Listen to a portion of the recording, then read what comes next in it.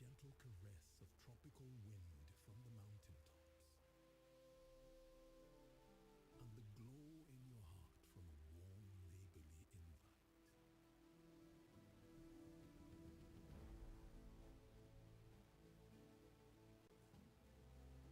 It's in the distinct aroma of our cooking, to the taste of food that takes you on a journey. In the sound of homecoming and the sound of Mother Earth.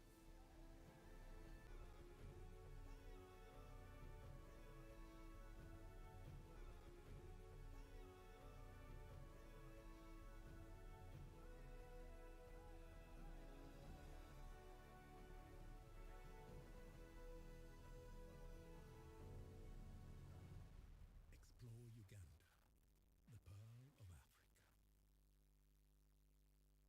The African Regional Intellectual Property Organization, ARIPO, is an intergovernmental organization that facilitates cooperation among member states in intellectual property matters to pool financial and human resources and seek technological advancement for economic, social, technological, scientific, and industrial development.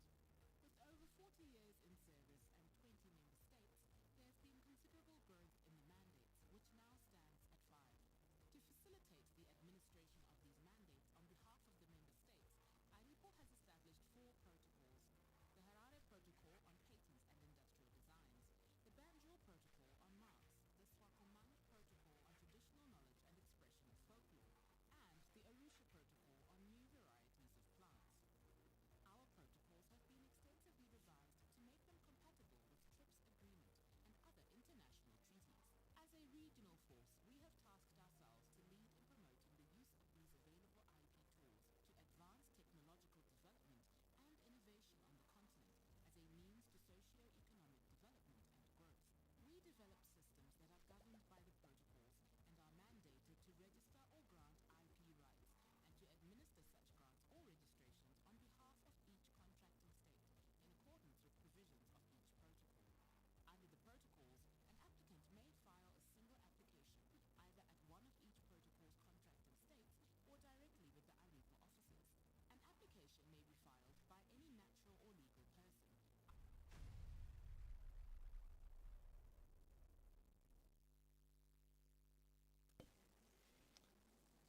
All right, good morning once again. You're welcome to day 2 of this landmark conference, and we want to get into it. Time is already fast spent, and we want to get into the day's program. Yesterday was quite fruitful and engaging. I think we can all agree. We discussed so many things revolving innovation and what ladies are doing as well around the continent. And one of the things I also learned is that sometimes innovation entails, creating new inventions, but sometimes it's also using already what exists, in different ways. And no one embodies this better than a woman, especially the African mother. I don't know how many of you are like me. So I'll just give you an example. If the technical team could just display that image. So to the ordinary person, that is the ordinary slipper that you can use in the bathroom. But in the hands of the African mother, it is a weapon of light. It is louder than thunder. And if you encountered it, or rather if it encountered you, you would mistake it for the wrath of God. And that invention is the reason as to why many of us are disciplined, even up to today. I think we can all agree. So we celebrate women because you have been doing this for years, and maybe some of you did not know that you were actually inventing and you are innovative even in the home. So this and many other inventions, and like I mentioned, we're going to listen to very many case studies as well today of what women are doing all over the continent. So like I mentioned, thank you technical team. Like I mentioned, we're going to get into the program for day 2, and we are going to start off with a presentation covering the overview of AFRIPI and its activities. Our speaker is in the house, Miss Nancy Samurio. You heard her yesterday as she delivered remarks on behalf of AFRIPI, and she'll be taking us through this presentation, which will highlight AFRIPI's work on strengthening IP in Africa, aiming to boost intra-African trade and investment between Africa and Europe. And so I will invite Miss Nancy as well to just come and take us through this presentation. Let's appreciate her, give her a hand clap as she comes up. And we believe that this presentation will be engaging.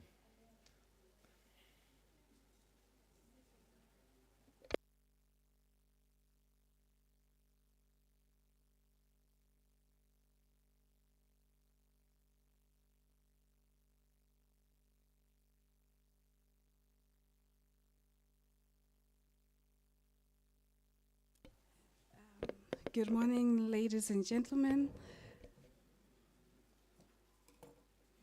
Good morning. Thank you so much for your attention, and I hope you had a very good rest last night. And I hope we're still inspired as men and women today to carry on with our journey of innovation. My presentation is going to be very interactive, so please feel free to just stop me whenever you have a question, and I'll be happy to just, answer issues on the spot as we go along. But the point is for us to be alive and just make it work. So I'm honored once again to be representing AFRIPI this morning. And in this session, we're just going to be giving an overview of AFRIPI and its activities in this Women in IP conference. Let's see, technology, whether we move. Just trying our pointer there. It's moving.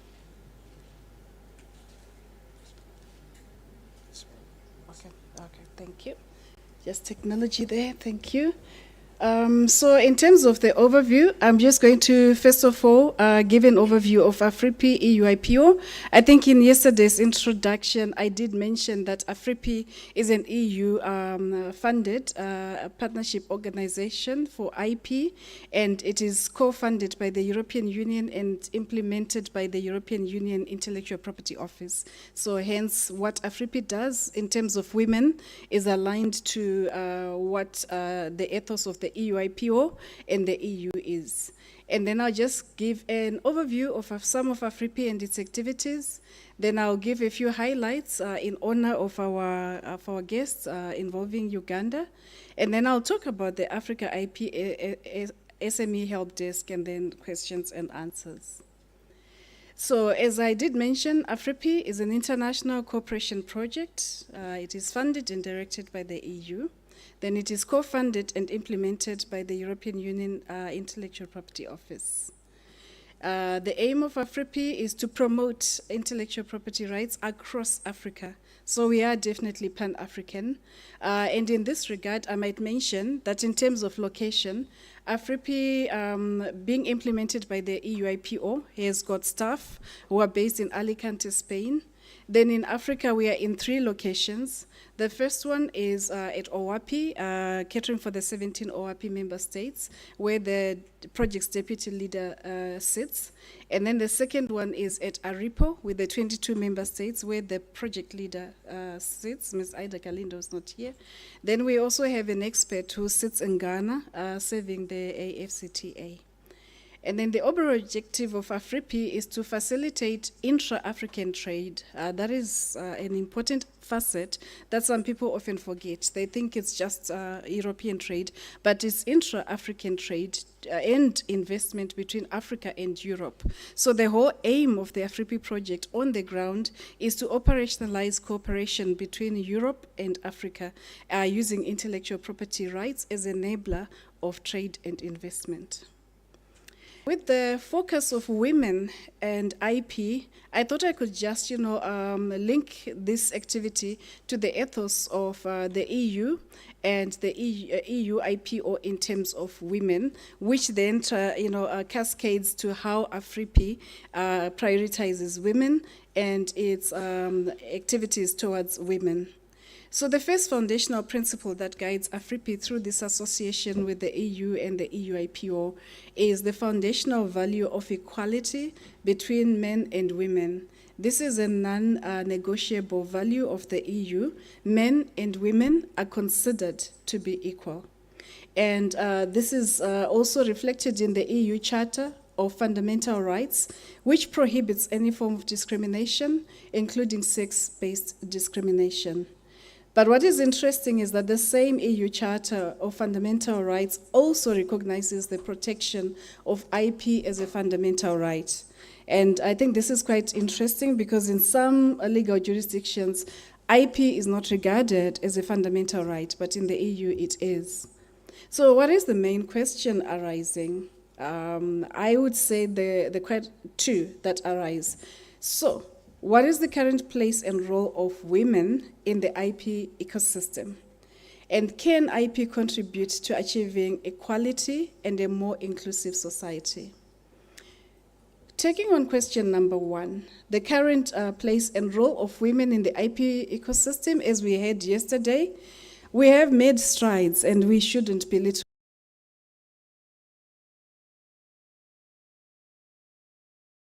We still have a lot of legwork to do. We still have a lot of catch-up to do. So I've put in red the figures that we need to maybe track according to various studies. So the first one that I looked at was the EU IPO on women and design, a study of April 2023. It identified challenges, three of which, one, and I thought these ones are common to most of our countries, the persistent gender gap. In the EU, as of 2023, about 24% of EU designers were female, and that is quite, pale considered to 7. There was also the issue of the pay gap. I don't know whether it's the talking points that we must say. Do we actually articulate what we want in our contracts of engagement, contracts of employment, professional services? But that showed that women earn 12.8% less on average than males. And then on the output rate, 21% of the designs registered in the EU-based honors had at least one woman designer. So the silent question is, are we not outputting designs? Is it because we have other things, childbearing, children, careers? What affects our output rates? And we would like to have that session where, from your feedback, we want to understand the challenges that women face in being prolific in IP generation. Then moving away from the EU IPO, I also looked at the WIPO statistics. And in 2022, the reports, which is the latest I could find, they accounted for about 21% of listed designers in the global industrial design applications found in the database. Only 21% were women. And according to WIPO, though, they said the catch-up rate is not expected until 2099, which is actually quite scary, even though we are making progressions. And then I also looked at WIPO's study, which showed that 13% of inventors listed in the international patent applications are women, meaning 87% are male, showing that we really have to do a lot in terms of catching up between men and women. And then, despite these issues, we also looked at the EPO study, which showed that in 2022, compared to the past years, less than 1 in 7 inventors in Europe were female, again showing that there wasn't much. So what is the EU IPO, which trickles down to AFRIPI, done to remediate some of these actions? I found that what they have done is to take out promotion of initiatives aiming at promoting gender equality and supporting women. So one of them is the Girls Go Secular initiative, where young girls involved in STEM education are actually being encouraged to be involved in the secular economy.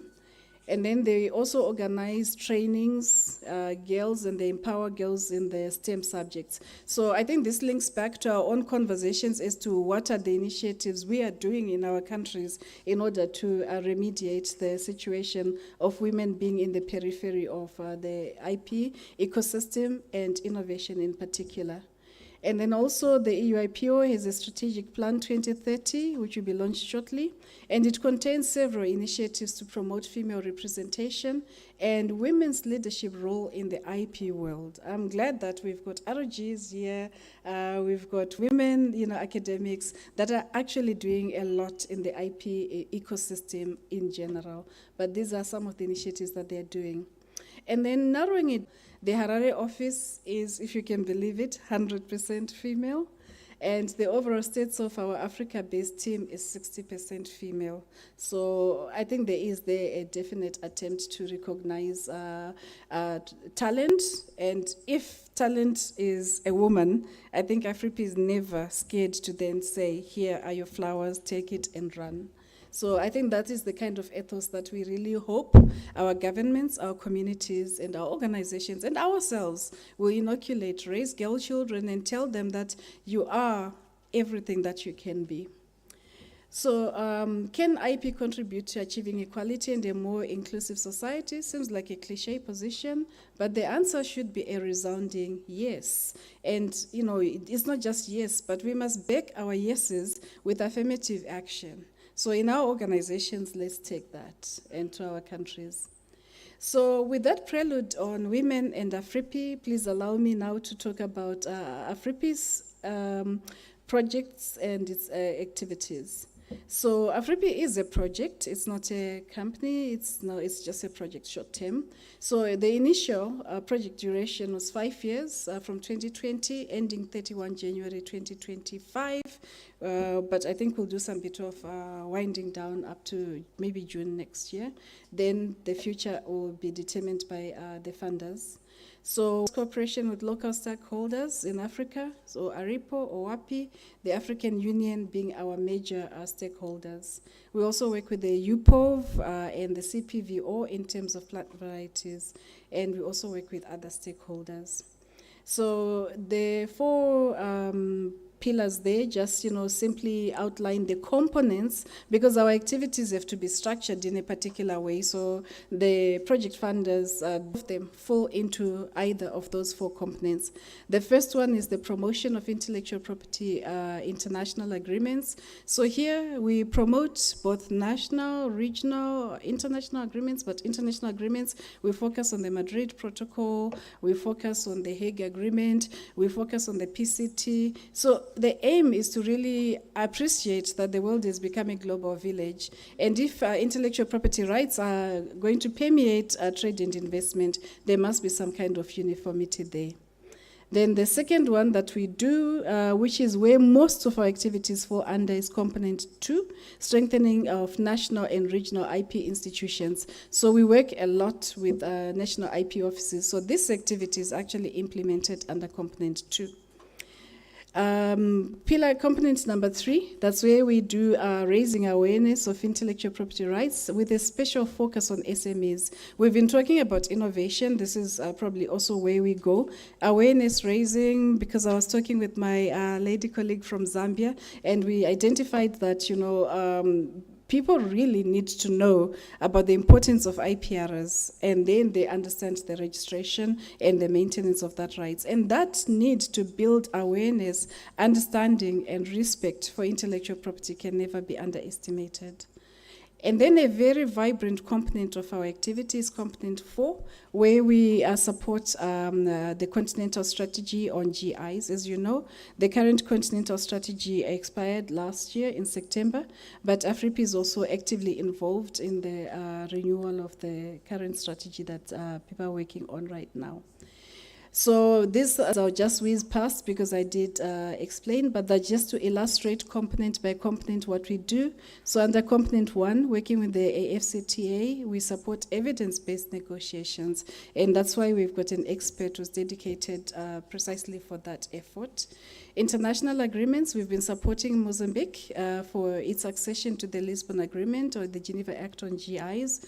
And then in Nigeria, we're supporting them with a study to see the benefits of possibly operationalizing the Madrid Protocol, but we've also done a gap analysis study of their patents, trademarks, and design laws with a view to their possible accession to these international agreements. So we continue to work on demand from those countries that are not members of ARIPO and OAPI. They contact AFRIPI and then they ask for on-demand technical assistance. But OAPI and ARIPO, we coordinate the requests through OAPI and ARIPO so that we also give respect and credence in our being embedded in these organizations. Component 2, as I did mention, that's where the majority of our activities are implemented. We do Pan-African implementation, ARIPO, OAPI, and through individual countries that request support, as I did indicate with Nigeria there. Component 3, I did mention, is aimed at promoting businesses to use intellectual property so that they know how to leverage IP to grow and protect their businesses.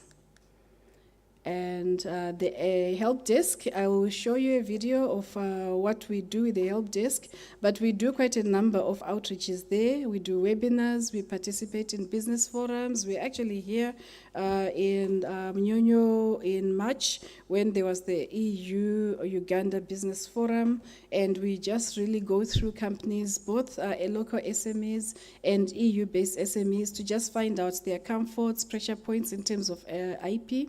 We do business fairs, we do matchmaking events, and then we also offer online and on-site training by targeting SMEs of specific countries.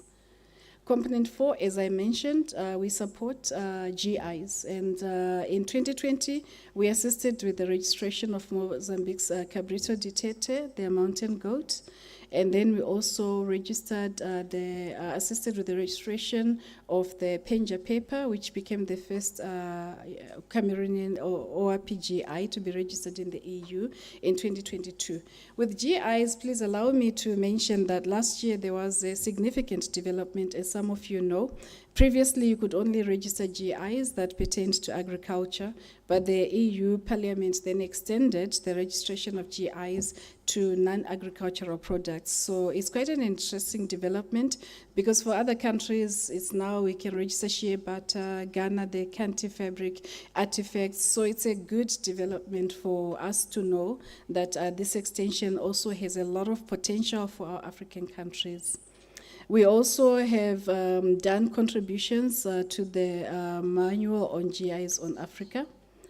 And that one I'll just whiz through. We also contribute to the Pan-African GI Hub through our expert. Some people know her, Dr. Monique Bagal. And in terms of bilateral support, these are some of the initiatives that we are doing in the screening of pilot GIs. I was excited talking to Mr. Ranjiv from Mauritius, where my colleagues were last week, just preparing for the filing of at least 3 GIs in Mauritius. Maybe at some point I'll ask Ranjiv if he's comfortable to just share on this one before the end of the presentation, just to illustrate what it is that AFRIPI actually does to countries in practice. So, Mr. Ranjiv, I don't know if you can just be ready for that intervention, or are you ready to talk about it now?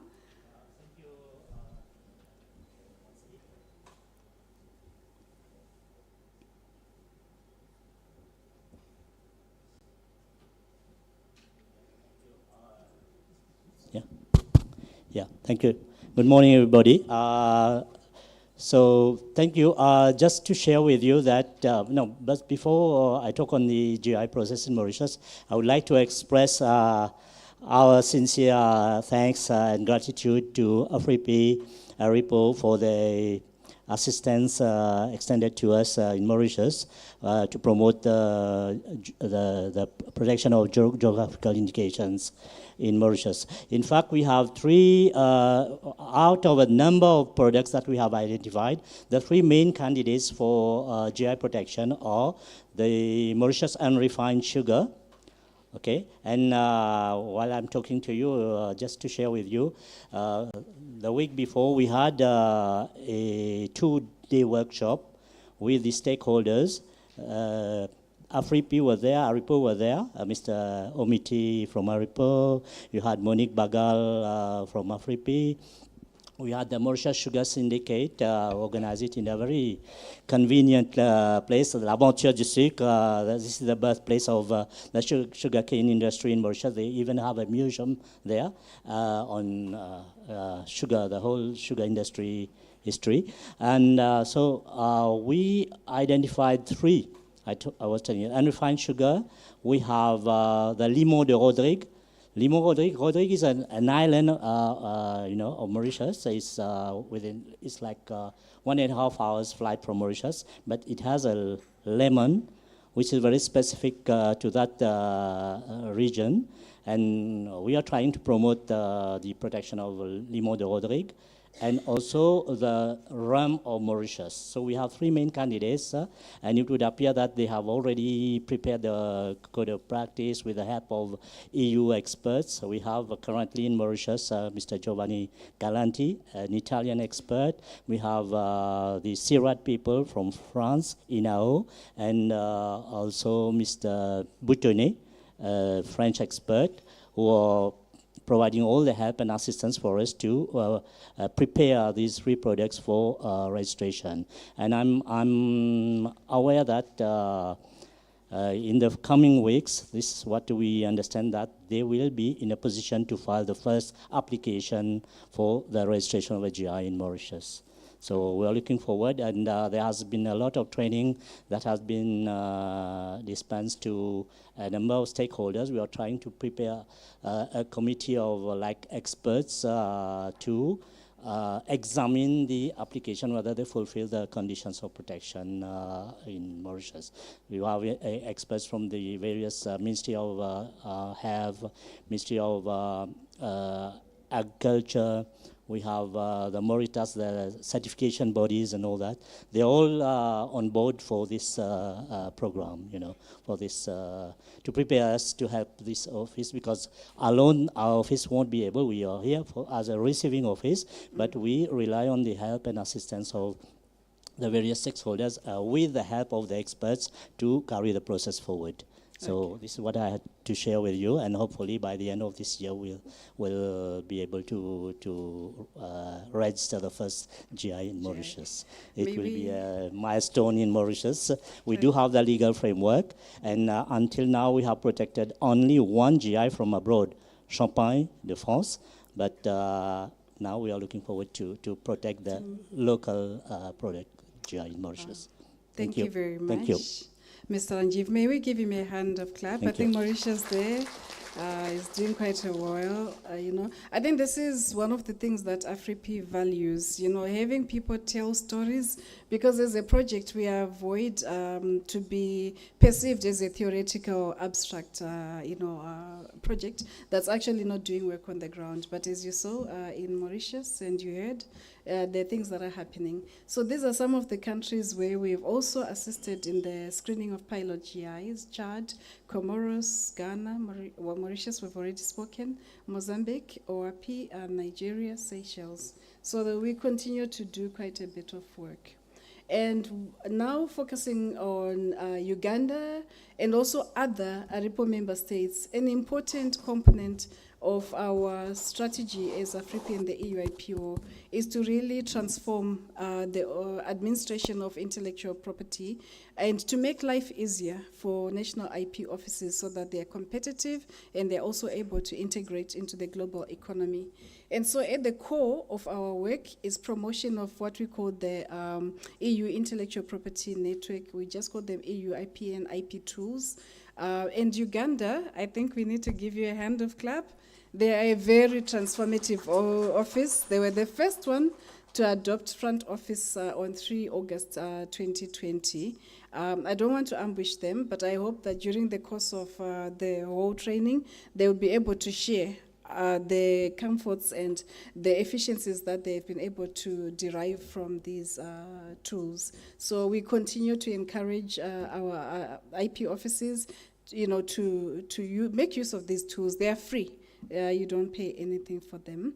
But we have a training in Harare where there will be a demonstration of these tools when we do the training of trademark examiners and IP agents next week.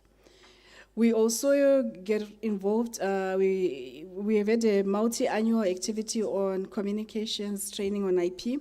As we did mention that communicating IP is one of the stumbling blocks because people tend to think it's very complicated, the journalists don't understand it, and I don't know whether it's a case or it's a blessing that our field is called intellectual property. And for some people, that is too much to grasp. They start thinking esoteric. So I think, with the collaboration of ARIPO, we've been running, this training so that people are able to communicate effectively, simply, and practically about IP. Because when people understand, they'll gravitate towards you. When they don't understand, they turn the other way. So this has been also an activity which Uganda has been running on very, very successfully. And in terms of IPR enforcement, we visited URSB. To be honest, it's one of the very effective IP offices.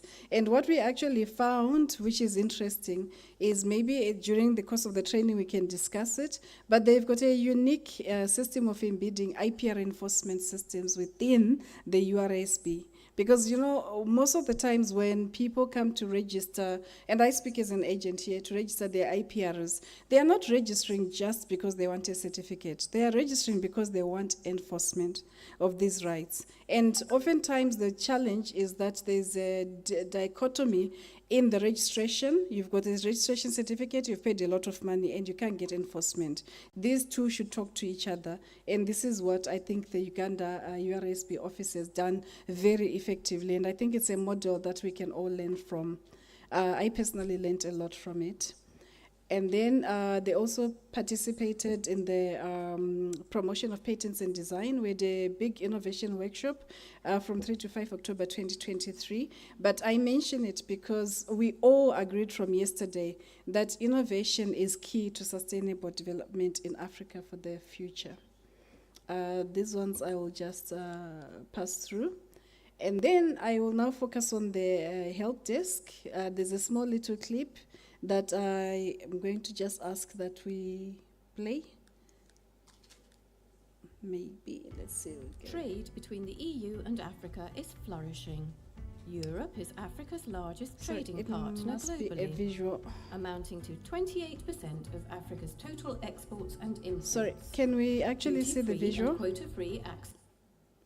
It must be a visual, it's a video.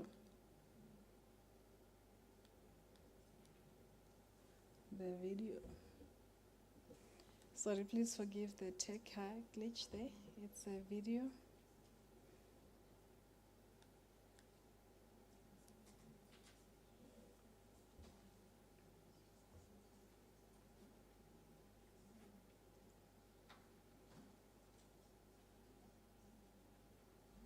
Stand to be big winners. The Africa IP SME Help Desk is a new service providing first-line IP assistance, dedicated to European SMEs accessing African markets, helping them to protect and enforce their IP rights so they can improve their global competitiveness. What will this service comprise? The Help Desk will raise awareness on IP matters in Africa, including detailed information on national IP landscapes, training courses, online resources, and up-to-date IP news, all free of charge to EU SMEs. But it will also provide personalised and confidential advice. Our IP experts are on hand to answer your IP questions. Contact our helpline by email or telephone. For more information, visit our website.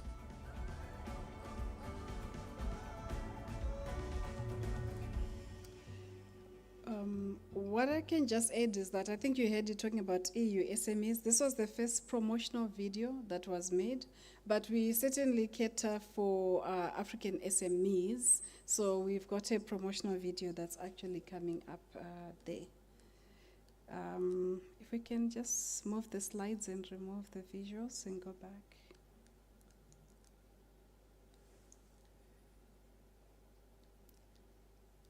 technology in the mornings.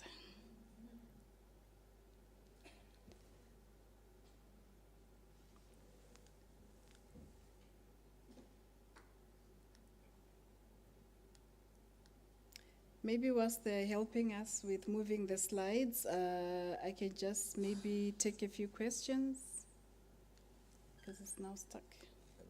Okay, thank you. I don't know if there are any questions.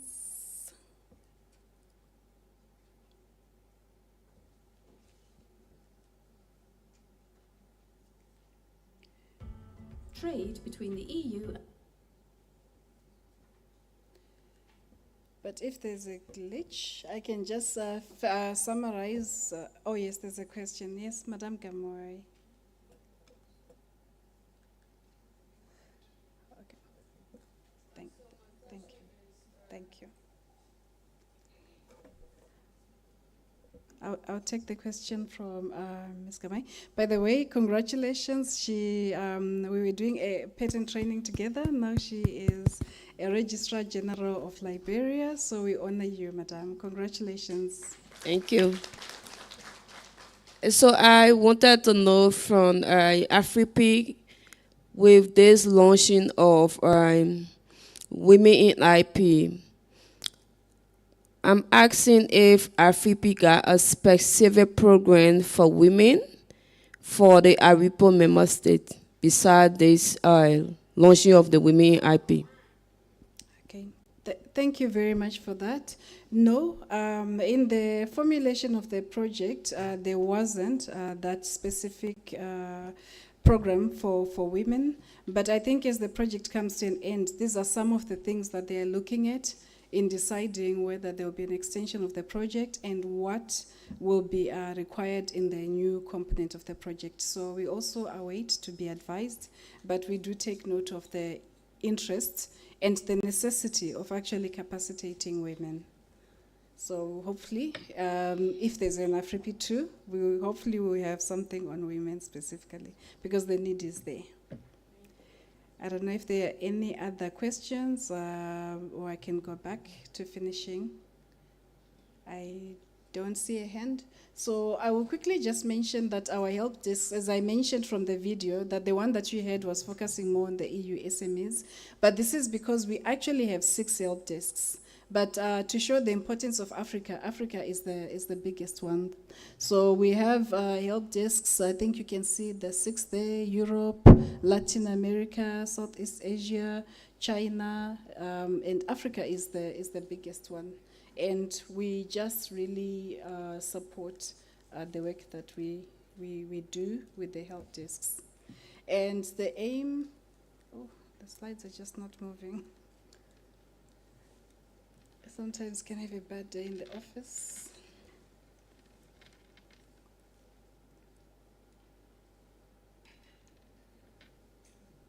Yeah, maybe it needs a more push. Okay. So what we do is when questions, it's really open for questions. You send in your question by email. We respond within 3 working days. Support languages are 5: English, Spanish, French, German, and Italian. We can be by email, telephone, or by website. And we offer trainings online and on-site, live sessions. I think the rest you can get in the PPT. We also offer fact sheets, IP guides, case studies, and any other materials that people might want. And then we're also available on social media handles. Remove Twitter, put X. And that is all we do in AFRIPI in a nutshell. So ladies and gentlemen, thank you very much. I don't know if there are any questions. Mr. Ranjiv, yes? While you were talking to me, I got a phone call from Giovanni Galati, the Italian expert on GI. Unfortunately, I couldn't take the call, but he has just sent me an email for an update. And it could appear that he's filing the dossier for the GI report this week. And the 2 other GI products for sugar and rum, they will be filed next week. Congratulations.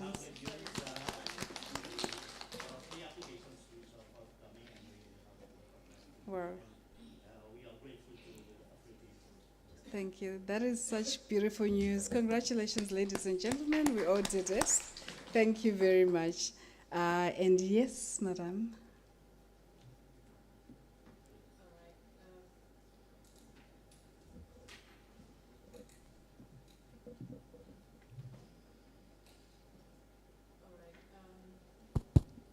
Thank you very much for the opportunity.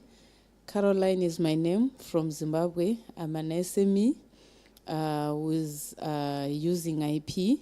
So I'm very, very much delighted with your presentation. And I'm sure right now I might not have questions, but along the way I would have them and you will be nowhere to be found. So I was thinking if it is possible that maybe you can share with us, myself and others who are willing, your presentation, and on our free time when we are settled, we'll revisit the presentation. If there is any need that arises, then we'll definitely get in touch with you, because as SMEs, sometimes our challenges, you will find them along the way and you won't be available. And right now we are trying to grasp everything. So maybe we'll have questions later. So I don't know if you can help us with that.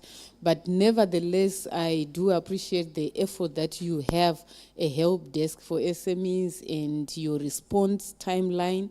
For me, it is very, very good, and we hope to utilize this help desk for us to be successful. Thank you very much. Thank you very much, Caroline. Regarding the presentations on the last day, all of them will be put in a flash stick. And my colleague Lynn, show yourself. Maybe she's at the back somewhere, but everyone will get a flash stick with all the presentations of the session uploaded. It's just a sign of also appreciation, and we do appreciate that, yes, we lose each other and then we never find each other. So please rest assured, but if you don't get your presentations, I will leave my details, and then we can always bilaterally contact each other, and I'll be happy to forward them. Thank you. Okay. I think as I wind up, I'll take the last question. Okay. Thank you so much, Ms. Nancy, for your wonderful presentation. I really appreciate the efforts of AFRIP in Africa. To be honest, the project has really been of benefit.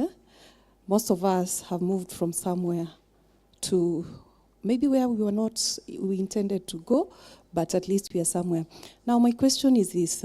You indicated that the project is coming to an end, and part of what you are advocating for is more of a process for countries. For example, in my country, to adopt the TM class, it's quite bureaucratic. And it's something that I've been a trademark examiner before, and I embraced it. It was very helpful in terms of classification of trademarks. And as a recommendation from the Trademarks Office, we recommended that this is what we should adopt as an office. But it's just the bureaucracy that is involved. And now the project is coming to an end. So I don't know how we shall pick it up should the project not be extended, because most of these things, it's quite a process, but at the end of the day, the will is there for most of these nations. And secondly, on GIs. GIs is an area that, say, my country had not really taken keen interest into. But over time, in as far as the international and bilateral trades are concerned, we realize that as Africa, most of our potential is in our GIs. And as a country, currently, we have put a lot of emphasis in GIs in terms of our targets. Currently, we are looking at the potential of 3 products. 3 products is in this financial year.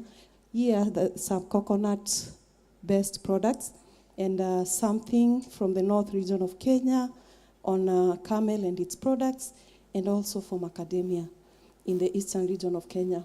This, we are doing it on our own. So based on the indication that the project is coming to an end, is it already too late for us to ask for help from AFRIP, or there is still room? Thank you. Okay. Oh, thank you very much for that. Very pertinent questions. Thank you, my sister. I will deal first with one of the tools. I do agree they take time, but I think the project has got a loose continuity factor. So when it comes to tools, if the work is not completed, the EUIPO will then continue to run with it, and they do also have their own relationship with WIPO. So that support will continue through the European Union Intellectual Property Office. And then in terms of GIs, again, I think the EUIPO will be able to handle any bilateral and on-demand technical questions together with the EU, what we call DG Trade. So that residual support will continue for anything that is started. And I must say that when we eventually come to the winding up of the project, these are some of the things that they will take into account. But the idea is to make sure that there are no loose ends when the project ends, and some of the initiatives would then be given to sister or related institutions so that there is sustainability and completion in the most, I think, complete and logical and coherent manner possible. Okay, last question. Thank you.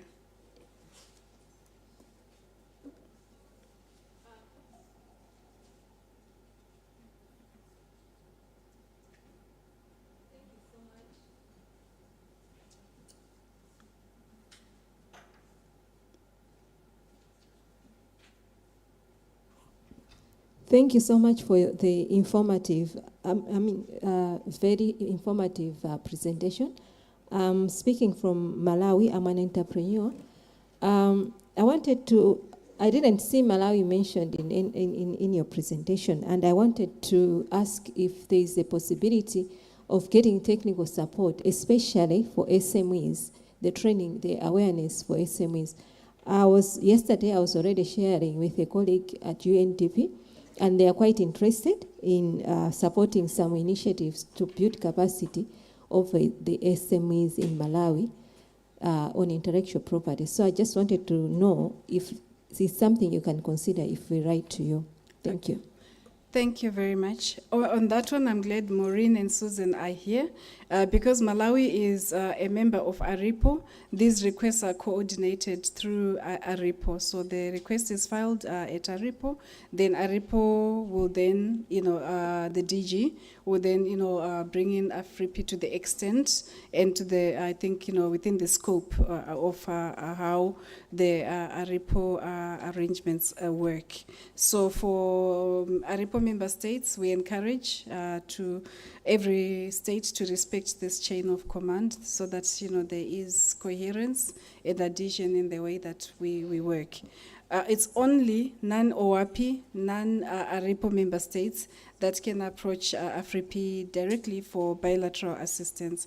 But if we receive that request for bilateral assistance, as AFRIPI, it is also our responsibility to channel it to our partners, ARIPO and OAPI, so that, again, as I mentioned, we maintain cohesion and we maintain respect in the way that we interface in these activities. So, ladies and gentlemen, I would like to thank you most sincerely for your time and for your attention. I don't take it for granted. Thank you.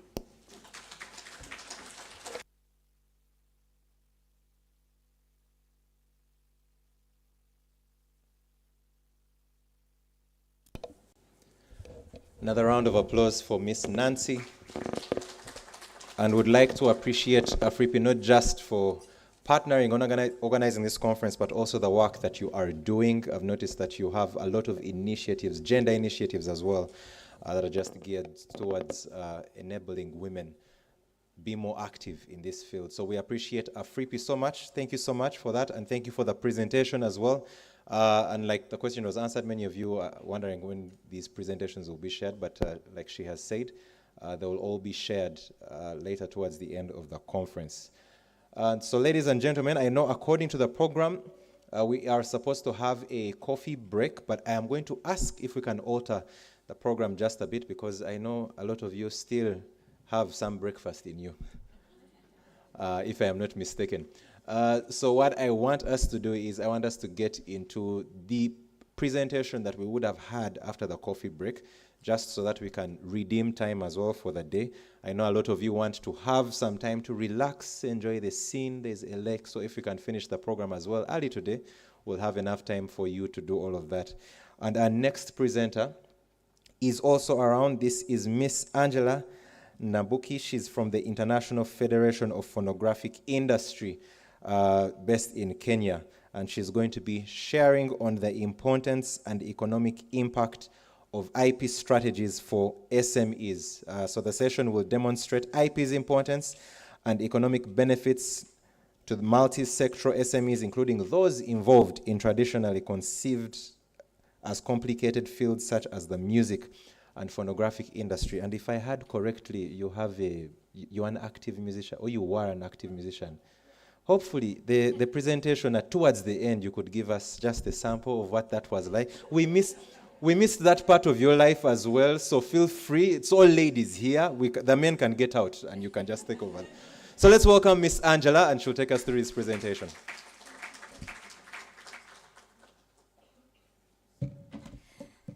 Thank you, Mark, for the pressure. Yeah. It's next. Is this one? Yeah. Previous. Okay, thanks. Cool.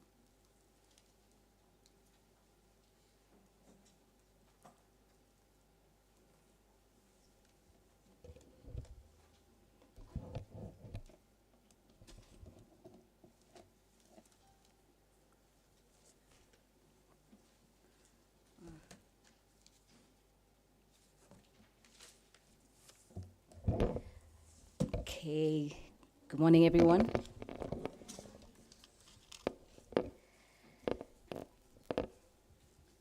Allow me to just set up here and get used to the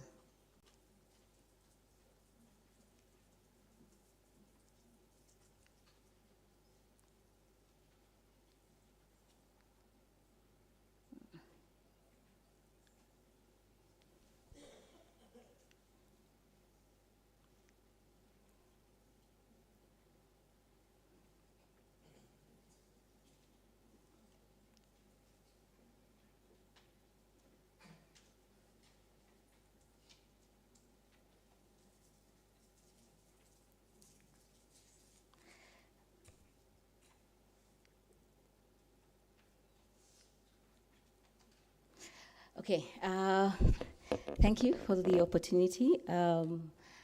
As had introduced myself yesterday, my name is Angela Ndambuki. I just have to have a disclaimer. I was actually the writer. We were a group of three. I know some of you might have seen us 20 years ago. We were called Tattoo in Kenya. Of course, one of the first female groups. I guess that's why we were very, we were celebrities back then, but I'm not a celebrity anymore. So, and I can't sing, actually, you'd be surprised. I was a writer, and that's the beauty of music. You can actually have different, there are different classes of rights. You can be the writer, you can be the singer, you can be the investor. So all those are different classes of rights that, people don't usually understand the various levels of interactions with the music industry. So yes, if I sing here, I'm sure most of you will be running out, so you'll excuse me. I will not be able to sing today, but I'd like to take you through my background. I'm an IP lawyer. I did my master's in intellectual property law from the University of Edinburgh and my bachelor's of laws from the University of Nairobi. So I'm very passionate about the music industry. That's how I ended up doing intellectual property law and particularly copyright law. So I'll be speaking on the importance and economic impact of IP strategies for SMEs, but with a bias, as said, towards the recording industry. So I know I spoke briefly about IFPI yesterday, but I just wanted to just highlight that we are the voice of the recording industry worldwide, and we represent over 8,000 record company members across the globe. Our work basically is to promote the value of recorded music, campaign for rights of record producers, and expand the commercial uses of recorded music around the world.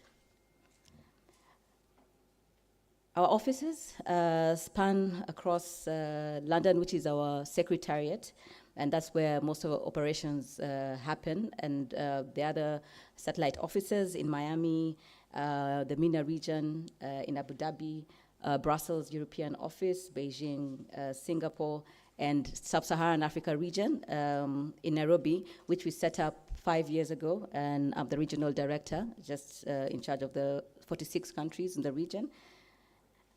And in our region, in the Sub-Saharan Africa, our priorities, actually, when we began, we stated that we cannot, of course, handle all the 46 countries. So we did give some priority countries to just be able to have that momentum, and we're working with these particular countries for now. We work with the other countries as well, but on a reactive basis, and we usually give support, and mainly support from the music licensing companies, who are the collective management organizations. I will go quickly through it because I understand that most of us here are not from the creative industries, so I'm sure maybe we'll have one or two, so it's just for your benefit. For the policy, and our first priority is actually policy and advocacy. And for this, we look at the legislative and legal frameworks, where we push for the ratification of the various treaties that are significant for the recording industry. I'm sure now you know that the music, and especially because of COVID, everything, even in terms of trade, everything has actually moved online. There was a push to digitization. So music consumption also is online, and we find that some of the internet treaties have not been ratified in our region. So anyone with those, with the power to actually have the ratification done in your specific countries, kindly do ensure that you ratify the internet treaties, and the internet treaties are the WIPO Copyright Treaty and the WIPO Performances and Phonograms Treaty. We push for the WPPT because it's relevant to the recording industry, but also the WCT is very important for the copyright side of the music industry. Then we also push for policy interventions for producers' rights, and some of this, and a major part of this, is generative AI. I remember we spoke about this briefly yesterday in the panel, where we spoke about authorization being really important. You have to be able, with AI, you have to be able to have the rights holders authorize the use of their works. And you see all these, the developers of AI, they might take maybe literary works, they might take books, feed it in without the authorization, of the original copyright holder. What does that do? It actually steals from, it's like stealing, someone's property. And this is the thing that people usually don't, have in mind with intellectual property, because intellectual property is the creation of the mind. If you can't touch it, then you feel like, oh my God, I can take this work, it doesn't have any value, but it actually has value and it belongs to someone. It's like stealing someone's car, it's like taking somebody's property. So we have to be really crucial and very aware as we talk about AI. There has to be authorization, and I hope all policymakers here will be able to make sure that exceptions don't interfere with the rights holders' interests, and of course follow the three-step test in terms of providing the exceptions. And transparency as well. If you have you're using the AI works, you have to be able to say these works have originated from these particular sources, and that gives the rights holder, and I think this applies across, various industries. Rights holders have to be given their due. Then also clear legal frameworks for ISP liabilities. All this is because of the online infringements, and also FTAs. We spoke about the AFC FTA yesterday as well with URSB on this, to be able to see how best we can push this, and various other countries that I had shown here before. Effective royalty distribution. You can't only collect, you have to distribute the royalties to the rights holders. Adoption of improving of ICT systems, and improving the governance and internal policies of the MLC. And on this particular report, the global recorded music market grew by 10.2% in 2023 to $28.6 billion US dollars. $28.6 billion US dollars. The growth was driven, as we said, from streaming revenues, with increased by 10.4, with more than two-thirds, which is 67.3% of the global music revenues being streaming. But even more exciting is the fact that Sub-Saharan region was the fastest growing region, and it was for the second year running on a percentage basis, and the only region to surpass 20% growth, and we stood at 24.7%. And the growth was also mainly driven by subscription streaming, which grew by 24.5%. So that shows you that we really, as governments, need to be able to look really into digital digital enforcement mechanisms to ensure that these numbers build up. As much as we were the fastest growing sub-Sahara, the region in the world, I mean, our numbers are very, very minimal. So I guess with the input and the incoming of online platforms, music platforms like Spotify, YouTube, all these big international companies, we will see more growth and more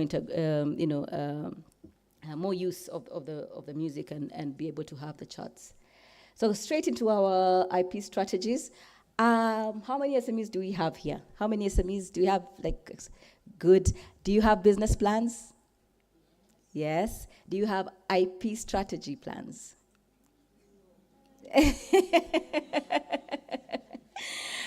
No, and it's understandable, but it is recommended that alongside your business plans, you have your IP strategy plan, and I guess that's why we're here today.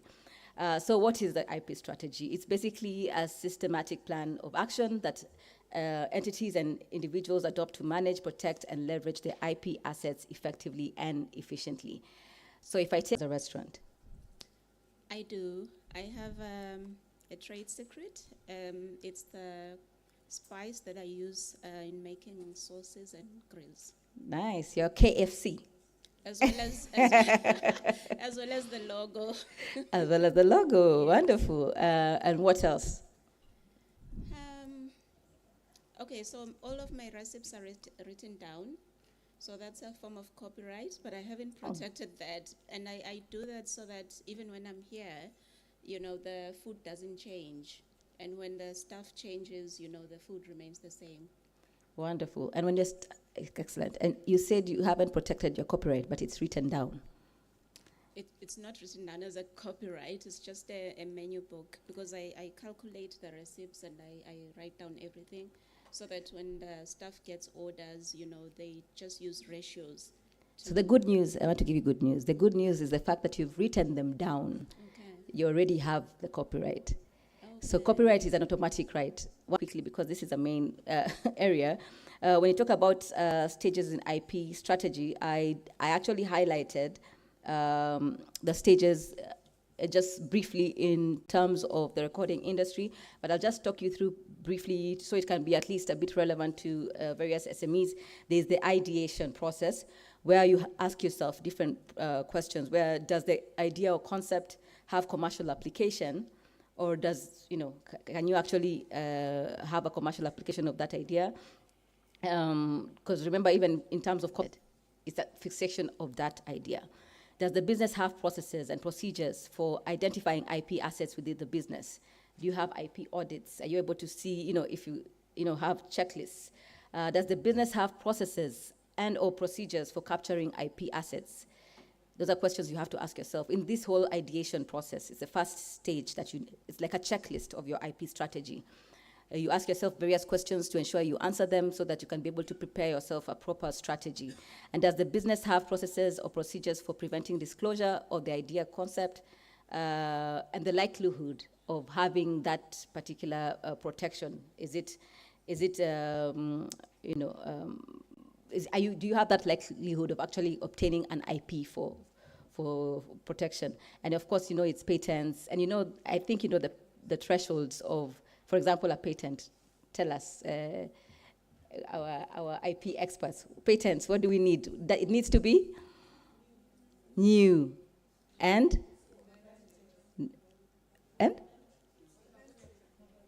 inventive. So you have to have the inventive step.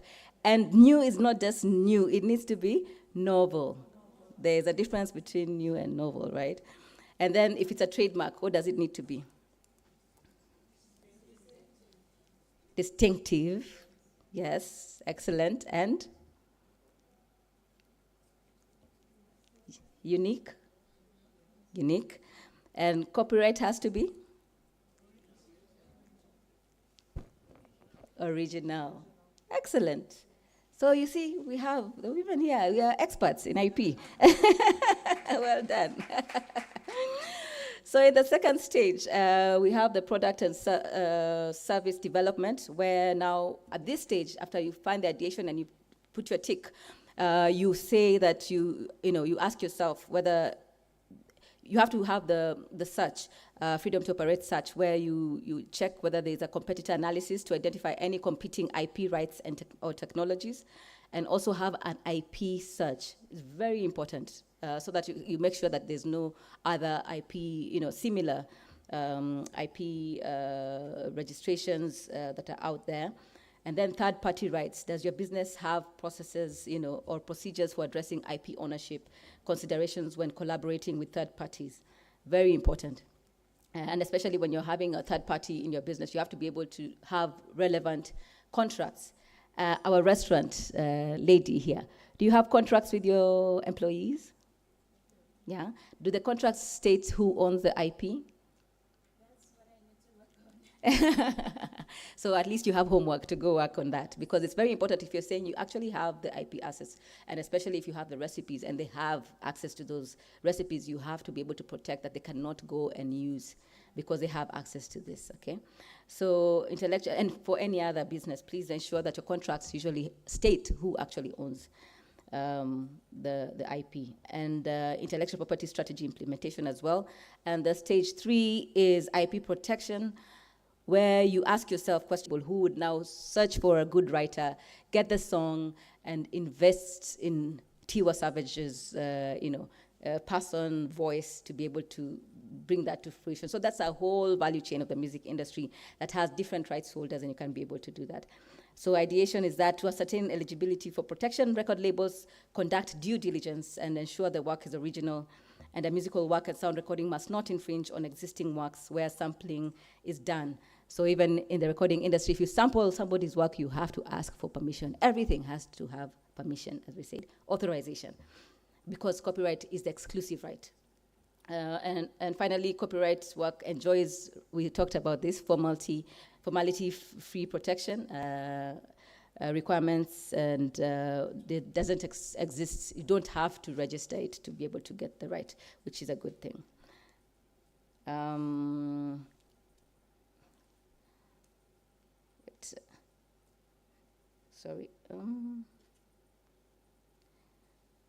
When it comes to product services for the music industry, we've talked about A&R, where record labels identify and assess potential of underlying music works and sound recordings and performing artists. We have contractual agreements, arrangements where we secure copyright through formal contracts, whichever business you're in, you have to ensure there's a clear transfer of copyright based on evidence of ownership. And in the recording industry, we have what we call split sheets, where after you record, you say who owns what share. And then you can, even in your own business, you need to be able to say who owns what share. When it comes to distribution and marketing, we have record labels which establish distribution and marketing strategies tailored to support performing artists as a brand through advertising, digital marketing, publicity, and brand management. And when it comes to our IP protection, where we're understanding the legal framework, it's important to actually review and understand existing frameworks, including the international treaties. I spoke earlier about the WCT, the WPPT, which are relevant to the music industry. Then, of course, for trademarks, we have relevant treaties that are there, so we ensure as governments that we have actually signed those treaties, especially when we want to be able to go international. Nature of copyright in its automatic protection, and then enforcement against online infringement of rights holders and economic rights, where in the digital era, enforcement mechanisms form a critical part of a label's business model, including labels and artists' trademarks. And lastly, when you talk about commercialization, in terms of the protection of the works, you find that if you take copyright proper itself, the written work, remember I said there are different parts of music. So the written work itself, you'll find that it is life plus, how many years? 50 years. But for the sound recording, which is the recording itself, it's normally IP, the lawyers can differ from country to country. So you have to understand that. So you know that the base of the copyright itself is life. You have to die first. Then it's 50 years after that. So next of kin can actually get it. But in the sound recording, it's actually shorter because it's from the publishing. You don't have to die. So you see there's already a difference. So you have to know when you're using different, when you're commercializing, that you have those rights already. So you can know how much you'll be, it's like land when you have your leasehold, right? You have 99 years, and it goes and it goes. So it's sort of similar. Record labels develop a commercialization strategy to ensure there's return on investments. I'm sure business. Do you do business just because you have a passion for it? You do business because you want to make money, right? There has to be a return on investment. So music is similar. We always told that a musician, in fact, 20 years ago, or in catalog sales. I know this is a very tricky bit, and we discussed it yesterday about collateral and IP. And I know in Kenya, at least, there's a significant move towards, having collateral. And I know the banks have actually begun looking to the creative industry to actually give as IP collateral, which is a big step. Your film, you would never get bank loans for films in Kenya. I don't know if there's any country that gives bank loans on creative. Is there any country here that gives bank loans on creative industry? Films, music. Microphone, please. We need to hear best practice. So the rest of us can be able to copy.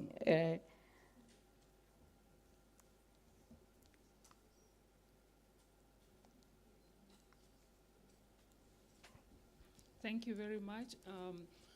Just to contribute, in Tanzania, there is a time when I was there that a script writer came to the office, and we advised him in terms of going to the microfinance to get money so that they can shoot the video and all that. So luckily, the place where he went, they agreed, because he also showed the return on investment that, okay, if you give me this much, this is what I'm going to get in return, and I'll be able to pay the loan in accordance to whatever I'll be gaining. So the people who are there in that particular microfinance, they agreed to take the proposal, and he got the money. He had his video done, and yes, but it's just the beginning. Wow, this needs to excellent. Be addressed. Yes. That's really good and very surprising. I think we have another example there, but I guess maybe because it's a microfinance, I want to hear whether a real bank would actually take that risk. Sometimes microfinances can be a bit flexible, so it's really encouraging to actually hear that they took the risk. I'm curious to know, though, were they able to pay back? Okay. Hello, everyone. I know most of you saw me yesterday as an exhibitor, but besides that, I manage one of the biggest artists in the country, and that is Anne Kansime. Oh, wow. Yeah.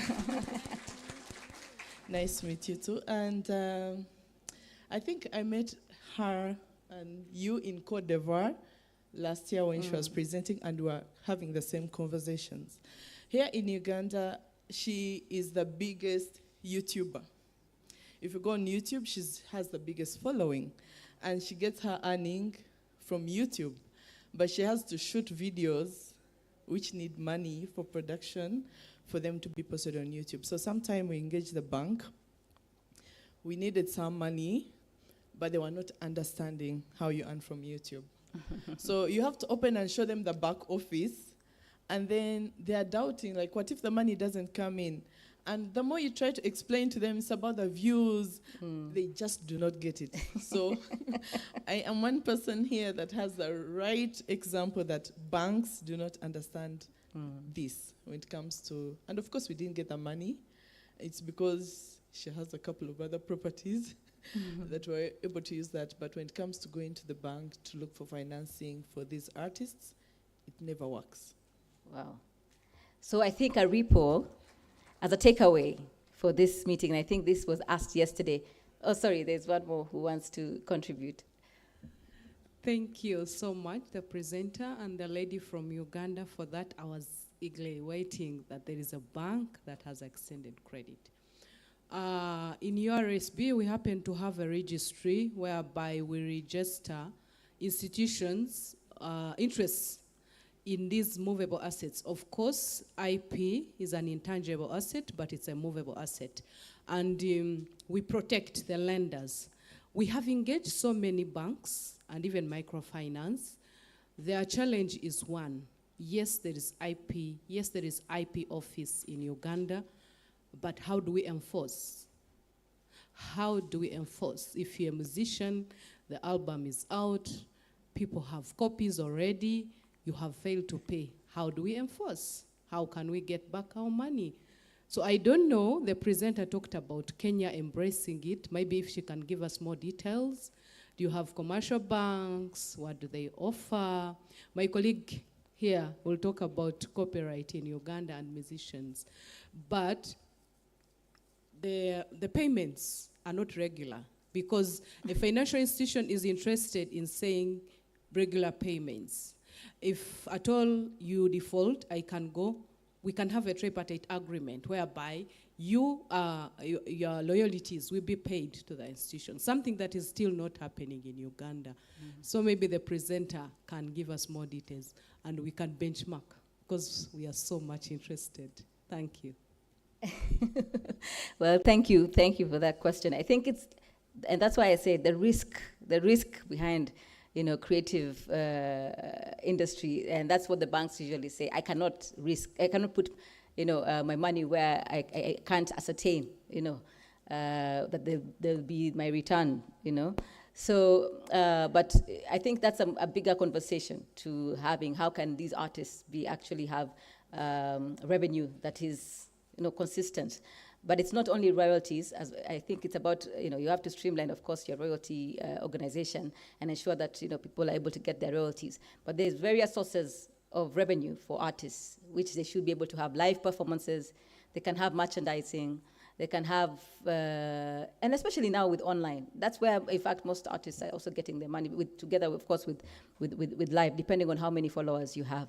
There's endorsements that they have, depending on whether you have a brand. And that's why even as an artist, you need to build your brand. It's like a business. That's why we say music is business. You have to look at it as that's your brand. What are you selling? You can go and have your advertisements, and I'm sure Kansime we can get bigger examples from and Kansime, I've seen her advertising a few things here, there. So I'm sure those are the different sources that you can get, and they should be able to at least have those sources in place and show that they're at least getting some revenue. But the truth of the matter is the bank is also in business at the end of the day. If they see that you're not getting constant revenue, there's no way they're going to risk their money. It's not charity. Yeah, so it's about having a creative industry that is more sustainable, and of course various governments to be able to give that supportive infrastructure for the creative industries to thrive. I'm so happy right now that we have at least a flexing. Oh, sorry, Maureen wants to chip in. Maybe ARIPO has a program that we can be able to chip in, but ARIPO kindly collateral. And different governments, we have to build on that and ensure that at least we have a structure for our countries, to be able to see how we can support the creative industry. At least the banks are starting, I think, from the fund, flexing back, I think, or something of the sort, through the Canex program. I know at least in Kenya, some banks have been calling me to ask me how, they can go about having that creative industry loans and give some, facilities at least. So give us your view, please. Oh, thank you very much. Yes, I just wanted to add on the countries' examples. There is in Malawi, they have the Copyright Society of Malawi. They have the SACCOs for the artists. So within that fund, then the artists pay through the royalties, the interest or whatever they have to return for the loans that they take in terms of doing their creative works.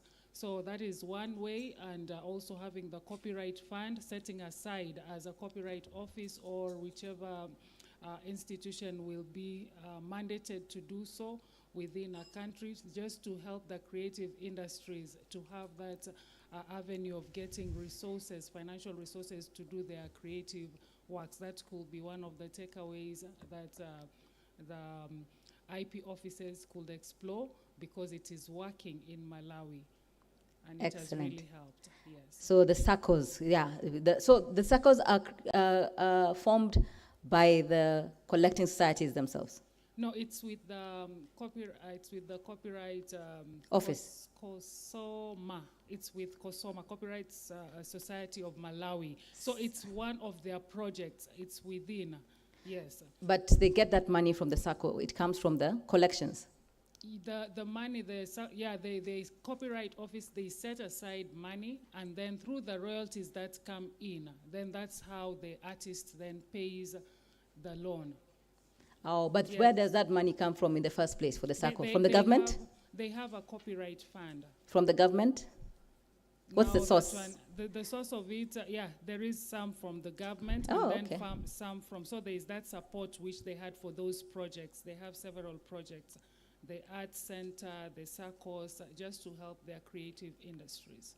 Oh, I think we should interrogate that further, because it would be nice to know what, because the money has to come from somewhere, But you know. also from, at the ARIPO level, we have the member states funds, and member states can request through the national IP office in terms of assisting the not only creative, but it's intellectual property activities in their countries. So according to whatever they have the plan, so they can request, and this can be funded through those systems. Yes. So Nice. Yeah, it's always nice when the exchequer can give a few shillings here, there. And I'm sure I think in Kenya we have even a sports fund that can go to the creative industry. So various governments can actually put together a fund that can actually support the artists. That would be really good. So thank you, Maureen, for that information. Very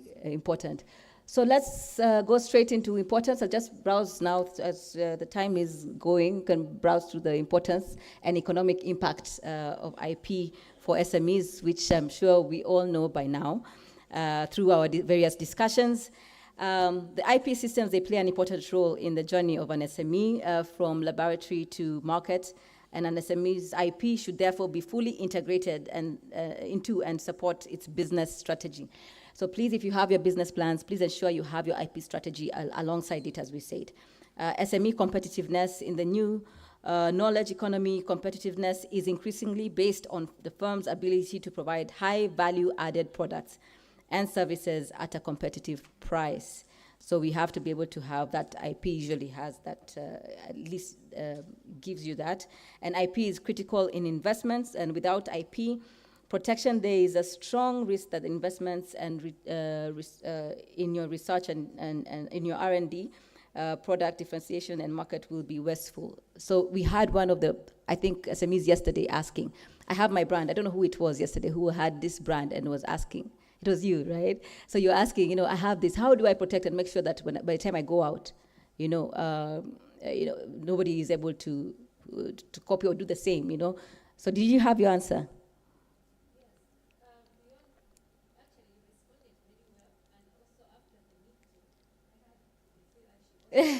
Sorry, let's hear. She also took me through what I need to do with the Malawi office to get things done. And I'm also reaching out to the Honorable. So it's like in this space, there's so much support to get things done.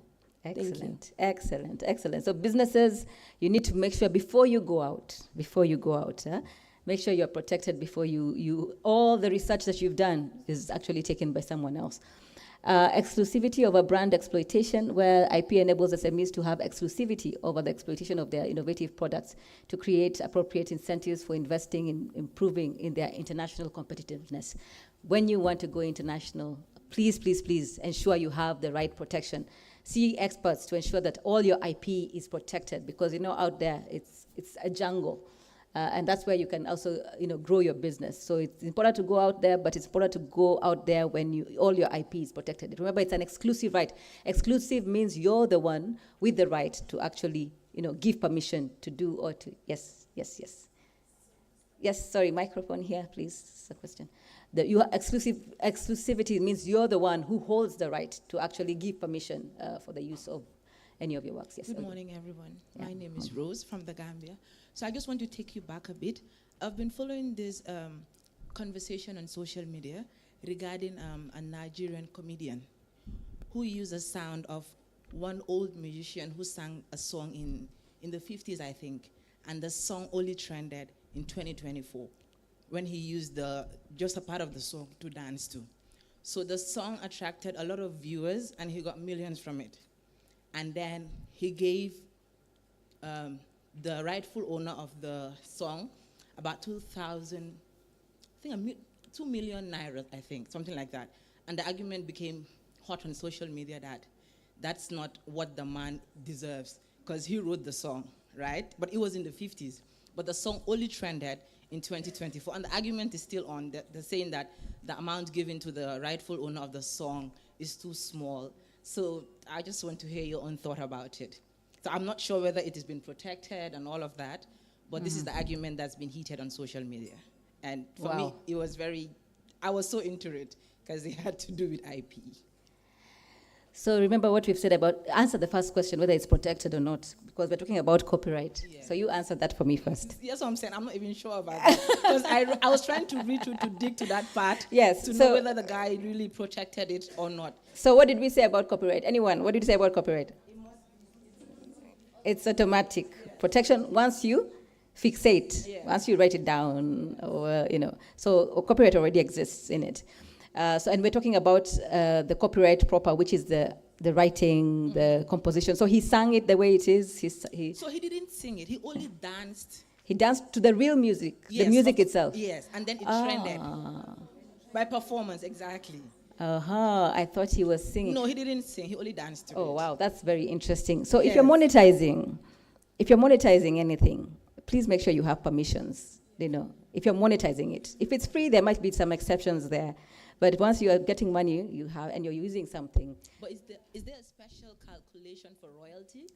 Now, you see, this is an exclusive right. So even this guy can actually say he wants 80% of it because you didn't get permission. So how do you value that?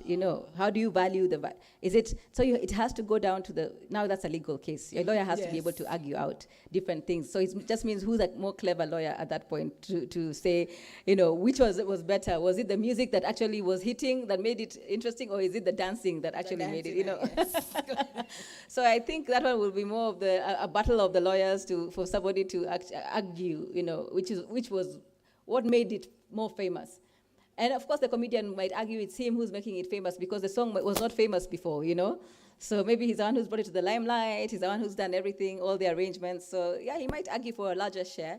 But always, always, always, when you're making money out of it, you have to make sure you have all your clearances. And that's why we talked about even having the third-party rights. You have to make sure that you clear. In whichever business that you're in, if you're using anyone's products, make sure you have those agreements beforehand. Because when you make the money, beforehand, I can bet you, if he just says, because it's exclusive rights, you can actually just say, oh, this is a work for hire. Can I use your work? I give you 10,000 shillings. And you're gone, and he will take it because he didn't have it, and then you have the right to actually use it for your, for your stuff. And then if it blows up, it's your advantage. But of course, you don't want also to take advantage of people. But in business, that's the thing. So you can't really say who. There's no set breakdown of royalties. Of course, there's a standard rule where copyright would have 50% of the song, but within the music itself, the rights holders within the music. But you see now, this is a third party, a comedian who's just using the music, so it's also different. So it's complicated. Yeah. Yes. Sorry. Thank you. Just a follow-up question to what she asked.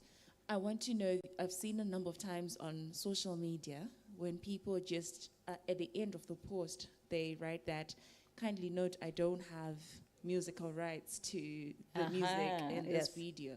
So in the case that she has raised, let's just say the comedian had made that disclaimer. What are the implications of that? No. As long as you're making money. Okay. If you're making money, you can't say, oh, I don't own rights. So why are you using if you don't own these rights? And why are you making money off it, So if you're making money off it, if it's free, as I said, you might have, an argument that. But as long as you're making money, as you're monetizing it, and you're using people's products, really, you have to pay them. You have to pay them. So you have to be very careful.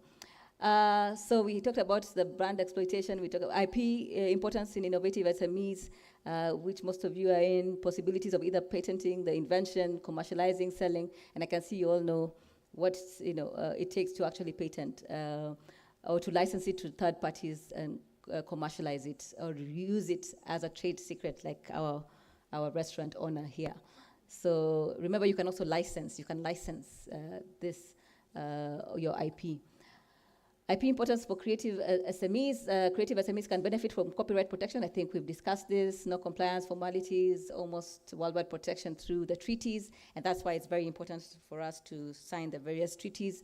A brand sets a business apart from its competitors. We've talked about this, building trust, but we haven't talked about the trust. If you have a brand and people know that this is value, and they will always come to you because they won't go to another brand because they know, no. If you have, say, give me a good example of a brand. Apple. Hey, you have Apple, and which other phone? Which one? So, no. Which one is down here that you wouldn't trust? So if you have an Apple phone, it will deliver. If you have another one, I don't know what called, the Chinese ones, I don't know which ones they're called, but you know that maybe it won't last you as long as your Apple would.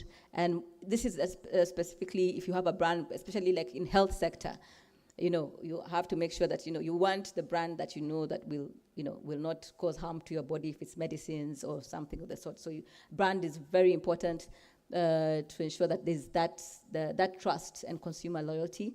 From reassuring investors to increasing margins, using your patents, trademarks, designs, or copyright strategically can improve various income streams and bottom line. Money, money, money.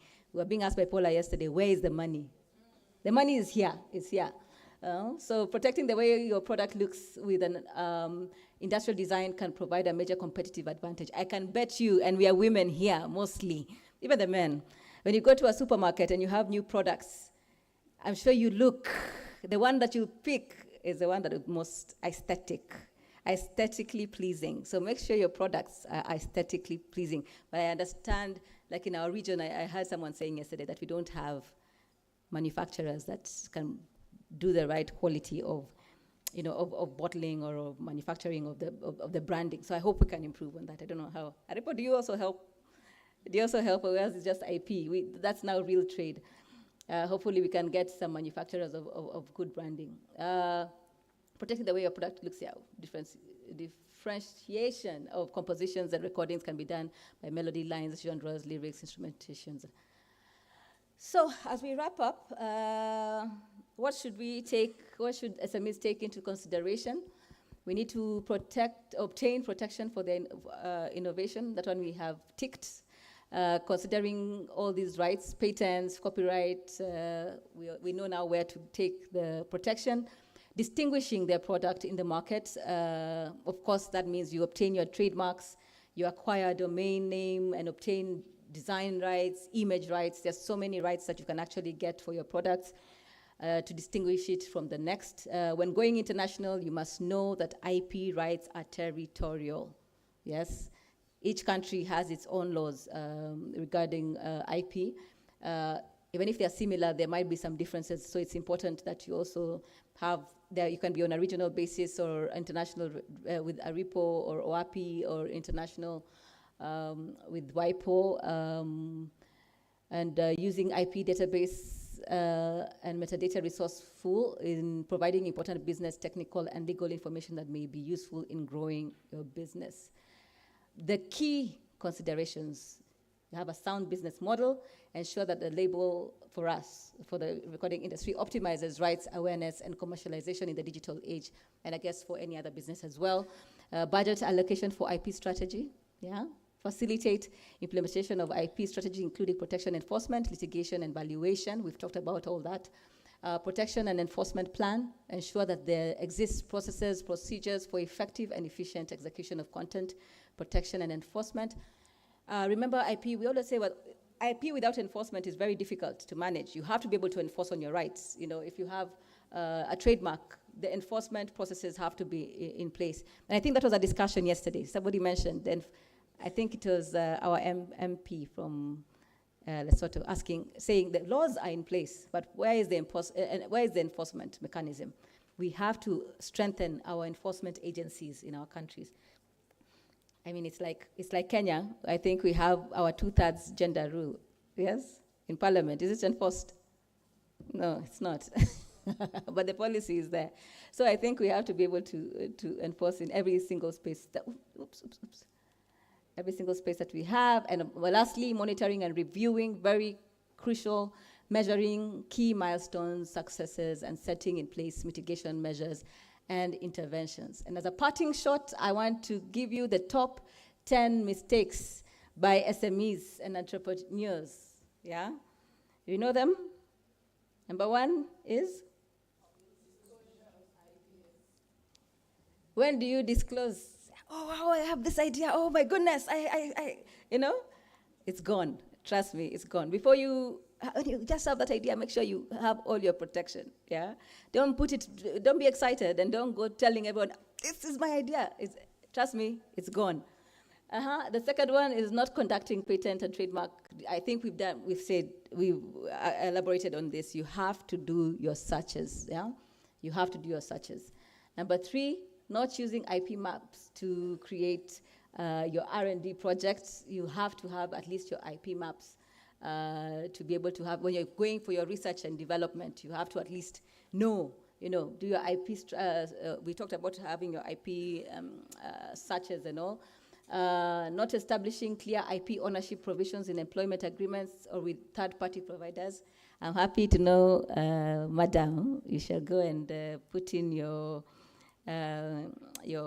contracts, the IP ownership. Not monitoring the competition's IP. And we said you have to monitor by doing your searches as well, yes? Because every time you're creating, remember, every time you create, you have to ensure that whatever new innovations you have, you also protect that, yeah? So you keep on, it's a continuous process of protecting. Not identifying existing IP, we've talked about that, you have to do your search. Lack of IP documentation, have your documentation in place. Innovation without rights, building a startup or building a startup on a university own technology. And this happens a lot with startups. When you see a university has produced something and then you go and take it and build on it. Who owns that IP? The university. So you've done so much on it, but it's the university that actually owns it. So whatever base you use for your technology, make sure that you have the requisite rights. No budget for IP protection or not using IP experts. Please, and I said this yesterday, try and use IP experts from your offices, your national offices. You have ARIPO on a regional basis. You have WIPO on an international basis. You have your IP lawyers.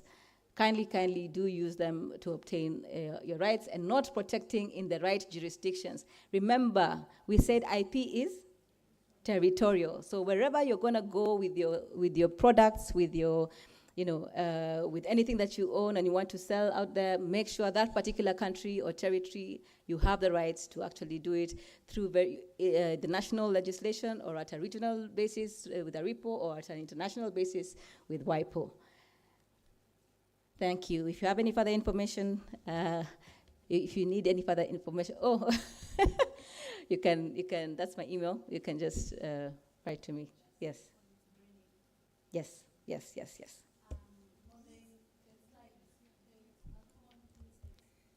Oh, okay. We can go back. It's fine. My name is Gezide from Zambia. On the slide for common mistakes for SMEs, I'm interested in the part for innovation that is built from academia, like from the university. So what happens if you graduate, but then it was your final year project, then you use that knowledge to start up your SME?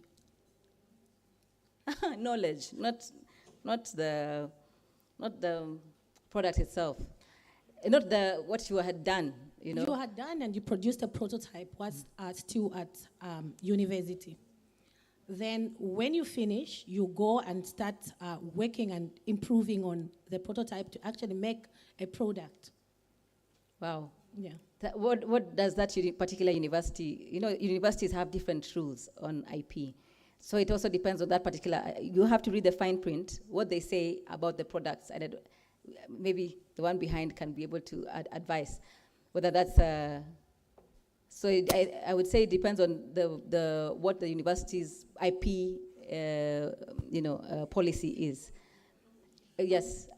Thank you very much. Just to respond to that question, WIPO and ARIPO, we have come up with guidelines on institutional IP policies, and these are very important because it guides the universities on how the IP rights are going to be shared between whoever is coming up with that inventive invention and the students, what is their right. So we have to know what the institutional IP policy stipulates, and this document is available upon request. Yeah, you can just access it, even on, I think, on the website also, which can then help you in terms of knowing who owns what. So depending on whatever has been stipulated, it will be a certain percentage that will be owned by the university and another percent for the student who is now the owner of a startup also, or it may all of it be just for the university and this one to give maybe royalties to the student or vice versa, depending on whatever the agreement is. So where do you get the agreement? Do you get the agreement from the university policy? Yes, the policy will actually will guide. Highlight, yes, and what has to be done. Yes. So we have to choose which university we go to. No, it is. We need to encourage all institutions to, to align the IP policies, which are really going to help everyone. Thanks, Maureen. Thank you. Thank you. I have further discussions. I have addition too. Addition to this. I wanted to. Anyway, let's have the addition first before any question. Is there an addition or yes. another question? Okay. It is just generally there's a distinction between students and employees of a university. So for students, because they're paying to go to the institution, it is generally assumed that they will have rights to the IP assets they are generating, say through their dissertation or a thesis that you produce.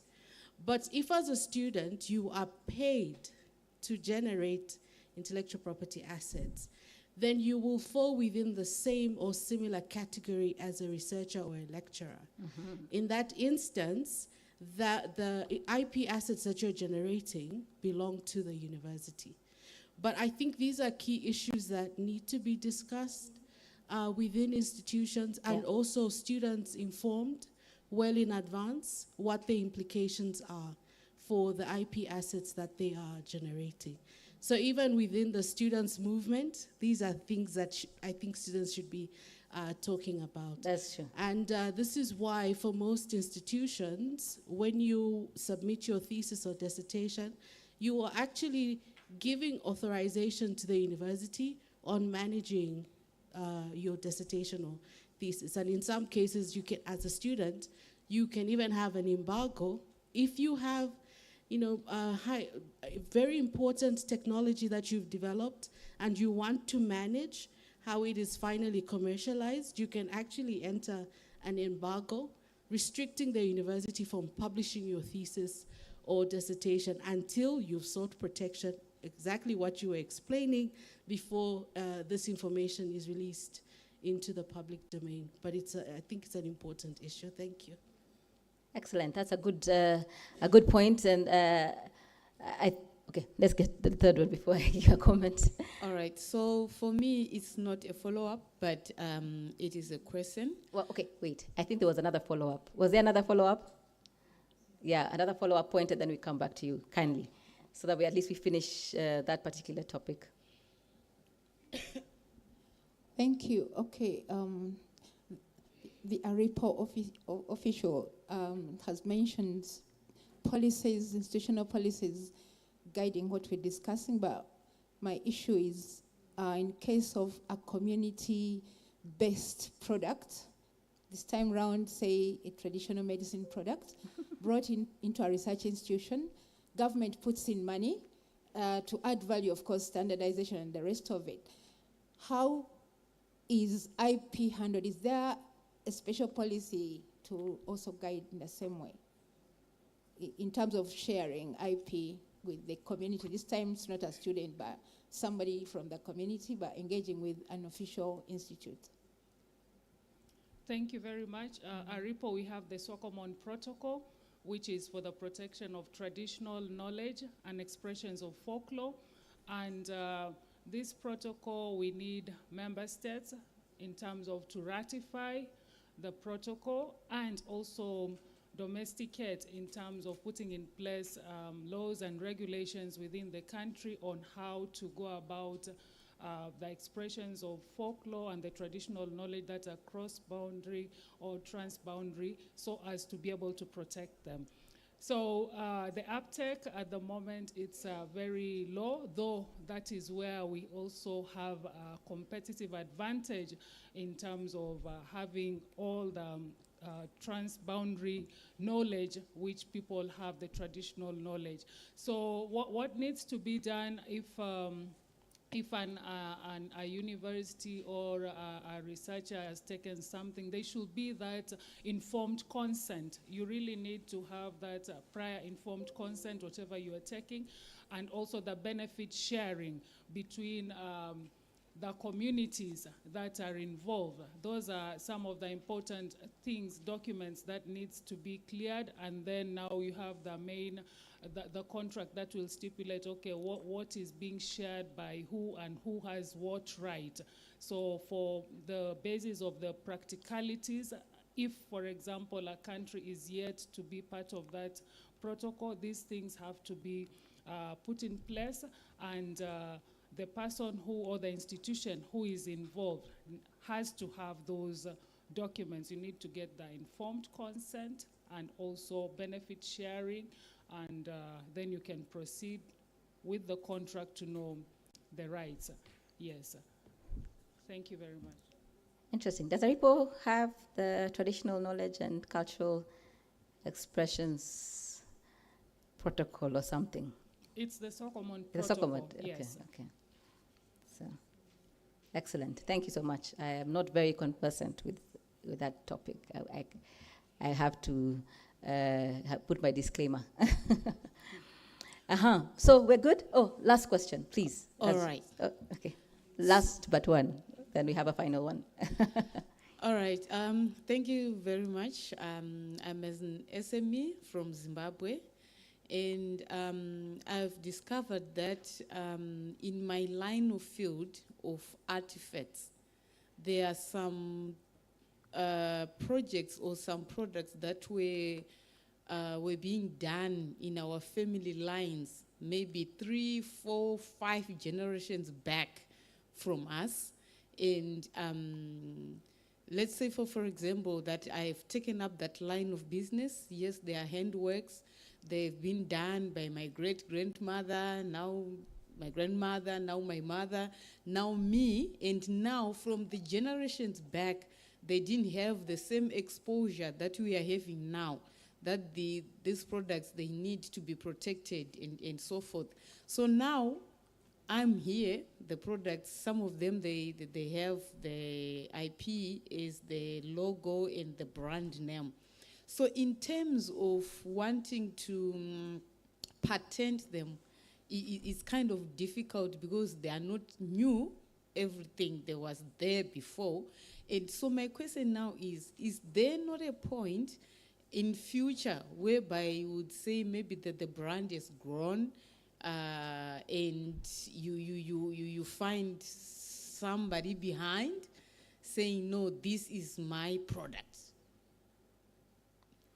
So it's what, would you put it as cultural? Yes, cultural. So it's cultural expressions? Yes. Some. And some of the, maybe the community, are those the ones claiming? No, but no one has claimed so far. But I'm just saying, is there a possibility that maybe in the long run, you would maybe the brand is now growing or it has grown, and then you would find somebody else coming, claiming that I am the original owner of this product. And for you to say, no, I am the owner of the product, you know, there was the grandmother, great-grandmother going back. So the thing is, yes, yeah, unfortunately, what did we say? In registrations, it's the person who comes first. That's why we're saying you need to really protect, and that's why we're giving the education out. You need to protect whatever you have. You need to be able to protect it. Is the first person to file is the one that gets the protection. Of course, you can always challenge, and if you have evidence and all those, you can be able to challenge. But I didn't quite get if it's a long line. Maybe, Maureen, maybe I don't know if it's a cultural thing. You can be able to touch on the culture thing. But I know in terms of the strict sense of IP, immediately you get it, you kindly protect it. Somebody challenges, then it will become a court battle, of course, to prove who was the first, person to actually to have it. Yeah.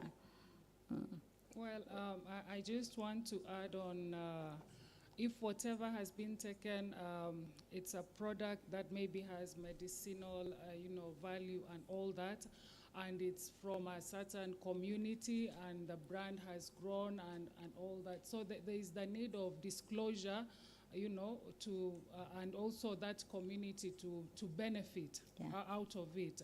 So if it's something that comes from a certain community, it's the cultural, there's that back to the benefit sharing and the informed consent of that particular community.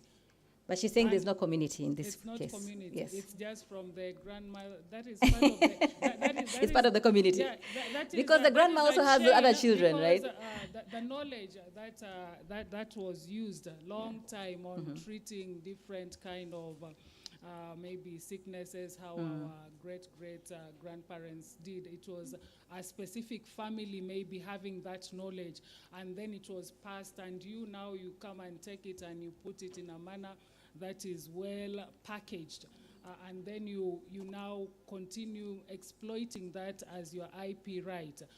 When that kind of dispute arises, then it means whoever, the family members or whoever is claiming, there is that need of proving. And how can you prove? What value have you brought into it? That is now, you'll earn that kind of the right to it, but also the originator where it came, they also need to benefit out of it. So they should be the ADR. We come now to the mediation and arbitration in terms of the dispute resolutions, which are more effective, and this could help at least to amicably settle the matter so that none of you lose, but all of you gain, because now we don't want the branded product to go out of business, but we also want you to get the revenues, and also whoever is claiming, if they at all have a right, then they can also benefit out of it, and you also to benefit. So mediation could be one of the way also to go about it, and yes. So basically, if it's coming from way, it's culture. But if you do your improvements and you protect that as your own, yeah. There was a last question. I don't know. Do you have time for a last question? Or are we? Mine is not a question, though. Oh, okay, not a question. Go ahead. To respond, yes. Please respond, then we can. Can we close after the response? Okay. Was there anything burning? Okay. I really just wanted to emphasize, because usually intellectual property is seen as though it's a Western concept, and we tend to disregard that knowledge building or epistemological development actually happened happens in African communities. And it's tied to how society was structured or is structured. So even in terms of traditional medicines, even where you had a family, because in some cases the structure was that the information or the knowledge is passed down orally through the family line, when you look at how African communities are structured, there is an assignment of roles within the community. And because you've been assigned as that family or family line a role, that does not mean that you have private ownership over what you are generating. It still belonged to the community. So a lot of the traditional knowledge technologies belong to the communities. So even if they've been passed down through a family line, the community has ownership of that traditional knowledge. Coming from Zambia, we have a law, Traditional Knowledge Act, which protects traditional knowledge and folklores of expression. Practically, the challenge we've had, and part of it has been to domesticate the Swakopmund Protocol, has been this issue of how do you obtain informed consent from the communities and how our communities are structured. So which chief or which headman are you getting this consent from? And this has created a problem where we have been unable to actually implement or utilize that piece of legislation because it's not clear the processes of obtaining informed consent and the likelihood of challenge. If one community says our headman gave consent, another one will say, but we were not consulted, we don't agree. And then it will create another added problem in terms of once commercialized, how do those communities share from the benefits of that commercialization? I just wanted to emphasize that. Thank you. Excellent. Very important points. And I think WIPO member states is it 2 months ago, agreed on the historic new treaty on traditional, genetic resources and traditional knowledge. So that's also another thing that we can be able to look at and see how that is. All right, are we closing now? There's one last comment. Okay, last comment, Tanzania, tafadhali. Yeah, good morning, and thank you, presenter, for a good presentation and Anthony. I have a question on the dilemma on balancing the disclosure to the public. I come from the university, and so we encourage our students to have their ideas, and normally they will not mature enough if they don't share and have a team which should compose of different disciplines so that by the time they are developing, at least it matures to start up. Now the balance between disclosure and the protection. Your comment, please. That is one. Second, sometimes I get consultations. You know, I write to the institutions because they want me to write about something, about a topic. And when I write, I do the creation. Because I use my intellectual, my mind, my expertise, I create, you know. But I'm giving it to another institution. And you are saying copyright is automatic. Of course, attribution, yes. My dilemma is who owns the right? Is it the institution which has contracted me to do the work? Or is it my creation of mind? And because I have put it in a paper, so I have the right. Thank you very much. Thank you so much. We'll deal with the first one, and this is public disclosure. And let me put a disclaimer as well. Remember I said every country has its own IP rules. But the general rule, once you, and especially if it's a patent, for example, once it's in the public, it's in the public. Once you disclose it, it's in the public domain. So it becomes a bit challenging. So at the point where, so I don't know what your question is. At what point of disclosure were you a bit worried about? At which point? Yeah, the level of disclosure, because you're saying the number one of the the challenges we have as SMC, SMS, SME, is that the moment you disclosure, you lose it. For patent? Oh, you lose what exactly? The idea you have, the innovative idea you have. Yeah, if it's patents, yes, I would say, you know, but why are you disclosing it in the first place? Where are you disclosing it? At what point? To the public? Or it's just a discussion amongst yourselves? Discussion among yourselves? Yeah. And that's okay. I mean, you have NDAs, you have, you know, the non-disclosure agreements that you sign if you're doing something, but if it's just school, It's among yourselves. Once you get the innovation going, and you find that this is an innovation, it's actually something that is novel, then it is recommended even as a school and all your IP policies in it. I know at least when I was signing, I read my school IP policy when I was in school. Actually, everything for my school, they were saying that they are the ones who own the IP. So my universities. So I know for a fact, so it depends on each university, as I said, and what their IP policies are. I don't know what your IP policy is for the uni, but basically don't disclose it to the public. So there's a difference between disclosing it amongst yourselves because you're the ones working on it. And that's why I think Maureen was mentioning that, yeah, it will have to be between the institution and maybe if it's students and the students, or, yourselves as teachers or as lecturers. So, Maureen, you had something, I can see you're putting up your hand, so you have something to add. Yes, I have something to add on what you have already said. For any patent that whatever you have come up with before you disclose, before you publish, you need first to protect. Yes, so protect, publish, then you'll prosper.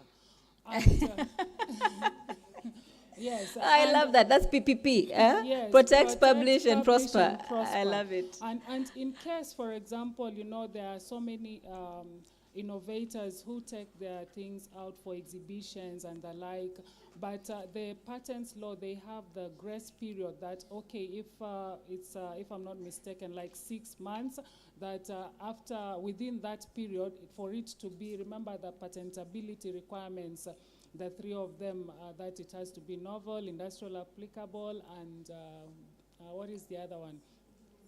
Inventive step, yeah. So when you are now filing, then it means you need to disclose now to them that, okay, you did this through the exhibition, but it should be within a specific limited time according to the territorial laws that are in place. And so you'll be granted a patent, which is the legal document that you own whatever you have claimed to own, and the exchange for it is that document has to be in the public domain for further research to be done, for further more new things to come out of it, or if it's an addition. So the disclosure depends at what level that has been done. But also for a case whereby another institution engages you that you come up with something, I believe there should be some contractual arrangement that come with it. And either you are paid a once-off as a commissioned work, or if it's within the institution, if it's work for hire also. So they have set you, they have already concluded with you according to the arrangements that you have, unless within those arrangement that you'll still maintain your moral rights, which is what will remain. If it's a written work for the copyright, that the right of paternity to be recognized as the author, and the right of integrity, that nothing to be distorted from your document that you have come with. But then you are giving now on the part of the economic rights to the institution which commissioned you or which hired you to do that particular paper or whatever you have done with them. Thank you very much. Oh, thank you for answering also the second question. I think that's clear, yeah, on the copyright side. Remember, and I saw you had asked who owns the copyright. Yeah, it's actually clear, and I understand actually where there's no IP, I think contracts and the disclosure form of the like are very relevant. Thank you. Exactly. But the law states, you see, okay, I'm not very familiar with Tanzania, but the law will state who will own the copyright. Like, for example, if I take Kenya, the person who owns the copyright, the author will be the original copyright owner. But once it is, once there's a contract and you're employed, an employer or a work for hire, then the employee or the person who has engaged you is the owner. So unless your contract says otherwise, you can have other agreements that even you can share. So the agreement is very important to define who is the owner of the copyright. Yeah, excellent. Thank you so much. I really appreciate it, and being lively audience and beautiful people. Have a great day.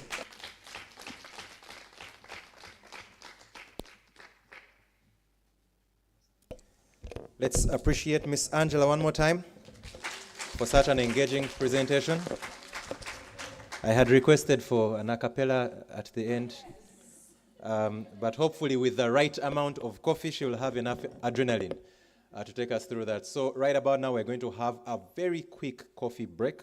I would request that we are here at least by midday because we have a couple of presentations for the day. And like I mentioned, we are going to listen to some success stories of entrepreneurs in Uganda that are prospering in their IP strategies. So ushers will guide you to break tea. It's just right outside on the right. Let's have a quick break and be in here by midday. Do not be afraid to carry your snacks and tea as well. That's also allowed. But let's be in here by midday so that we can carry on with the rest of the program. Thank you so much.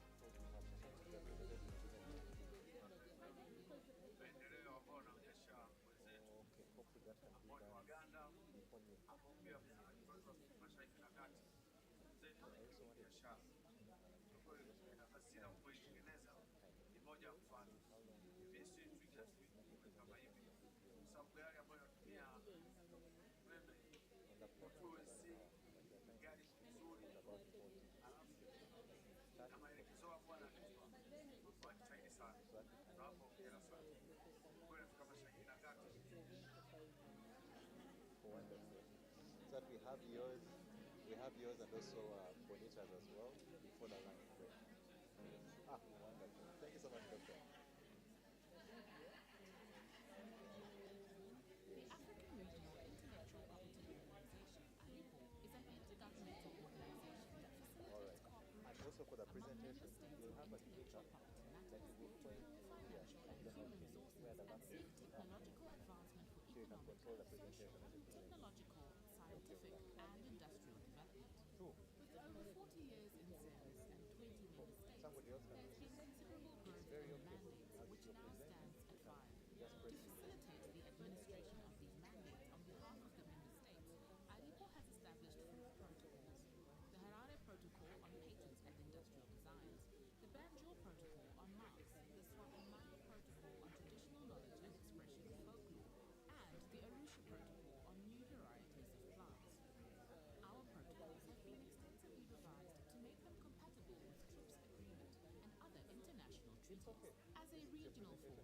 tasked ourselves to lead in promoting the use of these available IP tools to advance technological development and innovation on the continent as a means to socio-economic development and growth.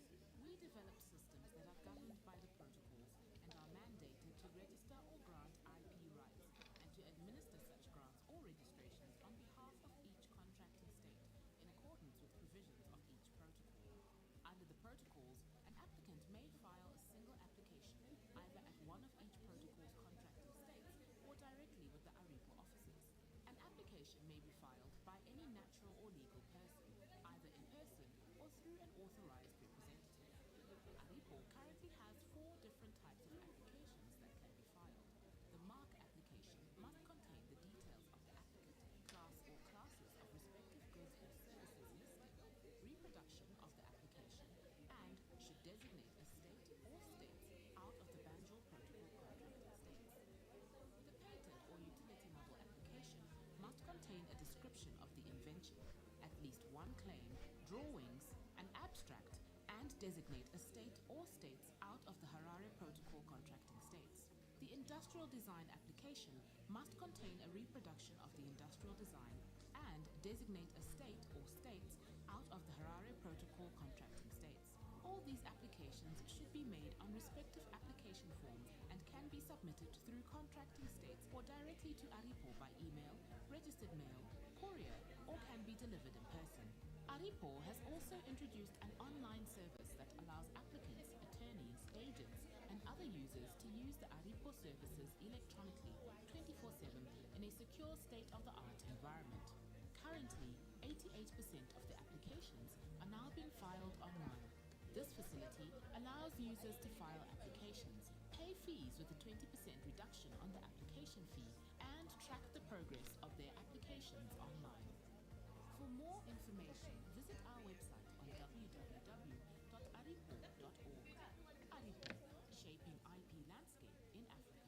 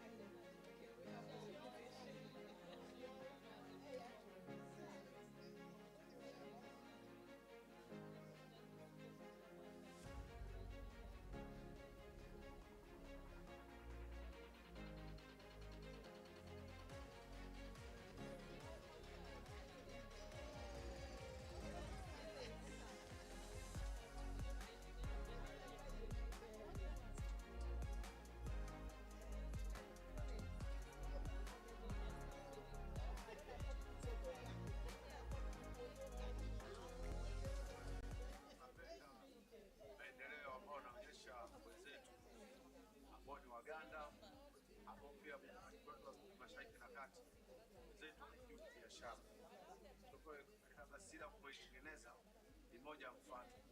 Bisi twiga si kama hivi.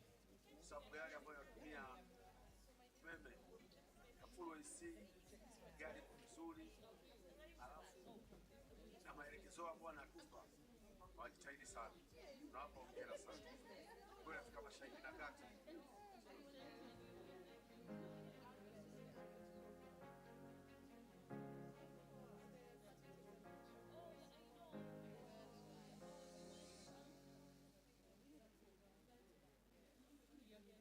The African Regional Intellectual Property Organization, ARIPO, is an intergovernmental organization that facilitates cooperation among member states in intellectual property matters to pool financial and human resources and seek technological advancement for economic, social, technological, scientific, and industrial development. With over 40 years in service and 20 member states, there has been considerable growth in the mandates, which now stands at 5. To facilitate the administration of these mandates on behalf of the member states, ARIPO has established 4 protocols: the Harare Protocol on Patents and Industrial Designs, the Banjul Protocol on Marks, the Swakomand Protocol on Traditional Knowledge and Expression of Folklore, and the Arusha Protocol on New Varieties of Plants. Our protocols have been extensively revised to make them compatible with TRIPS Agreement and other international treaties. As a regional force, we have tasked ourselves to lead in promoting the use of these available IP tools to advance technological development and innovation on the continent as a means to socio-economic development and growth. We developed systems that are governed by the protocols and are mandated to register or grant IP rights and to administer such grants or registrations on behalf of each contracting state in accordance with provisions of each protocol. Under the protocols, an applicant may file a single application either at one of each protocol's contracting states or directly with the ARIPO offices. An application may be filed by any natural or legal person, either in person or through an authorized representative. ARIPO currently has 4 different types of applications that can be filed. The mark application must contain the details of the applicant, class or classes of respective goods or services listing, reproduction of the application, and should designate a state or states out of the Banjul Protocol contracting states. The patent or utility model application must contain a description of the invention, at least one claim, drawings, an abstract, and designate a state or states out of the Harare Protocol contracting states. The industrial design application must contain a reproduction of the industrial design and designate a state or states out of the Harare Protocol contracting states. All these applications should be made on respective application forms and can be submitted through contracting states or directly to ARIPO by email, registered mail, courier, or can be delivered in person. ARIPO has also introduced an online service that allows applicants, attorneys, agents, and other users to use the ARIPO services electronically 24/7 in a secure state-of-the-art environment. Currently, 88% of the applications are now being filed online. This facility allows users to file applications, pay fees with a 20% reduction on the application fee, and track the progress of their applications online. For more information, visit our website on www.aripo.org. ARIPO, shaping IP landscape in Africa.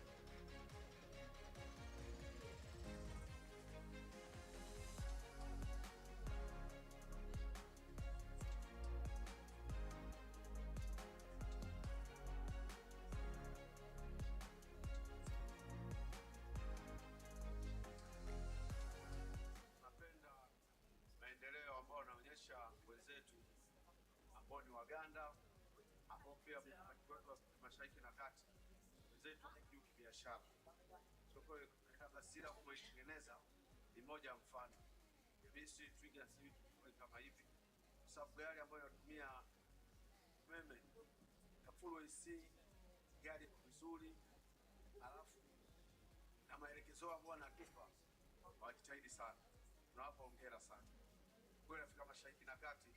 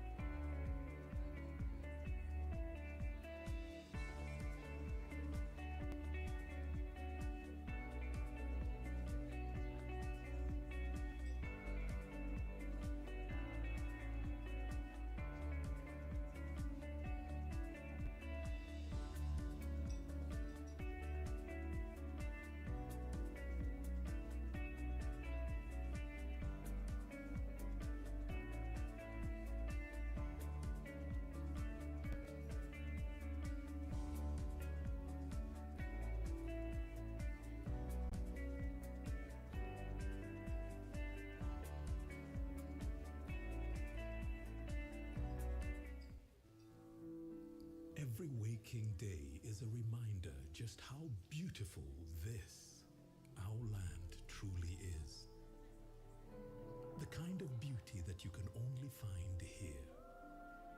In the lush green all around us and the wondrous sights within. It's what you feel in the gentle caress of tropical wind from the mountaintops. And the glow in your heart from a warm neighborly invite.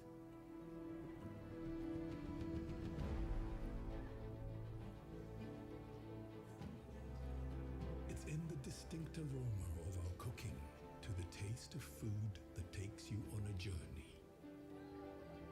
In the sound of homecoming and the sound of Mother Earth.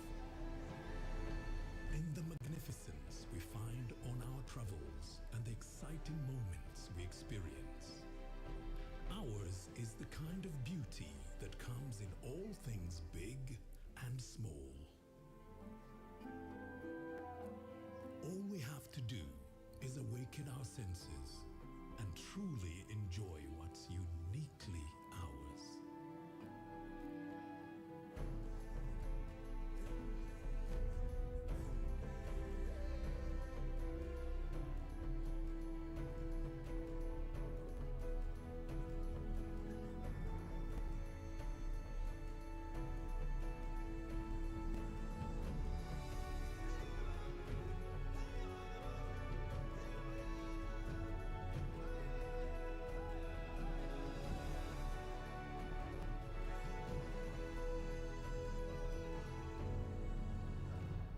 Explore Uganda, the pearl of Africa.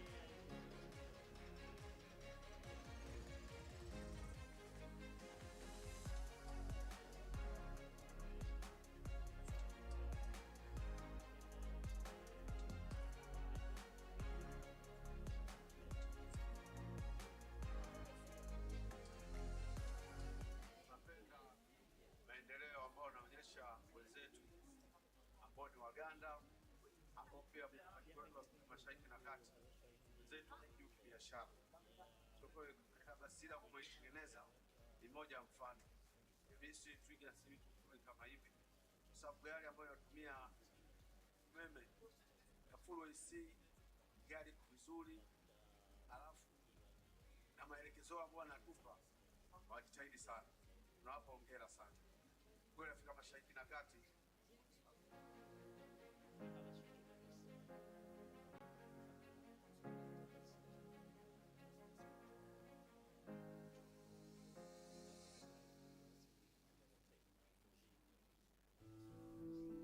Every waking day is a reminder just how beautiful this, our land, truly is.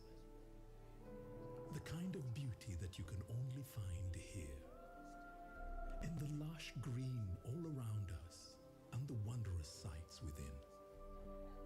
It's what you feel in the gentle caress of tropical wind from the mountaintops. And the glow in your heart from a warm neighborly invite.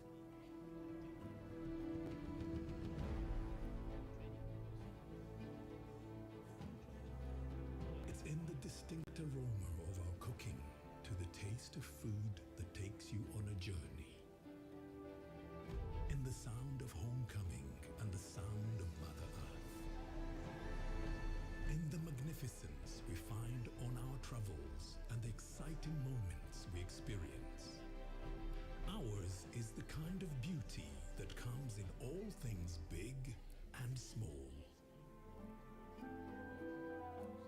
All we have to do is awaken our senses and truly enjoy what's uniquely ours.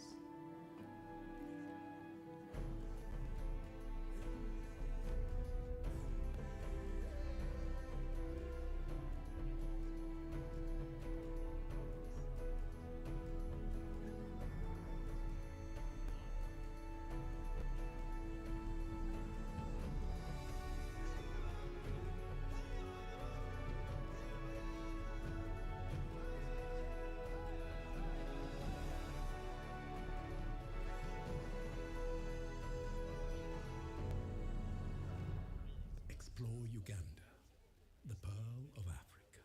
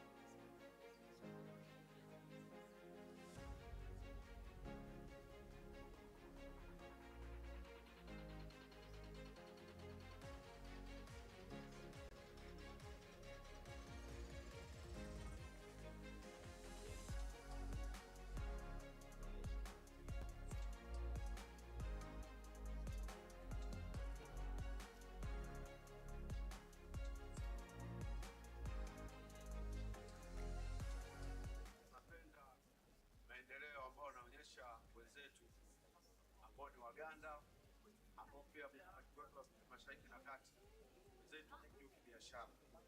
So kwa hiyo kabla sila kuitengeneza ni moja ya mfano. Mimi twiga si vitu kama hivi. Kwa sababu gari ambayo inatumia umeme na full AC, gari vizuri, alafu na maelekezo ambayo anatupa wajitahidi sana. Tunawapa hongera sana. Kwa Afrika Mashariki na Kati.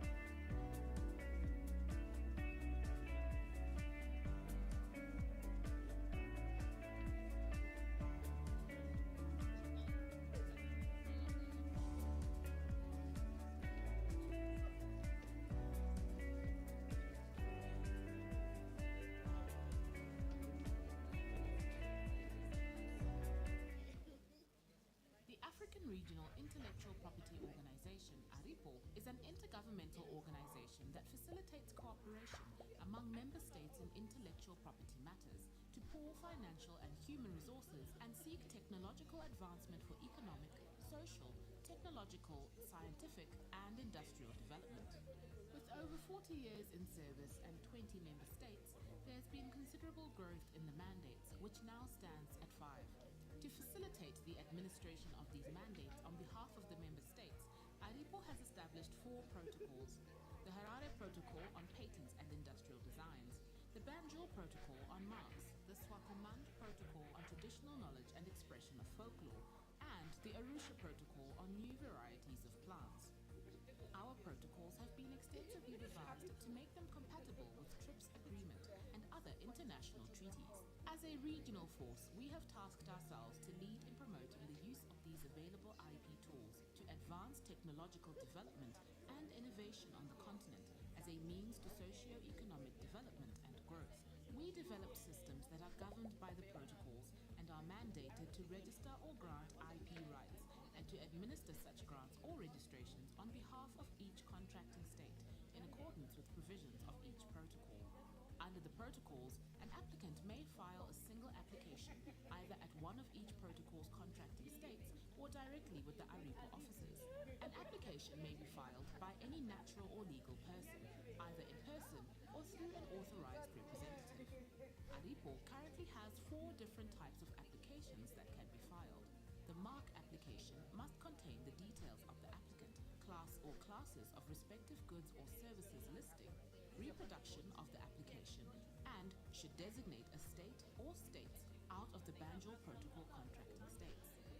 The patent or utility model application must contain a description of the invention, at least one claim, drawings, an abstract, and designate a state or states out of the Harare Protocol contracting states. The industrial design application must contain a reproduction of the industrial design and designate a state or states out of the Harare Protocol contracting states. All these applications should be made on respective application forms and can be submitted through contracting states or directly to ARIPO by email, registered mail, courier, or can be delivered in person. ARIPO has also introduced an online service that allows applicants, attorneys, agents, and other users to use the ARIPO services electronically 24/7 in a secure state-of-the-art environment. Currently, 88% of the applications are now being filed online. This facility allows users to file applications, pay fees, Welcome back from the break tea. application fee, and track the progress of their We'll be starting shortly. Our presenter is around and will be joining us shortly. I hope you are enjoying yourselves. Like I mentioned at the beginning, IP is everywhere. And no one does this better than ladies. Growing up, everyone's chicken tasted okay, but there was something about your mother's chicken. Yeah, I think you can all agree. And we did not, it is only when we grew up that we realized that those are trade secrets.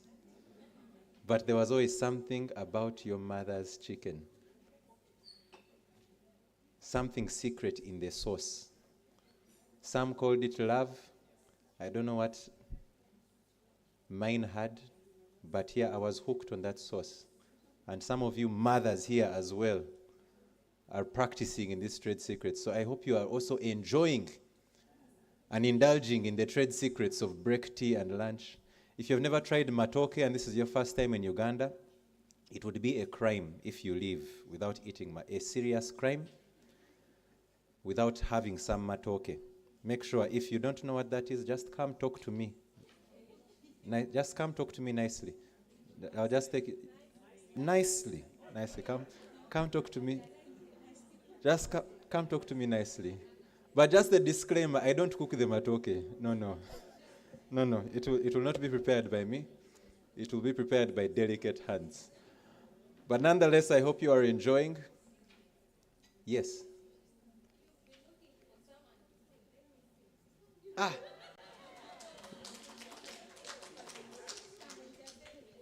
These are the things we like. We have a singer. So I'm going to sing something on women, we need to celebrate ourselves, isn't it? Especially women entrepreneurs, we go through so much. So I composed this song. We are the women creating worthy. We are the women of Africa creating worthy. We are the movers and shakers creating worthy. We are the visionaries creating worthy. Here we come. Transforming communities, here we come. Transforming our countries, here we come. Transforming Africa, yeah. We are creating worthy, aye. We are creating worthy. We are the women creating worthy. We are the women of Africa creating worthy. We are the movers and shakers creating worthy. We are the visionaries creating worthy. Aye. We are creating worthy. Aye. We are creating worthy.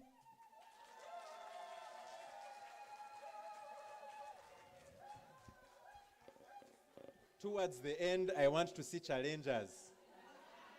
Do not feel shy. You can dance. You can act because there's so much talent in the room. And I wish Angela was here, but yeah, there are some challengers here. Thank you so much. And I know that's from Malawi, right? That's all the way from Malawi. Thank you so much. What a wonderful, wonderful piece. So welcome back again from your break tea. And like I mentioned, we're going to get straight into the program and we're going to listen to some success stories. Now, ladies and well-wishers of the ladies, some of you, especially in Uganda, have tasted her juice. Growing up, it circulated around some of our dormitories and we were able to share and make friends because of this juice that was made. Our next presenter is Dr. Julian Adieri Omala. She's the managing director of Delight Uganda Limited, and she's one of the celebrated Ugandan female entrepreneurs. She will share her IP-backed experience entrepreneurial journey to create one of Uganda's most popular fruit drinks, that is Cheers Juice. If you know it, if you have either drank it or you have bought your children some of this juice, but you have seen it on almost every shelf in the Ugandan supermarkets. And she has many other business ventures that spread beyond Uganda and several other African countries. And so she's going to come and share with us on how you can leverage IP for successful entrepreneurship. So let's put our hands together as we welcome Dr. Julian Omala from Delight Uganda Limited. And she has been sharing with me that she likes passing on her legacy, and she'll be joined by her daughter as well to make the presentation. Let's welcome Dr. Julian.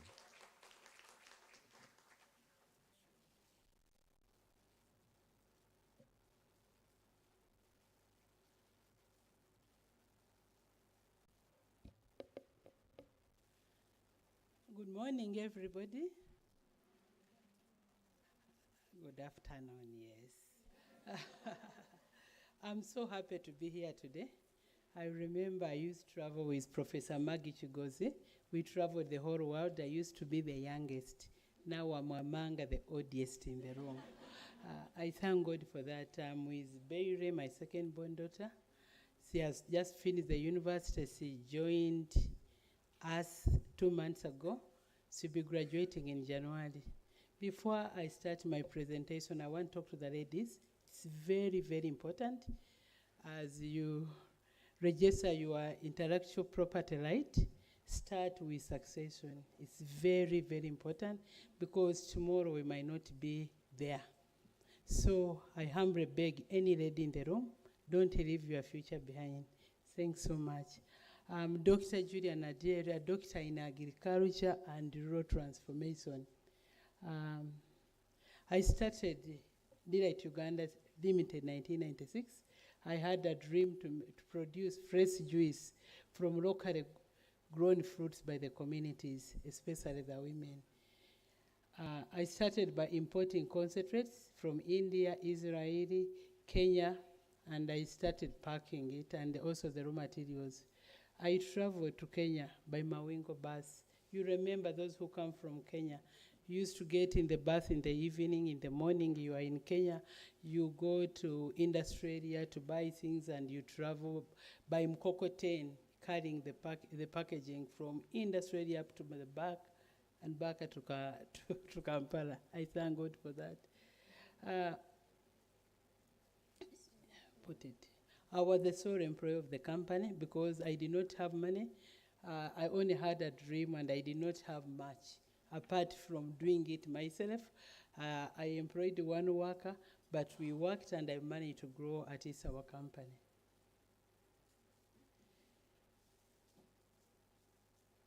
Produce.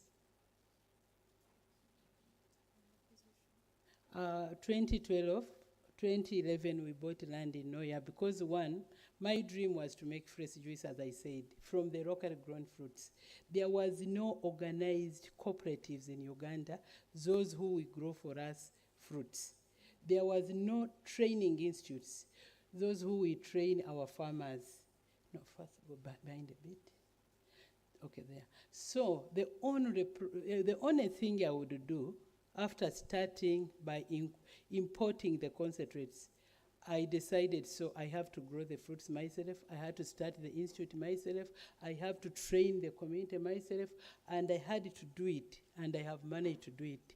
And I want to say I'm grateful that I made a decision to leave the office in Kampala to go to Noya, where we got land and where we have managed to grow the fruits, to train the community.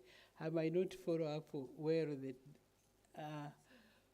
what is there, but I want to tell my story briefly. So 2011, we went to Noya, we bought land, that is 1,000 acres. Later on, we continue growing land, buying land, so we have 2,000 acres. We have managed to train the communities, and we have, I have established a dairies model. Before I established a dairies model, I had to make MOU, to sign MOU. Why did I sign the MOU? Signing the MOU, I could not work alone. I signed the MOU with Noya District, UNCDF, Minister of UNCDF, Minister of Agriculture, OPM, and Minister of Local Government. Why it is very important as an entrepreneur to partner with government and development partners. You cannot do it alone, especially if your journey is to empower the community. You need partners whom you can call when you are training their community. I can call Mnaro, they send me the technical people, we train together. Under that mandate, I can call Minister of Agriculture, they come and train. We also work in the refugee hosting communities. So we had to sign all those MOUs, and we work together with Noya District under local development program. Actually, I'm on the list of the signed people of the district to empower the community. My journey, since I went to when we started the farm, that is 2013, I started the Farm Institute, but it was formalized in 2018. Under that Farm Institute, we train soil and water conservation. We do fruit farming as a business. It's a complete value chain. And we have established the riparian buffer. We have apiary, and we have a model of 1 acre model that every woman must have at least a fruit farm where they grow the intercrop for quick money and also the fruits for cash crop. Why did I start the Farm Institute? And why do I do the extension service? I realized that our districts have limited budgets. And I look at the community. I need to train the women. I need to train the youth. So I decided to form my own extension team We have 4 people, and we move around in the 4 sub-counties of Noya. And that extension team has helped me to train the community. They get adapted to our model, and it has helped us to grow a lot of fruits. Wait. I want to tell you about Adieli's model. It's about outdoor, hands-on skilling and learning by doing. Communities, we bring the communities to the farm. We show them what we do for them, then they do for us. After they have mastered, we dispatch them to their area, and we always give them support in form of seedlings. We give them like 80 tree seedlings, like if it is mango, guava, citrus. After they have planted, then we show them how to do the intercrop in the middle. When they plant the season crops like twice a year, they can grow granules. They get like 4.8 million in one season. Second season, they plant a puripuri sorghum. They also make like 4 million. You find that the local farmer is earning before the fruits are ready. And you find that they are very excited to come to the institute and learn. Because at our model, when they're at the institute, we all do together. We tell them, and we share our challenges as women, because women have so many challenges. Now, I use my experience, and we do experiential learning. The challenges I started with when I was starting to start the farm, I share with them. I show them where I have failed. I show them my success. After that, then they go back when they are ready to do. And also, you find others are so ready. In Uganda, our biggest challenge, people don't want to do. And that is the reason why I started Adieli's model. Because our model, as I said, it is practical. We sleep at the institute, we wake up at 6, we enter the garden, we work up to 11. Then at times we have breakfast in the garden. After, then we come back. In the evening session, we also go back. Now, when those women master it properly, they go back and make modern orchard. And they also learn how to budget. We have those who have never gone to school. Those who have been sitting without any hope. And they will tell you that, no, what can I do? I don't have land. Then we beg for land from the husbands so that the husband give the women the land user right. At times from the in-laws, at times from the community. With refugees, we join them together, the refugees and the hosting community, the wives of the women of the hosting community. Then those who have the land give up the land. Then the group of women go and dig together, plant together, budget together. We always put our women group of 25. So that the 25 people, when they go to the garden, they can finish at least 2 acres. And also joint planning, joint sharing, and also getting morale. When we bring them at the farm, we train them how to sustain life. We have a 20-acre medicinal garden where we train them, this plant cures this plant cures this. And I'm so happy today I found Dr. Nambatia, who also mentored me. So yesterday I was very happy I was with her. I told her now, the girl you mentored is calling you back to come and do value addition on those local medicine. So women, it's our responsibility, it's our duty to be there for each other, especially the informal sector. Those who have no hope, those who have never done something, I always move around. Actually, I'm a chairperson of Noya Fruit Growers Cooperative Society with 18,000 outgrowers, each with an eco fruits, and they do the intercrop. At least they earn 3 times in a year. One, the first season, they earn at least not less than 4 million. The second season, at times 4 or 3 million. But when the fruits are ready, they earn from the fruits. So you find that every woman that is in northern Uganda where we got land is very busy. Every woman has hope. Those who had no hope, they come and learn, and we show them and how to do it. And they're very excited. And also we have moved to, we are in Noya district. We have moved to the refugee camp like Ajumani, Madiokoro, Nteregu, and Yumbe. So we move in those areas. And actually, I'm happy to say that I got the gold medal of the Nile this year at the Women's Day. I think I've talked about it. We can move a bit. Partnership, I talked about it. You can't work alone. We must move together. You cannot, in life, you will never succeed alone. And why are we poor as women? Because we think you know it alone, you can do it alone. We are supposed to move together, work together. That's why my first priority was to sign MOU. All those I have signed MOU, and those are our partners. FAO, they helped us to plant a forest. At least the first forest I planted, 500 acres, which we are harvesting. It was funded by FAO. NADS we used to supply to, in the all of the Uganda district, supply seedlings.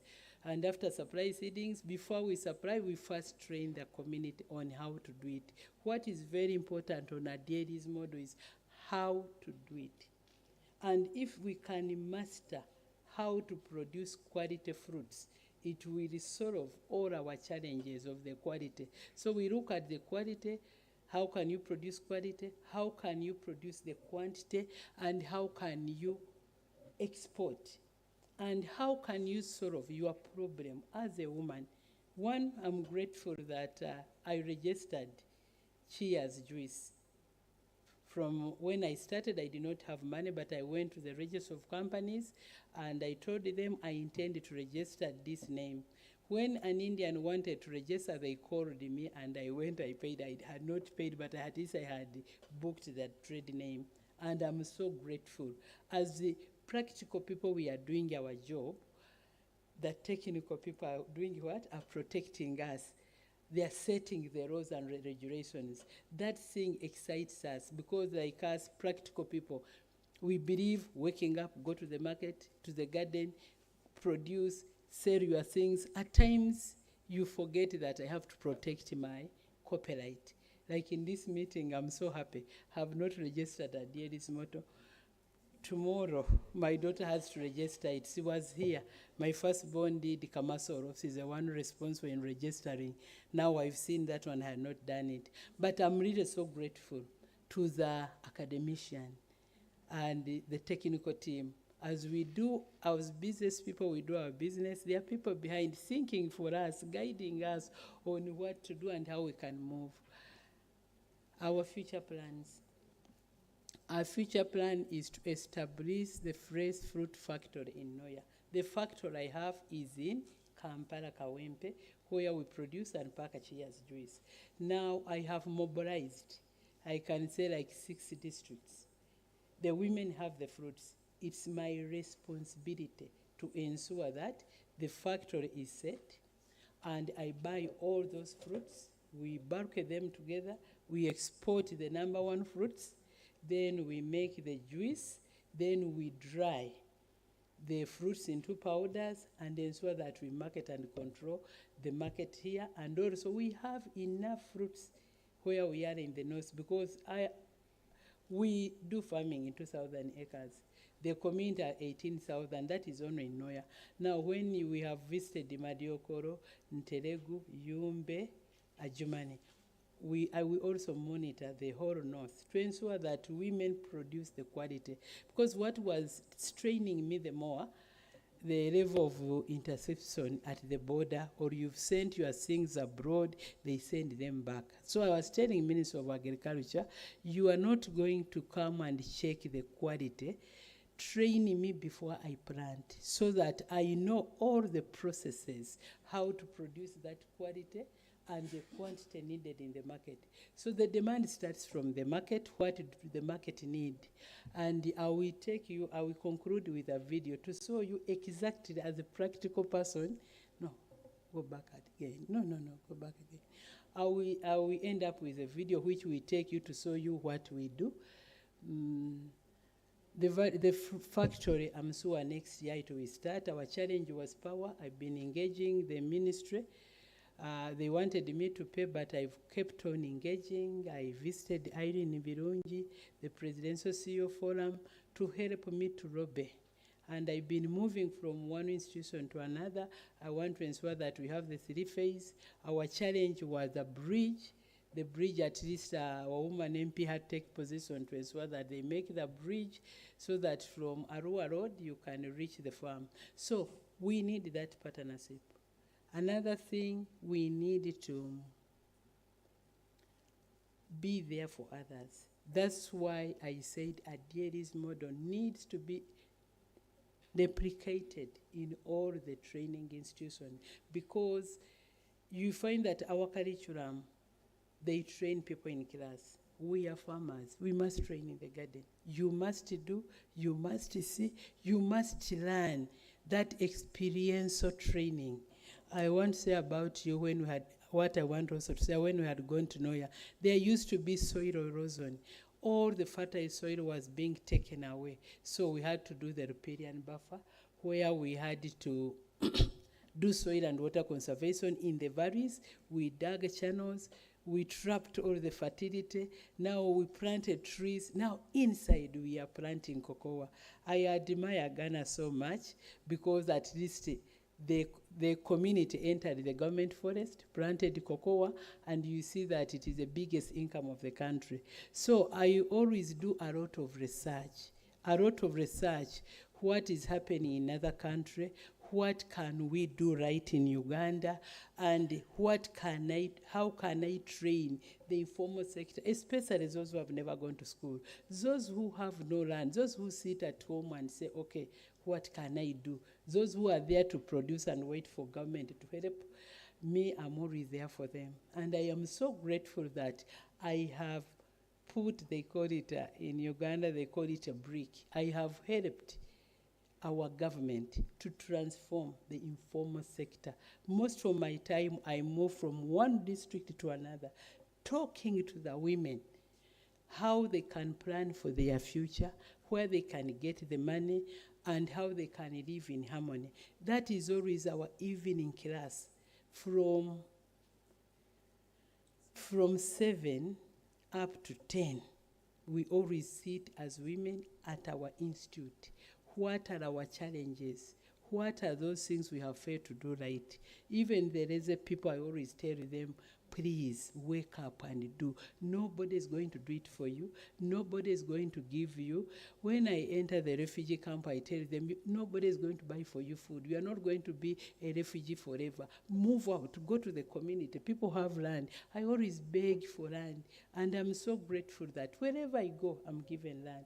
There is one who had it, we are in Germany, came and said, dear, you have 200 acres, give your women to go and plant. So it is such a heart we need to have as women, to be there for each other, support each other, and work together. I want to request my video to be put, because as practical people, we don't believe in talking much. I want you to see what we do and how we do it, and I will have some time for question and answer. Help us.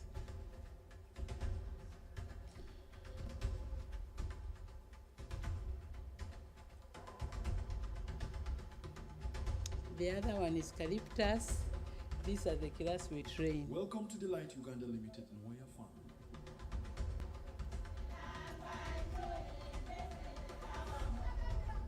A 2,000-acre agricultural marvel in Noya district, northern Uganda.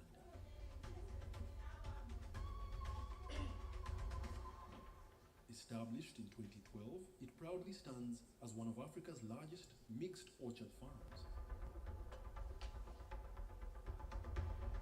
The Delight Noya Farm is part of Delight Uganda Limited, a woman-led organization founded in 1996 by Dr. Julian Adieri Omala. My dream since 1996 was to make fresh juice from locally grown fruits grown by the community. Headquartered in Kampala's Kawempe division, the company is renowned for processing and packaging fruit juices under the popular Cheers brand. Since I did not have any direction, I started carrying out a research. I got my raw materials, I started making the juice. But as I would sell Cheers juice, it started small, it grew. But my vision, my dream would tell me, fresh juice. Then one day, UNCDF met Maggie Chigozi. Then she called me, said that, "Yeri, you can grow your fruits." I said, okay. After a month, they said, "Noya." I said, "Yes, Noya, yes." When I reached the district, my heart was very settled. The way was welcomed. I said, "I need land. I need 2,000 acres of land." They asked me, "No, we don't have the land." Then UNCDF, they are saying, "We hire the land." I said, "No, I want to buy land, or district must give me land." District said, "We don't have land." Then they sourced for the land. That's how we went to Noya. Our farm boasts 1,000 acres of mangoes, 50 acres of citrus, 200 acres of guavas, 50 acres of macadamia nuts, 26 acres of cashew nuts, 2,500 pawpaw trees, 2,050 mulberry trees, 2,000 jackfruit trees, and 850 trees. Additionally, we grow various tree species, cultivate food and medicinal plants, and practice animal husbandry, supplying diverse markets.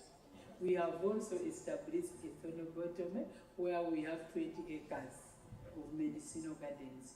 All the endangered species of trees are there. Medicines are there. And what is very important, because of the challenges, we first establishing and learning fruit farming as a business, we had to establish a farm institute.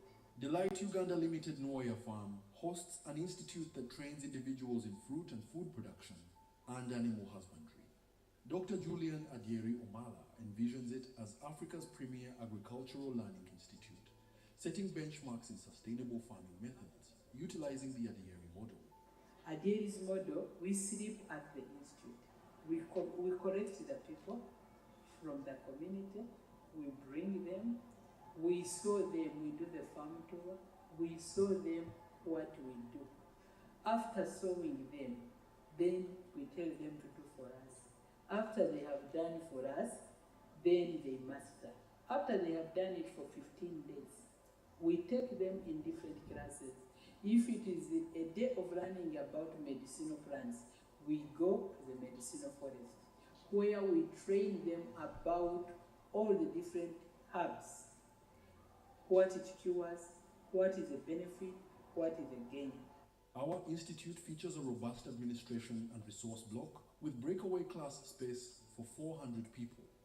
We are proud to work with a dedicated workforce from the local community, embodying the spirit of rural transformation. We train the community to have at least an acre of land, where we do fruit farming as a business. That's how we train practically.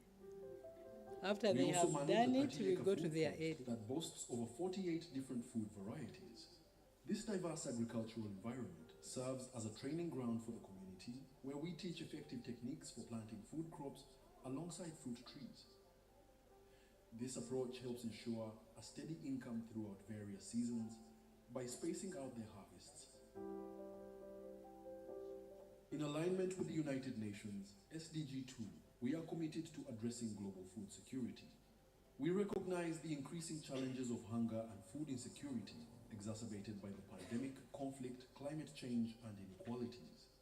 I see that Garden of Eden, where people will come and rest, people will come and learn at the institute, and I trust before I die it will happen, because I have prayed to the Lord and I see innovators coming to add on what we have done, because the project is bigger than us. And I trust we need innovators, we need the scientists, we need the academicians, but we also need the people who need the knowledge. We thank our partners and strive to build more alliances to achieve this crucial goal.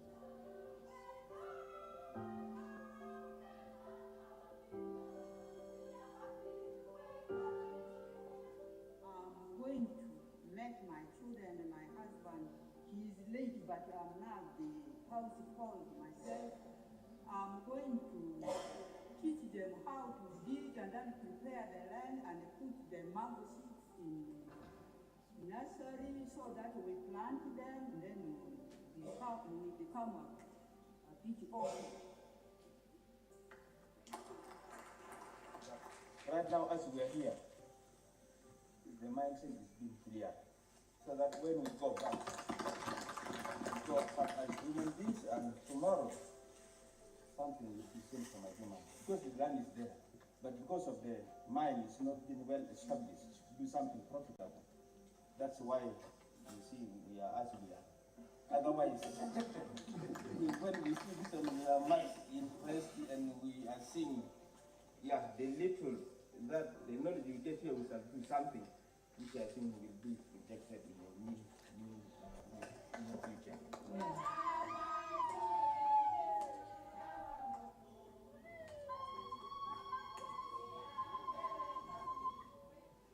We want to be a leading provider of fruit products and promoter of modern agribusiness in Uganda and the region. We strive to promote economic empowerment and sustainable quality and quantity of fruit and food production. We work for livelihood together. through capacity building. I was in their garden training them, because at the farm they do for us, I do for them. After a long day of work, we encourage our scholars, staff, and community members to unwind by playing various games and sports at our 20-acre recreational site located on the farm. Additionally, our farm boasts beautiful attractions, including waterfalls and the River Dam, providing scenic spots for relaxation and exploration during their stay.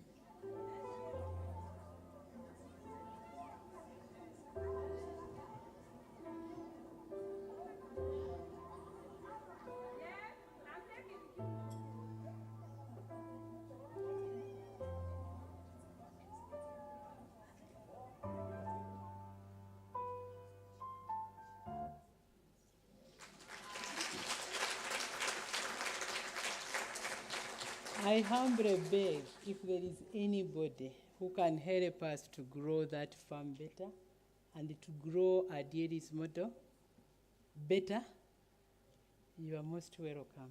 To me, I believe in that unity. I believe in working together and supporting each other. And I'm so grateful to the technical team. When we are doing our businesses, those who are there to ensure that our copyrights are protected. Because you can't do each and everything. You as a woman entrepreneur, you want to look for money. But I also remember that somebody was there for me. When I started Delight Uganda, I had so many challenges. Since I was alone, the time I became sick. After producing this second daughter of mine, I got another baby within a year, because the firstborn is a mother of 3. She's 13 years older than this one. Now, I had failed to get a baby. I prayed, I fasted, that's when I conceived and I got this girl. And that's why she's my friend. And I became sick, and the company was collapsing. But I had to consult. I would go to Enterprise Uganda, I consulted Mr. Chichi. I went to Uganda Investment Authority. Maggie Chigos is my best friend. I learned from others. I would consult. There is a man called Deng from Ghana. When we were at the gallery, I would disturb the professor. Still he came and said, woman from Africa, I know how to grow fruits. I will come to Uganda and train you. Women, we need each other. We need to support each other. So I call upon anybody who can help me to grow that institute better, because we are starting a master class. A master class, we want to train people who are about to retire. My husband left, is a judice officer. They refused to give him early retirement. He said, Mommy, I must support you. He's a patron of Supportive Husband in Oya district. And when I'm picking women from other districts, at times I get challenged with men.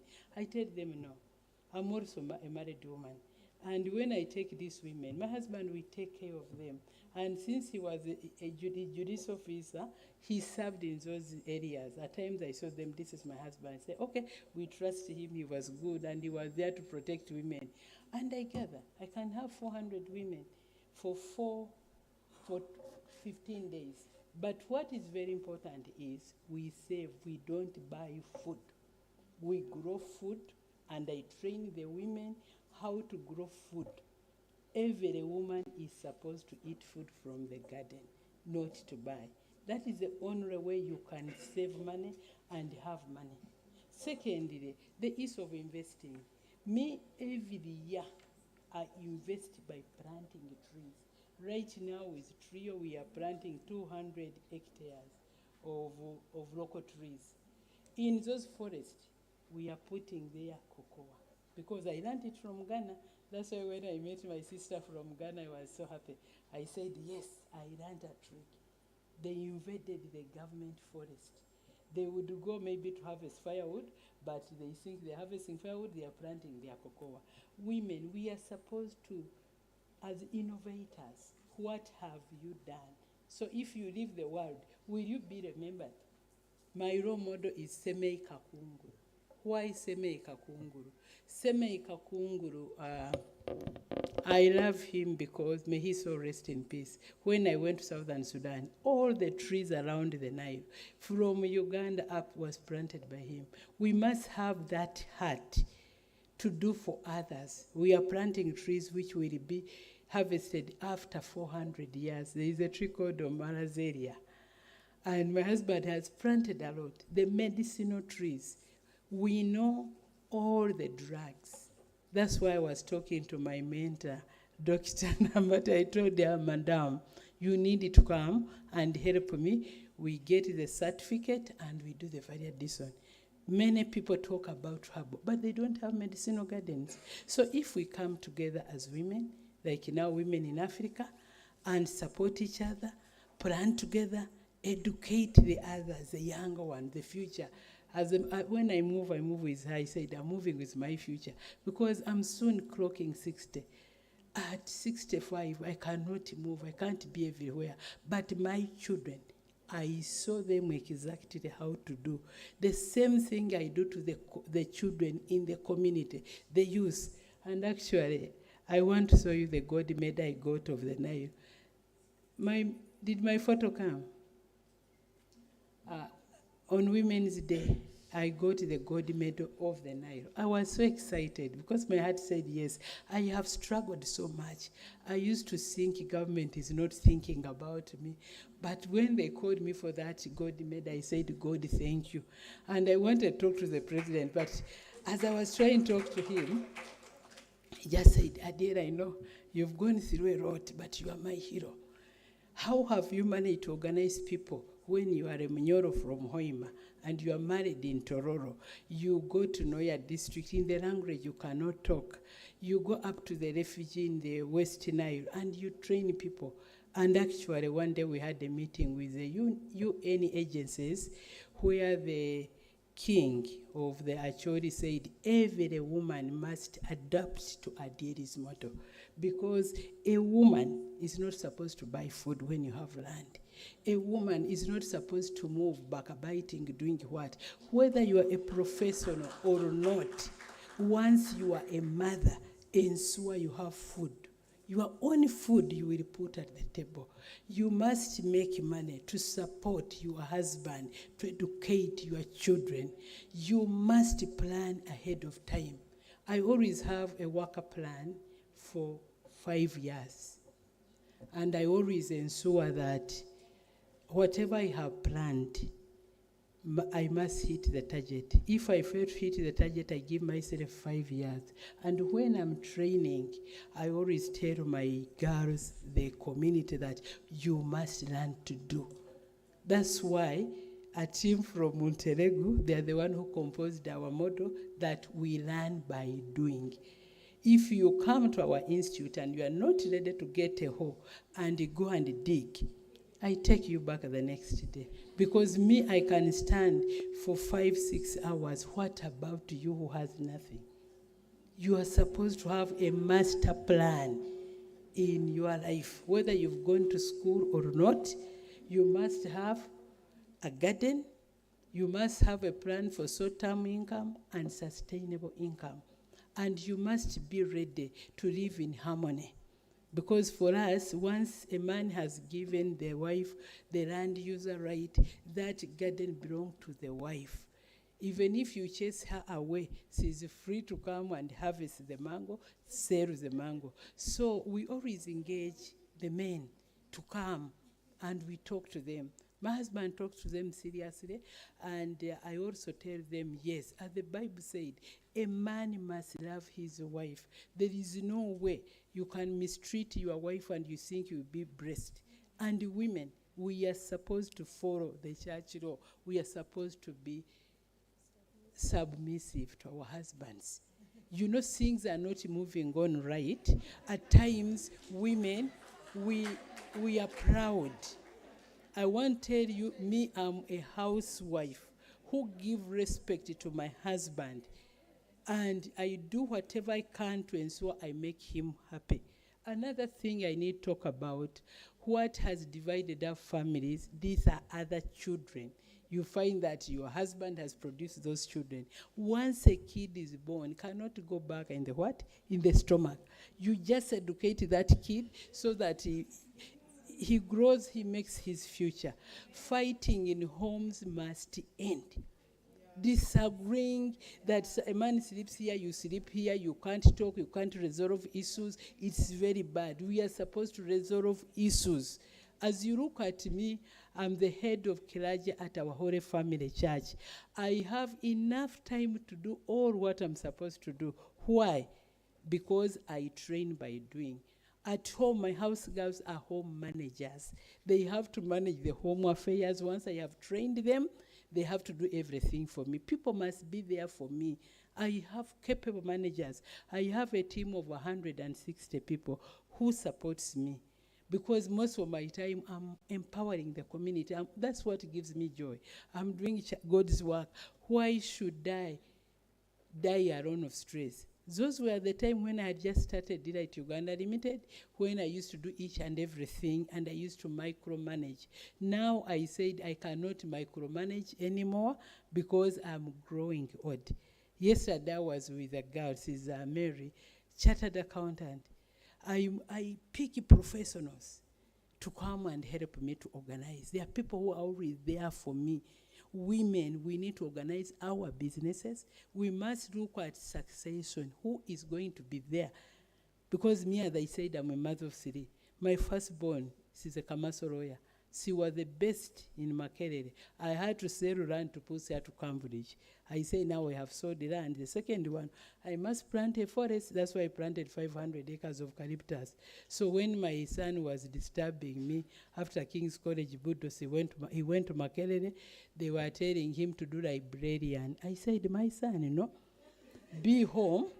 As I was trying to keep him home, the man had done internship at Victoria Motors. He had become one of the mechanics. He would go and repair vehicles.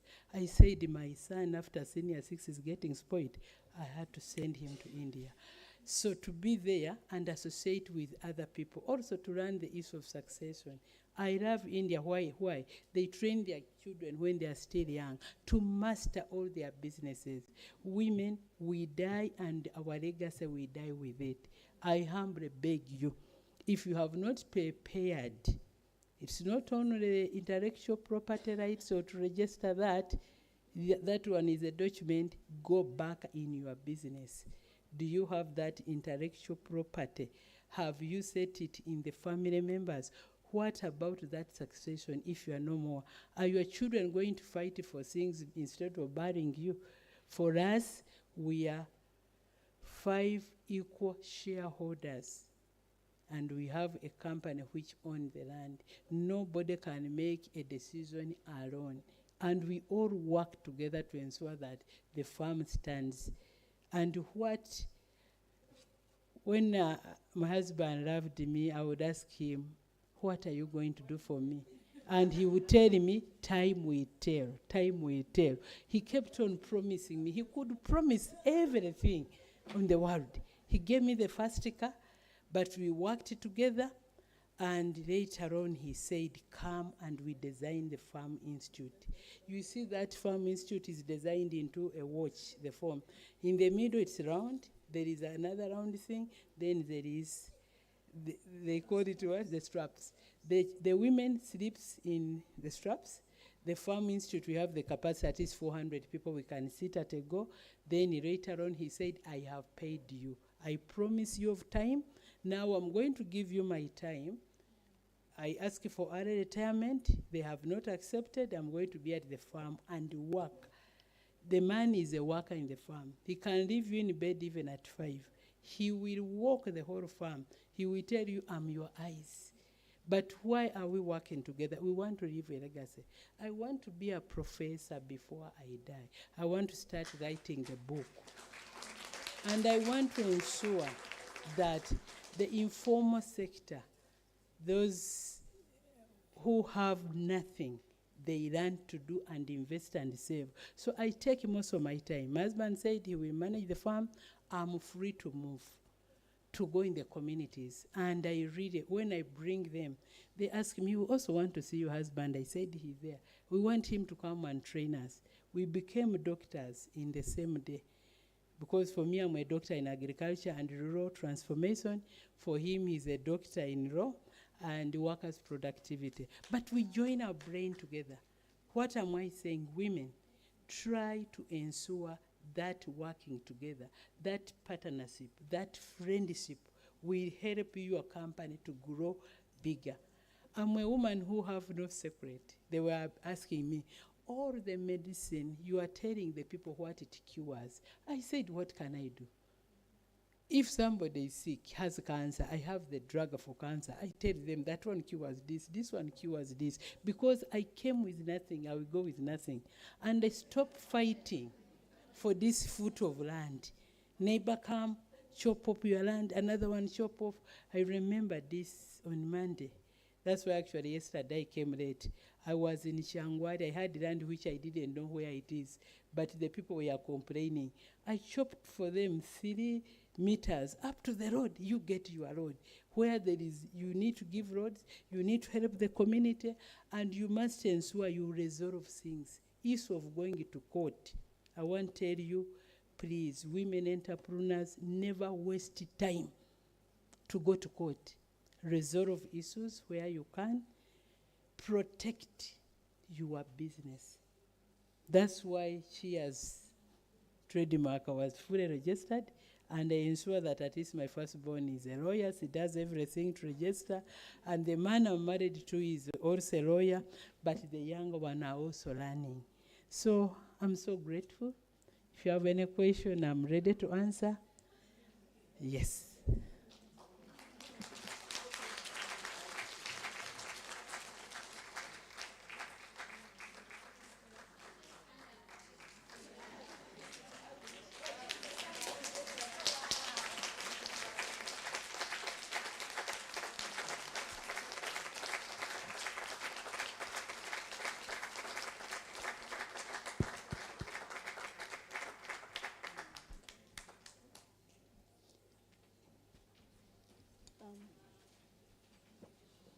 Thank you so much, Mommy. I am Alima Tukuroma, once small from Sierra Leone. You really talk like a mentor. I thank God before you coming here, I've connected with you already. I'm so happy meeting you, and I'm proud of you. Thank you so much. I'm in soap making in my country, and I've also trained a lot of people, and I've gathered almost all the innovative women in my country, nationwide. And I'm trying to train them more and to go with other skills for them to learn. Remember, I told you that, Mommy, I want to learn. Your juice, right? Good. I will take that for the agricultural sector because I have agricultural ladies in my group. So I will take that message to them and try to connect with you and see what we can do about it. My mommy is not here, but one is here with me. Look at her. I came with her. They are fighting it so much in our country for this innovation stuff to fly up the air. And I pray that it's going to be like that. So, Mommy, no more, nobody will buy soap in my home. I'll produce soap. I will produce soap. You produce food. Women produce food. women, I will go with that message for the agriculturists.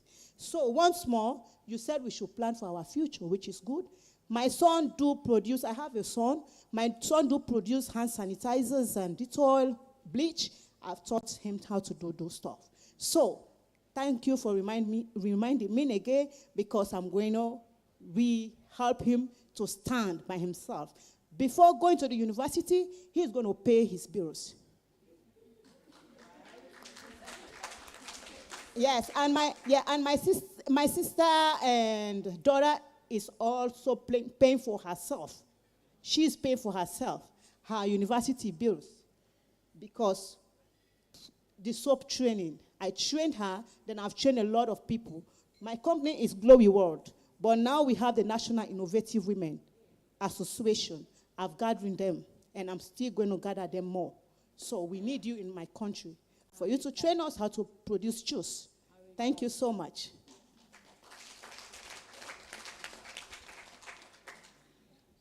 I will start with my mentor, doctor. She helped me when I was starting to make cheers juice. I would go to her, walk from Kawempe to Wandegea. Yes. Actually, I just want to first give you a hug.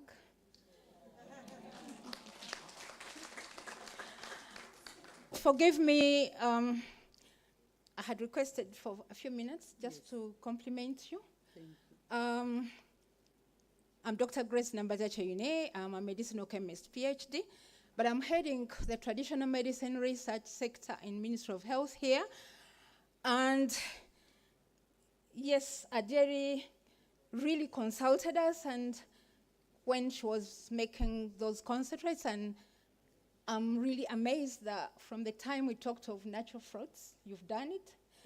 And I'm leaving prematurely today because tomorrow we are graduating a cohort of 40 occupational herbalists, where we shall invite you to mentor them, because I don't think they have gardens. They don't have. Yeah, and we're doing this in partnership with the Directorate of Industrial Training. And I would like to take this opportunity to thank URSB. You're doing us great. Dear African members here, I believe you know every 31st August, we celebrate African Traditional Medicine Day. But for us in Uganda this time, we've deferred it to be 10th October so that we make it all inclusive.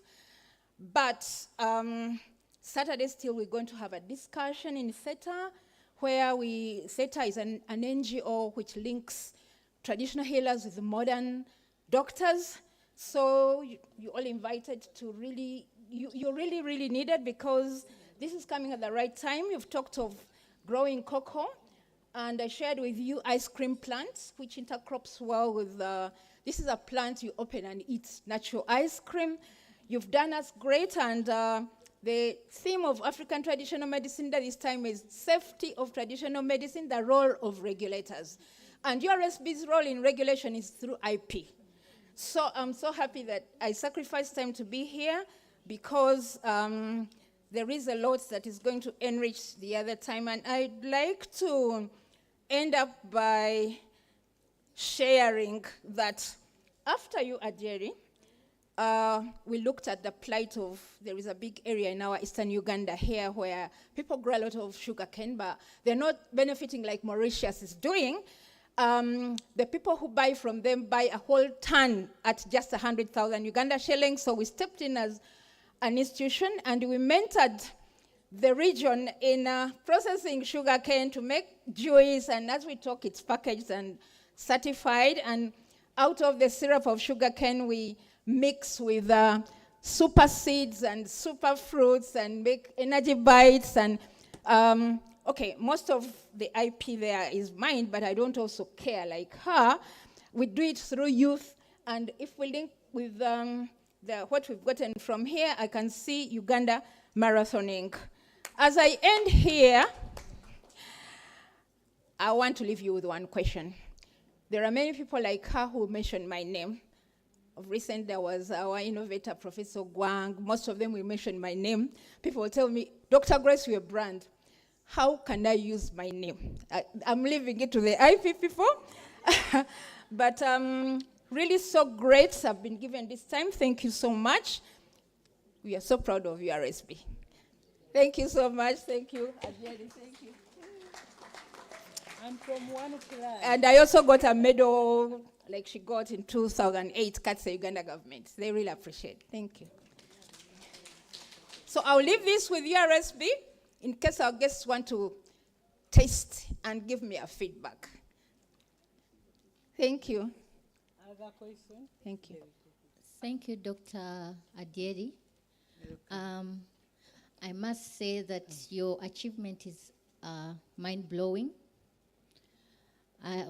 My question is, as you do this is knowledge, traditional knowledge. Most of it is traditional knowledge. And right now, as we speak, in this generation, our tradition is dying in terms of language, in terms of all these medicinal knowledge. Have you thought about working along with Ministry of Education, like help the young generation? Because for me, my passion is always that you need to start with the grassroots. And the grassroots is the child. Because at the end of the day, like you said, God willing, at some point, we are called and we go. How about the little generation that comes along? We don't want to lose that. We want to have our lineages go on. So have you thought about that? Thank you. Okay, thanks so much. I will first answer that question. We are planting all the endangered species of trees and medicine in the farm. As you see, we have 2000 culture that a woman, you must conserve environment. So we are planting all those trees and we have that institute. The only uniqueness ours we learn by doing. Whoever wants to learn about those medicine, just come. And if you have any fruit which we don't have, that's why I was consulting her yesterday, what other fruits we don't have? She told me that one I didn't know. At night I called my husband, he's in the farm. He said, yes, I've seen it. We are going to plant. I have already ordered for seedlings. Innovators, we are supposed to search, but share the knowledge. Keeping it yourself, it cannot help you. You will not die with it. So you are most welcome. Bring the people to come and learn, the younger people. Even we are going to start agri-tourism. Actually, we have already started. You have seen our farm. We are building dormitories so that the primary student can come, enjoy fruits, learn, and cram it. My grandchildren, I was called when I hear, they have already packed their bags. They want to go and plant their trees. They want to go and sell mangoes, sell guavas. Now is the season for guavas. So we need to take back our children back where they come from and learn that at least milk is got from the cow, not in the fridge. It's our responsibility as mothers. And also, climate change. That issue is for us women, not men, not even government, because it is us who cut. We have to cook. So it's us to plant. And secondly, it is us who brings life to the world. It's our duty. Women, go back, because you are innovators, go back and change the tune. I left Kampala, I live in Noya. The press people were asking, Adieri, we no longer see you. We know you come to Noya. You have seen the land. Come and also learn to invest ahead of time. Okay. Any other question? Mine is not a question. When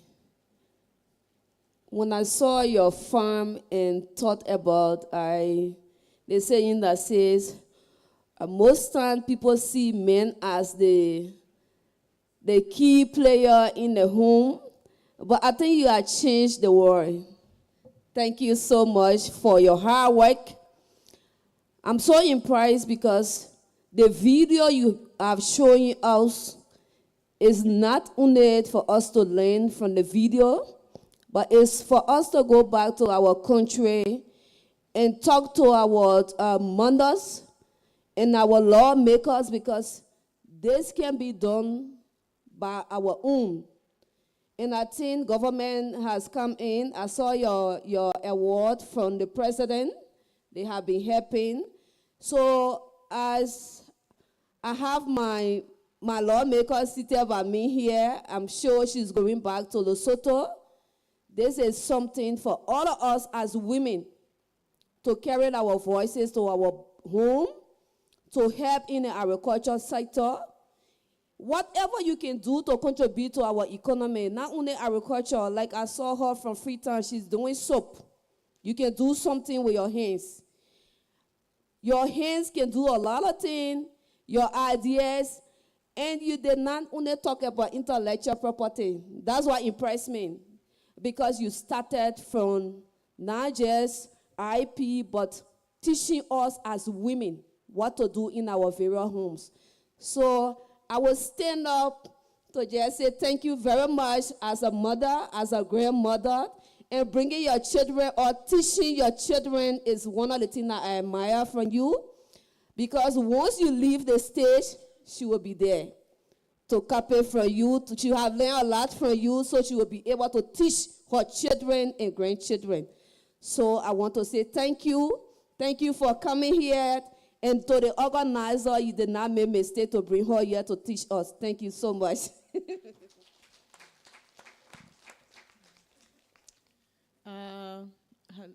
There was another, yes.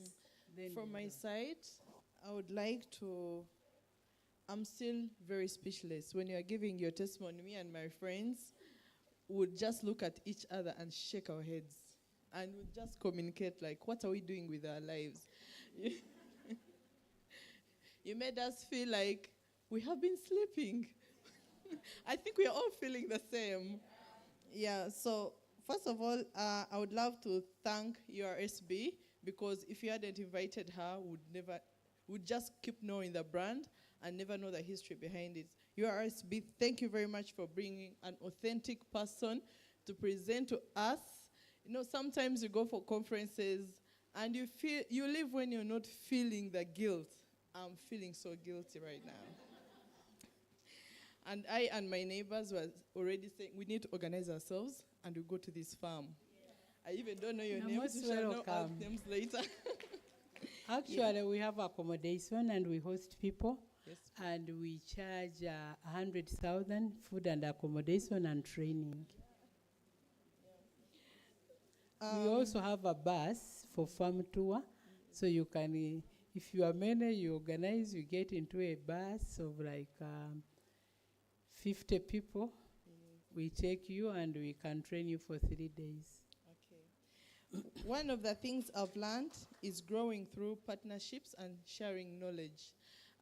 My side, I make reusable sanitary pads, baby diapers, and of course, I'm planning to increase on the production line by introducing other products. But I was always hesitant whenever someone would ask me to train.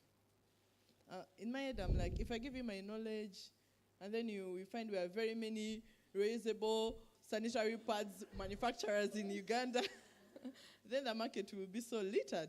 And most people definitely will, especially NGOs, would contact me, and besides purchasing the products, they would always want me to share knowledge on how I do the pads. So one of the things I've learned from you today is for us to be very open to share the knowledge, because the market is wide and you're not here for long. Yes. And when you're also impacting the people in the community, I think it's very good. Another thing I would love to ask you is how you've been able to penetrate in these communities like the refugee camps. On my side, I have a product I believe serves best in the refugee camps, both by training, which I'm now open to, and selling the product. But most of the people that come to me, they are like agents. And because somehow we don't get to agree on the price, they disappear. I've totally failed to penetrate through refugee camps. Thank you very much. You are like my mentor right now. And I'm so challenged, and I'm so happy I got to be invited for this conference. I think I will always use you for example in every place I attend or conference, as someone who is very authentic, self-built, and exemplary. Thank you so much, Mama. Welcome. African If we don't accept sharing, we can only protect our intellectual property, like Chia's juice, that, you know, I protected it. I'm going to protect Adieli's model. Tomorrow, Bridget has to do that because my model is so unique. But we must share the little we have. That's why Chinese are ruling the whole world. That's why Indians have mastered it. And that's why I said my son must go to India, not UK, not Canada, because India is like Uganda. They really struggle to survive. The little time he has been there, he's very happy because he already have friends. And you find that children going to audit their parents' business. This son of mine, I put them through school taking Chia's juice. I can see majority here, you are all taking Chia's juice. But I learned one thing. You took Chia's juice, I was importing concentrates. Your children need the real fresh juice, organic juice. That's why I had to go to the farm. So what is very, very important, to have your neighbor. To love the Lord your God, number one, and your neighbor. And they say a giving hand will always be up. Women, let us stop being mean to ourselves. I attended the World Donors Forum where I was called the undeserved. It was in Paris. They wanted to give me 3 minutes to talk to them. When I went, it was afternoon. The whole World Donors Forum, they were tired, stressed. I said, okay, you seem tired. Allow the undeserved to entertain you for 30 minutes. They gave me 30 minutes to talk to them. I delivered my presentation. I really marketed Uganda. I marketed Africa. Women, we are African. We must struggle together, unite together. That's why I'm calling upon anybody who feel can add to our institute in training the informal sector, and we are also adding on the master class so that those who are about to retire, we prepare them before they retire. They invest their money rightly so that when they leave office, they don't lose the money, their retirement package, or they don't become stuck in office because they have not planned ahead of time. So I call upon you women, and I'm ready to visit you and train you in my field. I'm ready. And those who have the knowledge, come and train our people together. Any other question or time is over? Yeah, hello, thank you.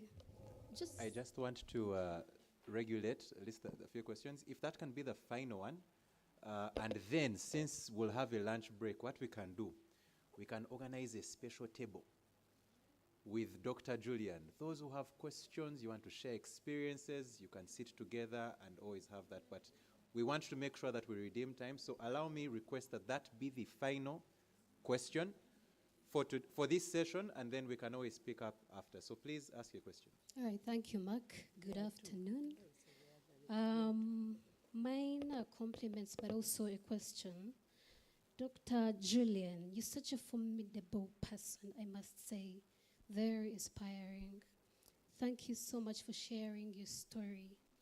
One thing I've noticed is your success is not just about your business, but the positive impact you've had on the local communities and the economy as well. You don't know how much you impact the local communities. From your story, the video that you shared, I could see the people that were behind you. You're not just a business. So your success for me, I don't just look at it as your business, but the impact you've had on the local community. And that speaks volumes about you. Thank you so much for doing that to other people. Then secondly, thank you, URSP. I'm a policy analyst. And one thing I've really liked about bringing Dr. Julian on board, you see, if we don't have people who have hands-on experience in such conferences, sometimes we will do the theory part of it. But if someone like a farmer comes in, they'll tell you, no, climate change is affecting us, or the seeds that you've sent to us are not doing exactly what we're trying to do. So thank you so much, URSP, for bringing such people to share their experiences because they influence policy decisions. Then thirdly, my question would be, Doctor, You're a large-scale farmer, but we know climate change is here. What strategies have you put in place that other farmers can bring on board? Because I'm sure with agriculture, definitely, climate change plays a big role. And if it's not handled, then it's going to affect your productivity and profitability. So what strategies have you put in place as a large-scale farmer or a farmer? Thank you so much. I'm requesting that lady at least they are together. Briefly, be brief. I will answer the question at a go. Seated next. Thank you so much. I am Raquel from the University of Sao Tome and Principe, and I just would like to challenge you to help us, our matriarchs to guide the new generation. Can you please help us? Yes, yes, I'm ready. The strategy I have is whenever I bring people in the farm, we do the farm tour. As I said at Dairy's model, I saw them, I do for them. Then I demand they must do it for me so that we master that they know. Now they go back and do it. That's how a Dairy's model is being replicated in the community. So that the lady can say something here. Briefly, kindly, come and say. Talk something. Good afternoon, everyone. I was just reminding her about her model. There is a part of mindset change. When people come to the farm, most times people have the fixed mind. They're not ready to change or to adopt to change. So to impact better learning, the people have to go through a mindset session where you come on a round table, you discuss the challenges, the solutions, and how someone needs to be helped. Like for women, some women, how should I say? Some women come from homes that where the husbands are very strict, a girl child is not educated. So once such a woman comes to the farm, they first make her feel free to open up her mind that she can actually do. Like what a man can do, a woman can do. But then you need to remain humble. Thank you.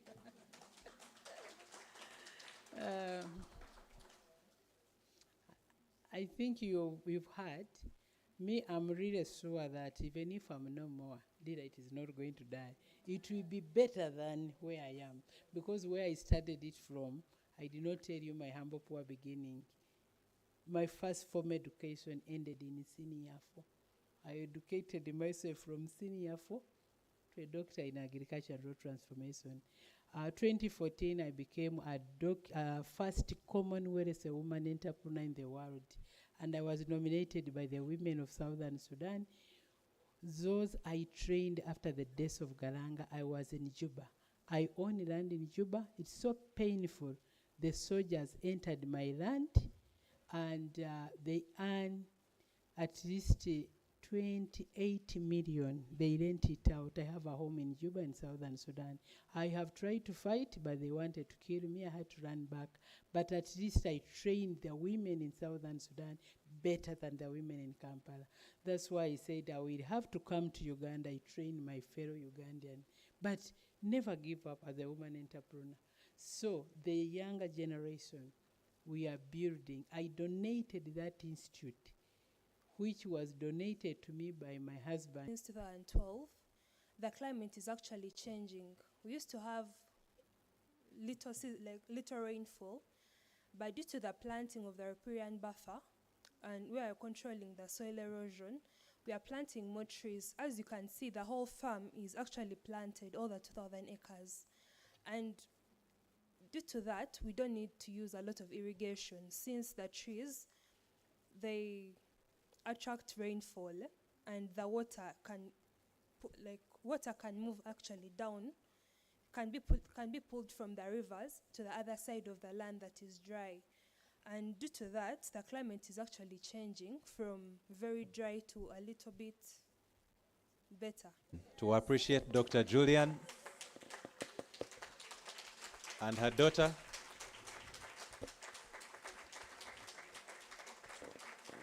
If not anything, one of the things I have learned from her session is that I have learned the true definition of a landlord. 2,000 acres. And it is achievable. This is all by a woman, and she's doing amazing things. Dr. Julian, thank you so much. We appreciate you. And like I mentioned, we are going to learn practical sessions, practically how we can do this in our businesses and how we can employ and deploy IP into our strategy and be successful. So thank you so much, Dr. Julian. I was even about to say praise the Lord as she was speaking, but it has been such a powerful session. You may have your seats. So I had hoped that we would have been able to cover another session before we break off for our lunch, but I want to release us for lunch because this session has been so power-packed. And like I mentioned, please approach Dr. Julian as well. I know many of you still have some questions that you'd want to ask. Feel free to approach her during the lunch break. But we're going to have lunch right now. It's going to be in the same restaurant we were in yesterday, if you remember. It's all the way upstairs.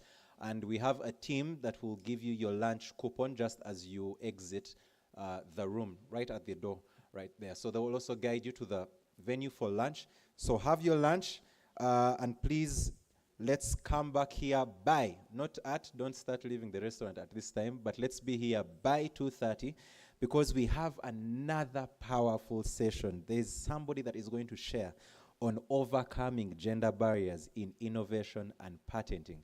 And she's doing amazing, amazing things. This is Miss Bonita Nanziri, and she's with us today. And you also want to be glad, you'll be excited that you listen to this session. So feel free, you're welcome to lunch, and we'll see you back here by 2:30 to get on with the rest of the program. Thank you.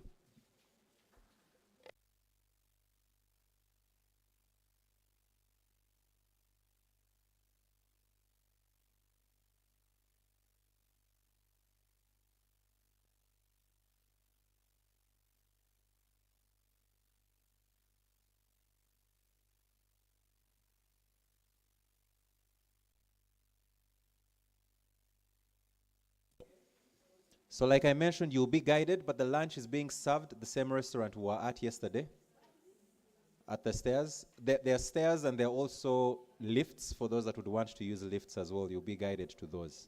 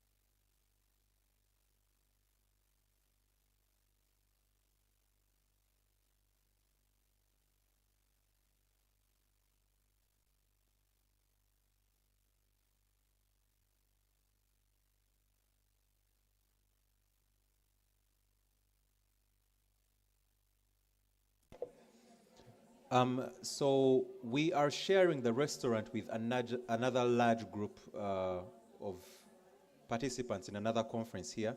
So just to avoid overcrowding, we're requesting that you leave as soon as you can right now, just to have your lunch. Do not worry, your belongings are safe in the room. It's going to be locked. Everything will be safe inside. So don't worry about the security of that. Thank you.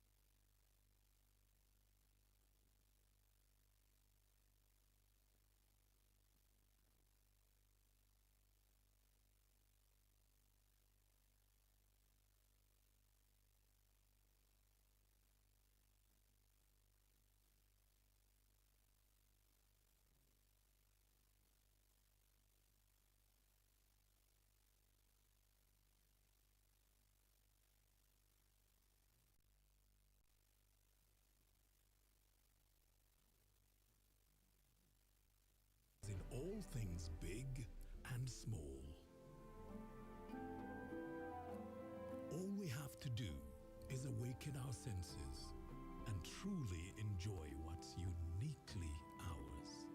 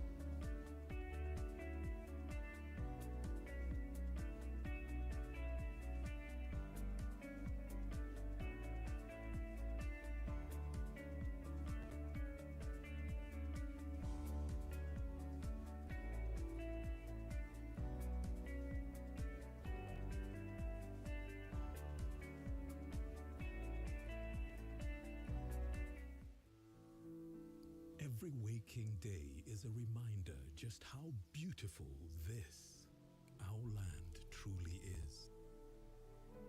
The kind of beauty that you can only find here.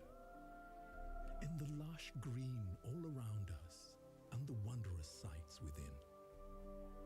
It's what you feel in the gentle caress of tropical wind from the mountaintops. And the glow in your heart from a warm neighborly invite.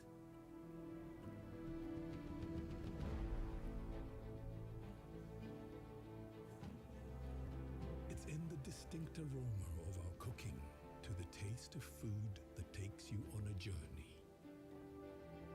In the sound of homecoming and the sound of Mother Earth. In the magnificence we find on our travels and the exciting moments we experience. Ours is the kind of beauty that comes in all things big and small. All we have to do is awaken our senses and truly enjoy what's uniquely ours.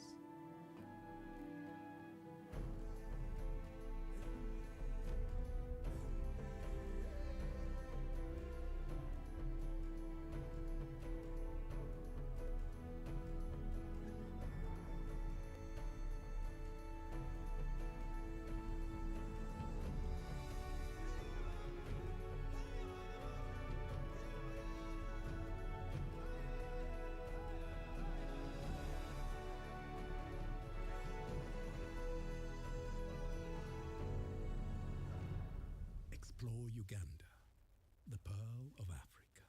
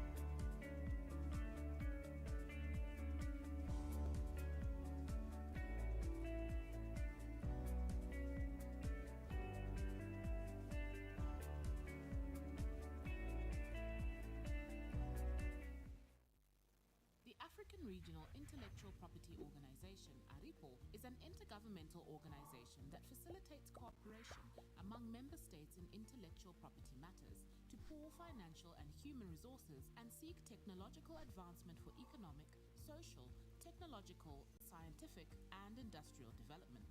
With over 40 years in service and 20 member states, there has been considerable growth in the mandates, which now stands at 5. To facilitate the administration of these mandates on behalf of the member states, ARIPO has established 4 protocols: the Harare Protocol on Patents and Industrial Designs, the Banjul Protocol on Marks, the Swakomand Protocol on Traditional Knowledge and Expression of Folklore, and the Arusha Protocol on New Varieties of Plants. Our protocols have been extensively revised to make them compatible with TRIPS Agreement and other international treaties. As a regional force, we have tasked ourselves to lead in promoting the use of these available IP tools to advance technological development and innovation on the continent as a means to socio-economic development and growth. We developed systems that are governed by the protocols and are mandated to register or grant IP rights and to administer such grants or registrations on behalf of each contracting state in accordance with provisions of each protocol. Under the protocols, an applicant may file a single application either at one of each protocol's contracting states or directly with the ARIPO offices. An application may be filed by any natural or legal person, either in person or through an authorized representative. ARIPO currently has 4 different types of applications that can be filed. The mark application must contain the details of the applicant, class or classes of respective goods or services listing, reproduction of the application, and should designate a state or states out of the Banjul Protocol contracting states. The patent or utility model application must contain a description of the invention, at least one claim, drawings, an abstract, and designate a state or states out of the Harare Protocol contracting states. The industrial design application must contain a reproduction of the industrial design and designate a state or states out of the Harare Protocol contracting states. All these applications should be made on respective application forms and can be submitted through contracting states or directly to ARIPO by email, registered mail, courier, or can be delivered in person. ARIPO has also introduced an online service that allows applicants, attorneys, agents, and other users to use the ARIPO services electronically 24/7 in a secure state-of-the-art environment. Currently, 88% of the applications are now being filed online. This facility allows users to file applications, pay fees with a 20% reduction on the application fee, and track the progress of their applications online. For more information, visit our website on www.aripo.org. ARIPO, shaping IP landscape in Africa.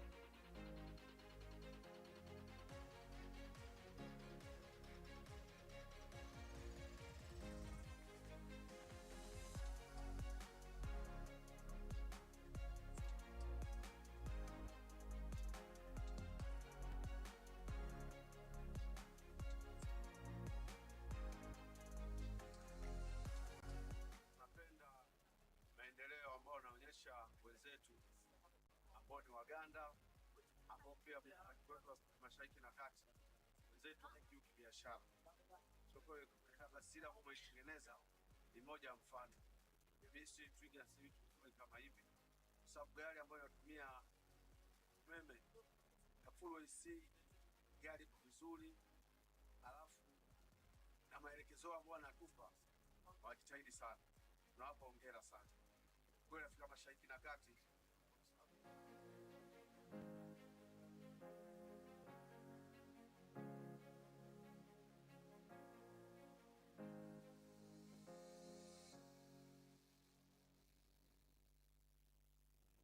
The African Regional Intellectual Property Organization, ARIPO, is an intergovernmental organization that facilitates cooperation among member states in intellectual property matters to pool financial and human resources and seek technological advancement for economic, social, technological, scientific, and industrial development.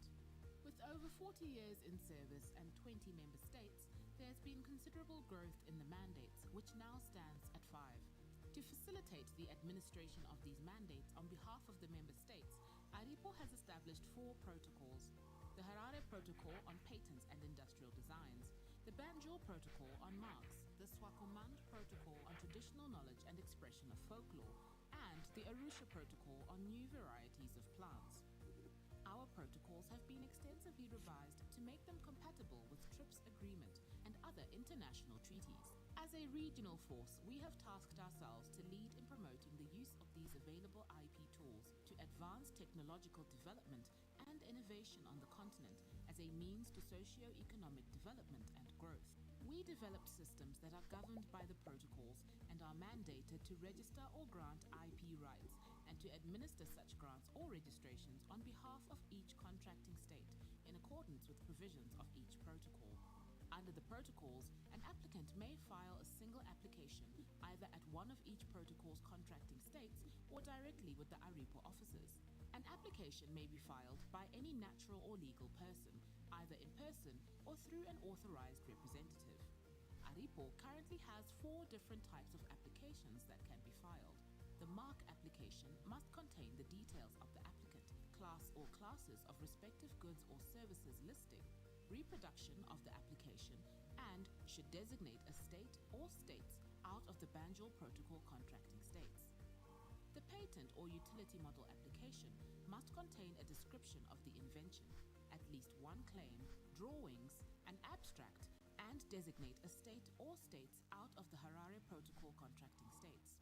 The industrial design application must contain a reproduction of the industrial design and designate a state or states out of the Harare Protocol contracting states. All these applications should be made on respective application forms and can be submitted through contracting states or directly to ARIPO by email, registered mail, courier, or can be delivered in person. ARIPO has also introduced an online service that allows applicants, attorneys, agents, and other users to use the ARIPO services electronically 24/7 in a secure state-of-the-art environment. Currently, 88% of the applications are now being filed online. This facility allows users to file applications, pay fees with a 20% reduction on the application fee, and track the progress of their applications online. For more information, visit our website on www.aripo.org. ARIPO, shaping IP landscape in Africa. Every waking day is a reminder just how beautiful this, our land, truly is. The kind of beauty that you can only find here. In the lush green all around us and the wondrous sights within. It's what you feel in the gentle caress of tropical wind from the mountaintops. And the glow in your heart from a warm neighborly invite.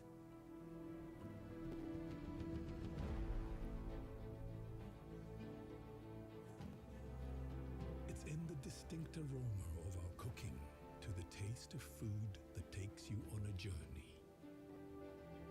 In the sound of homecoming and the sound of Mother Earth. In the magnificence we find on our travels and the exciting moments we experience. Ours is the kind of beauty that comes in all things big and small. All we have to do is awaken our senses and truly enjoy what's uniquely ours.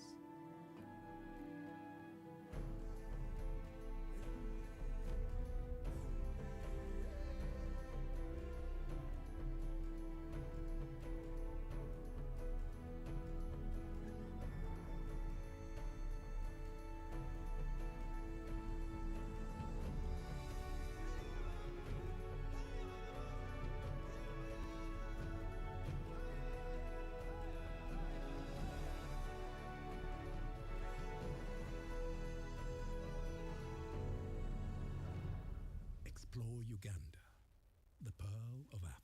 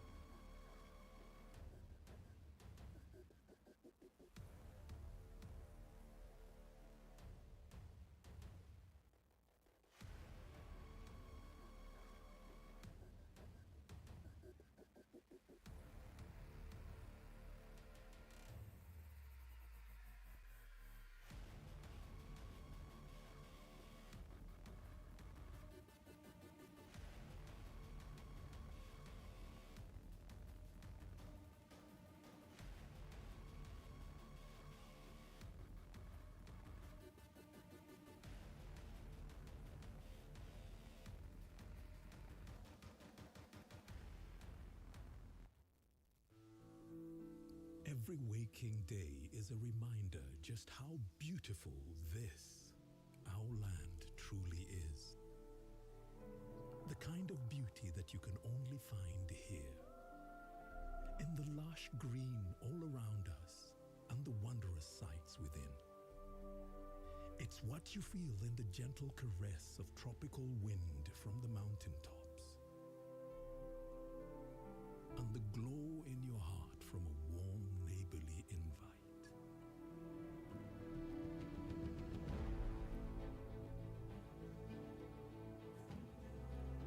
It's in the distinct aroma of our cooking to the taste of food that takes you on a journey.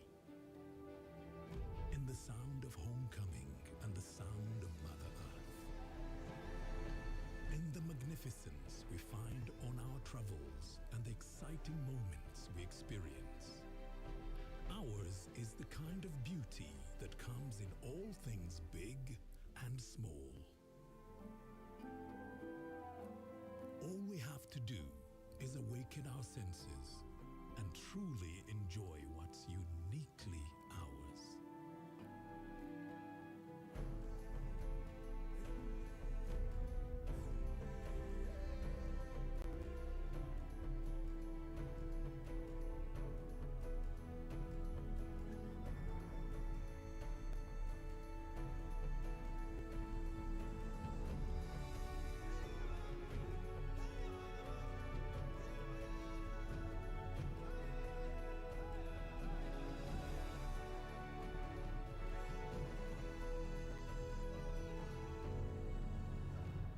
Explore Uganda, the pearl of Africa.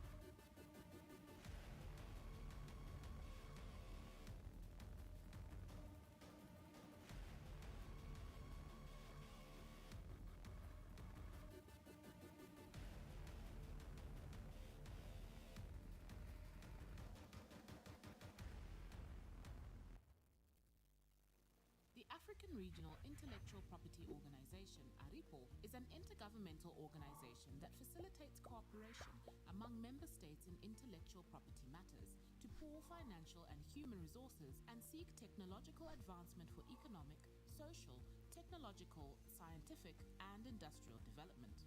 With over 40 years in service and 20 member states, there's been considerable growth in the mandates, which now stands at 5. To facilitate the administration of these mandates on behalf of the member states, ARIPO has established 4 protocols: the Harare Protocol on Patents and Industrial Designs, the Banjul Protocol on Marks, the Swakomand Protocol on Traditional Knowledge and Expression of Folklore, and the Arusha Protocol on New Varieties of Plants. Our protocols have been extensively revised to make them compatible with TRIPS Agreement and other international treaties. As a regional force, we have tasked ourselves to lead in promoting the use of these available IP tools to advance technological development and innovation on the continent as a means to socio-economic development and growth. We developed systems that are governed by the protocols and are mandated to register or grant IP rights and to administer such grants or registrations on behalf of each contracting state in accordance with provisions of each protocol. Under the protocols, an applicant may file a single application either at one of each protocol's contracting states or directly with the ARIPO offices. An application may be filed by any natural or legal person, either in person or through an authorized representative. ARIPO currently has 4 different types of applications that can be filed. The mark application must contain the details of the applicant, class or classes of respective goods or services listing, reproduction of the application, and should designate a state or states out of the Banjul Protocol contracting states.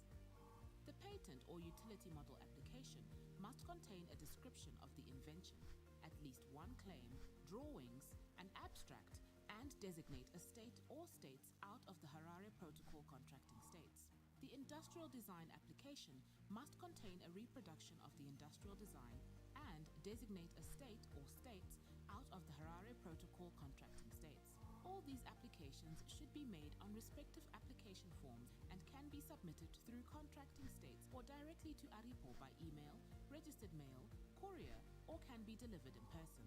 ARIPO has also introduced an online service that allows applicants, attorneys, agents, and other users to use the ARIPO services electronically 24/7 in a secure state-of-the-art environment.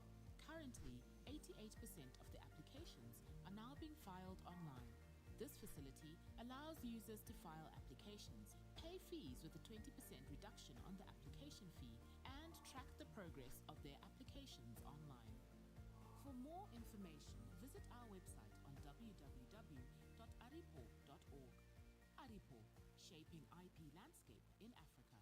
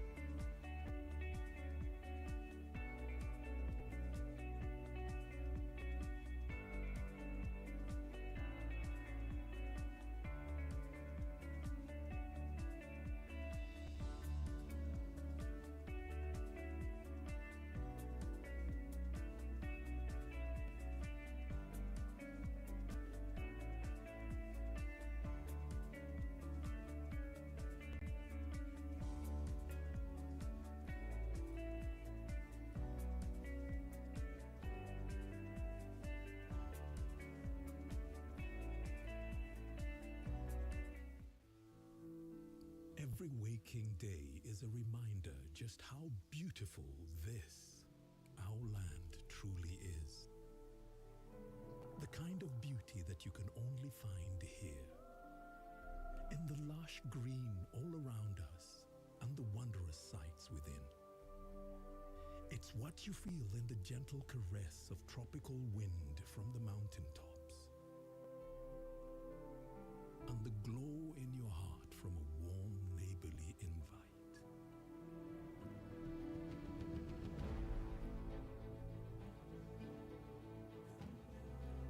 It's in the distinct aroma of our cooking to the taste of food that takes you on a journey. In the sound of homecoming and the sound of Mother Earth. In the magnificence we find on our travels and the exciting moments we experience. Ours is the kind of beauty that comes in all things big and small. All we have to do is awaken our senses and truly enjoy what's uniquely ours.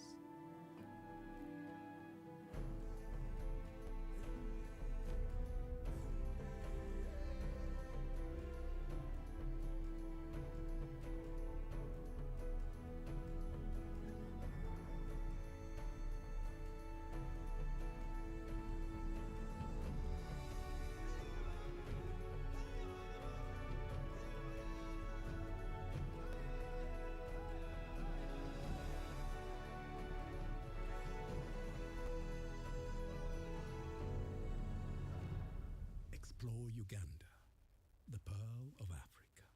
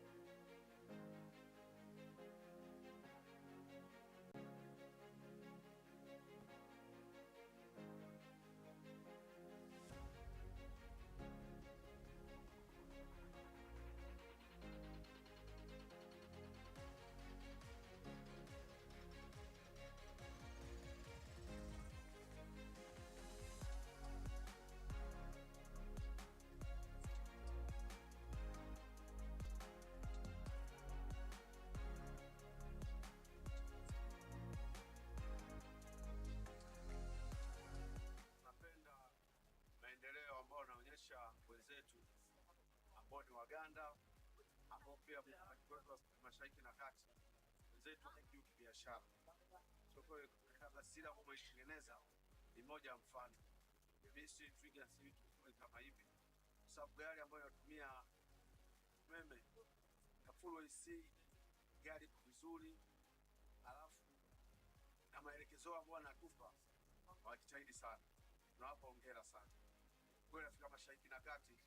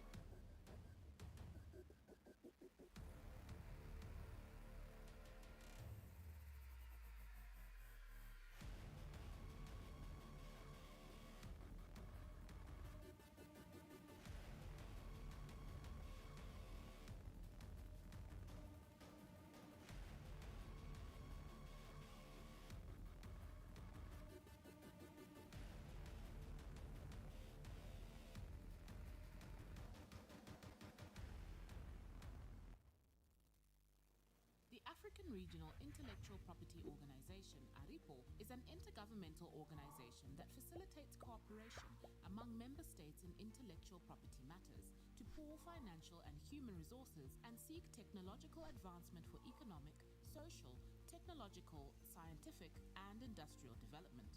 With over 40 years in service and 20 member states, there has been considerable growth in the mandates, which now stands at 5.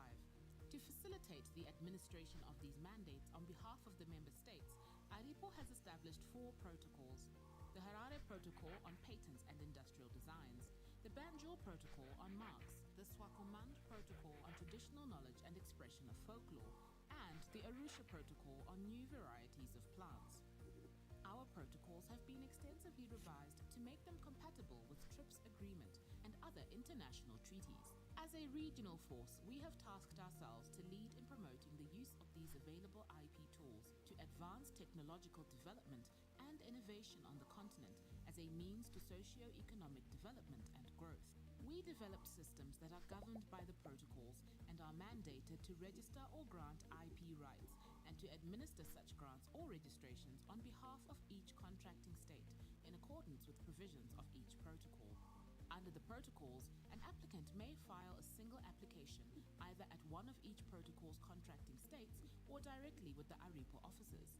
An application may be filed by any natural or legal person, either in person or through an authorized representative. ARIPO currently has 4 different types of applications that can be filed.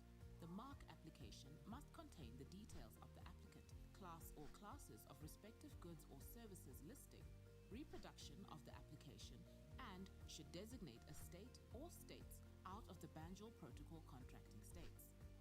The patent or utility model application must contain a description of the invention, at least one claim, drawings, an abstract, and designate a state or states out of the Harare Protocol contracting states. The industrial design application must contain a reproduction of the industrial design and designate a state or states out of the Harare Protocol contracting states. All these applications should be made on respective application forms and can be submitted through contracting states or directly to ARIPO by email, registered mail, courier, or can be delivered in person. ARIPO has also introduced an online service that allows applicants, attorneys, agents, and other users to use the ARIPO services electronically 24/7 in a secure state-of-the-art environment. Currently, 88% of the applications are now being filed online. This facility allows users to file applications, pay fees with a 20% reduction on the application fee, and track the progress of their applications online. For more information, visit our website on www.aripo.org. ARIPO, shaping IP landscape in Africa.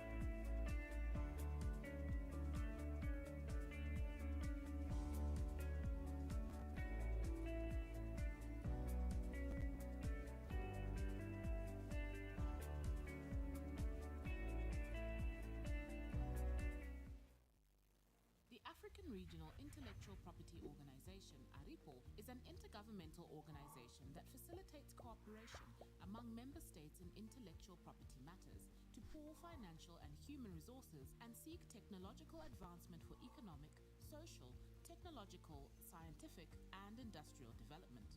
With over 40 years in service and 20 member states, there has been considerable growth in the mandates, which now stands at 5.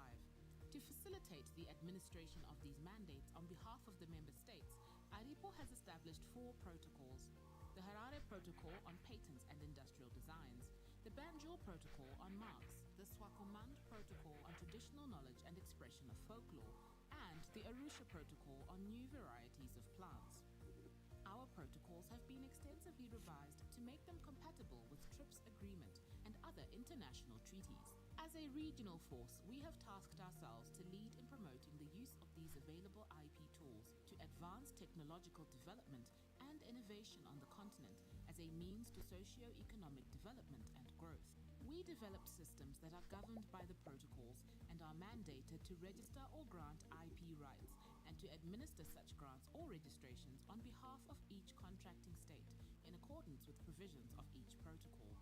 Under the protocols, an applicant may file a single application either at one of each protocol's contracting states or directly with the ARIPO offices. An application may be filed by any natural or legal person, either in person or through an authorized representative. ARIPO currently has 4 different types of applications that can be filed.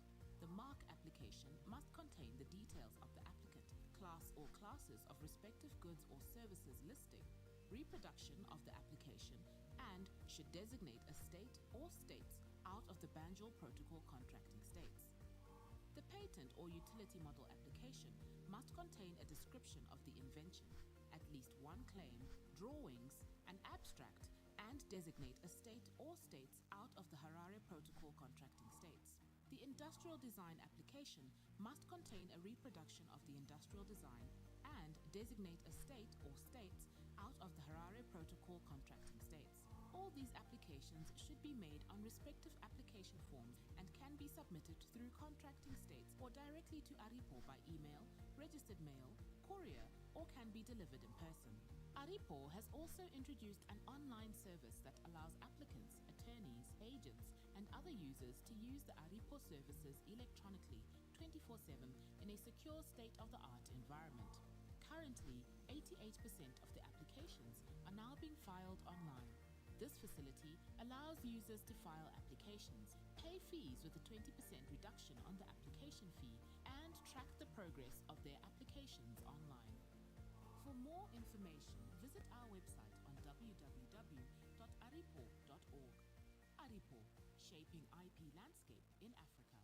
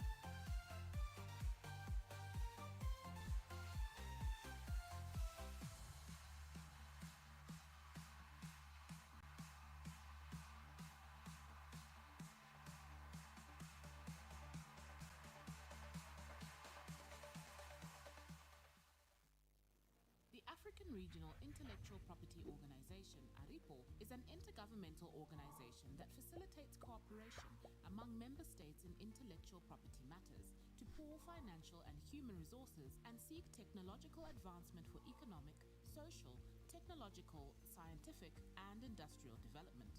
With over 40 years in service and 20 member states, there has been considerable growth in the mandates, which now stands at 5. To facilitate the administration of these mandates on behalf of the member states, ARIPO has established 4 protocols: the Harare Protocol on Patents and Industrial Designs, the Banjul Protocol on Marks, the Swakomand Protocol on Traditional Knowledge and Expression of Folklore, and the Arusha Protocol on New Varieties of Plants. Our protocols have been extensively revised to make them compatible with TRIPS Agreement and other international treaties. As a regional force, we have tasked ourselves to lead in promoting the use of these available IP tools to advance technological development and innovation on the continent as a means to socio-economic development and growth. We developed systems that are governed by the protocols and are mandated to register or grant IP rights and to administer such grants or registrations on behalf of each contracting state in accordance with provisions of each protocol. Under the protocols, an applicant may file a single application either at one of each protocol's contracting states or directly with the ARIPO offices. An application may be filed by any natural or legal person, either in person or through an authorized representative. ARIPO currently has 4 different types of applications that can be filed. The mark application must contain the details of the applicant, class or classes of respective goods or services listing, reproduction of the application, and should designate a state or states out of the Banjul Protocol contracting states. The patent or utility model application must contain a description of the invention, at least one claim, drawings, an abstract, and designate a state or states out of the Harare Protocol contracting states. The industrial design application must contain a reproduction of the industrial design and designate a state or states out of the Harare Protocol contracting states. All these applications should be made on respective application forms and can be submitted through contracting states or directly to ARIPO by email, registered mail, courier, or can be delivered in person. ARIPO has also introduced an online service that allows applicants, attorneys, agents, and other users to use the ARIPO services electronically 24/7 in a secure state-of-the-art environment. Currently, 88% of the applications are now being filed online. This facility allows users to file applications, pay fees with a 20% reduction on the application fee, and track the progress of their applications online. For more information, visit our website on www.aripo.org.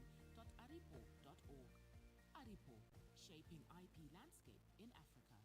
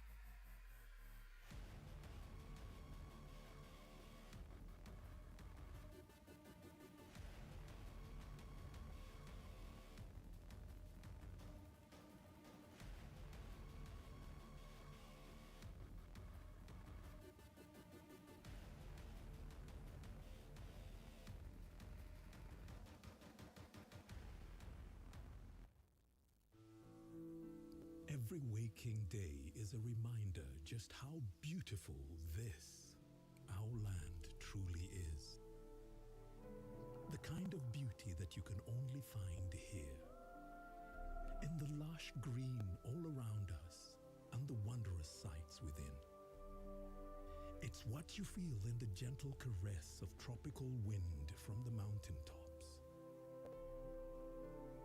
And the glow in your heart from a warm neighborly invite.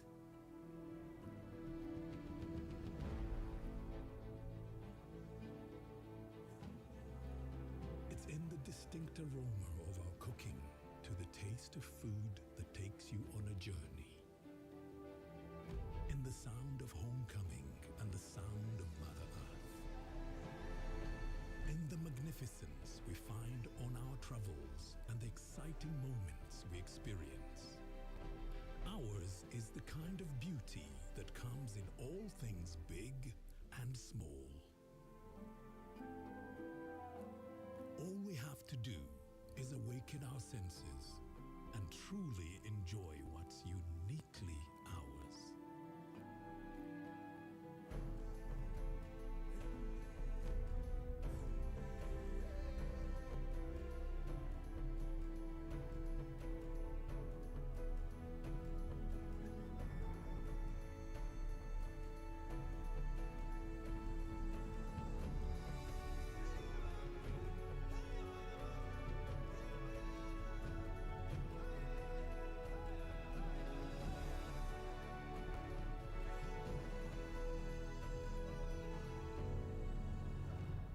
Explore Uganda, the pearl of Africa.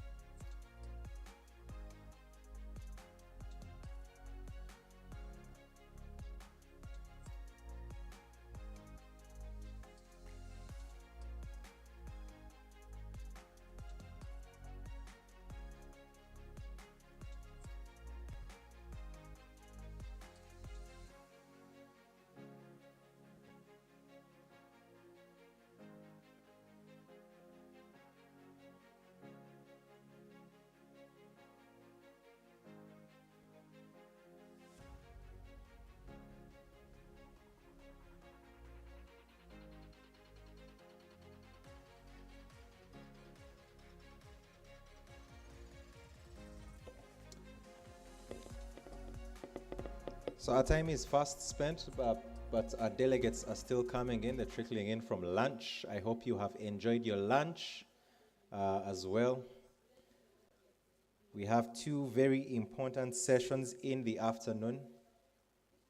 I have also been told that some of us would like an opportunity to tour the city, explore, shop as well. So hopefully we'll also get to do that after the day's activities. But let's just wait for a few other participants to join us and we get into the rest of the session for the day.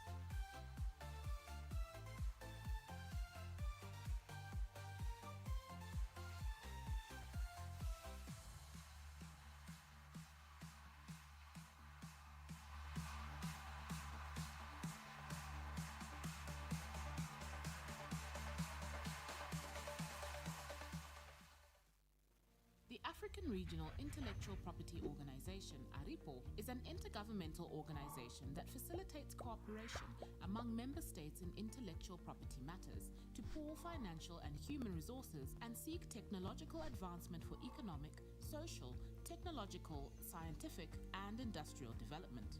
With over 40 years in service and 20 member states, there has been considerable growth in the mandates, which now stands at 5.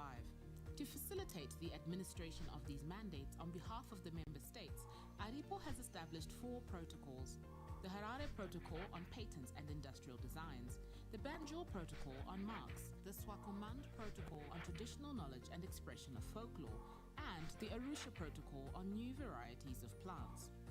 Our protocols have been extensively revised to make them compatible with TRIPS agreement and other international treaties. As a regional force, we have tasked ourselves to lead in promoting the use of these available IP tools to advance technological development and innovation on the continent as a means to socio-economic development and growth. We developed systems that are governed by the protocols and are mandated to register or grant IP rights and to administer such grants or registrations on behalf of each contracting state in accordance with provisions of each protocol.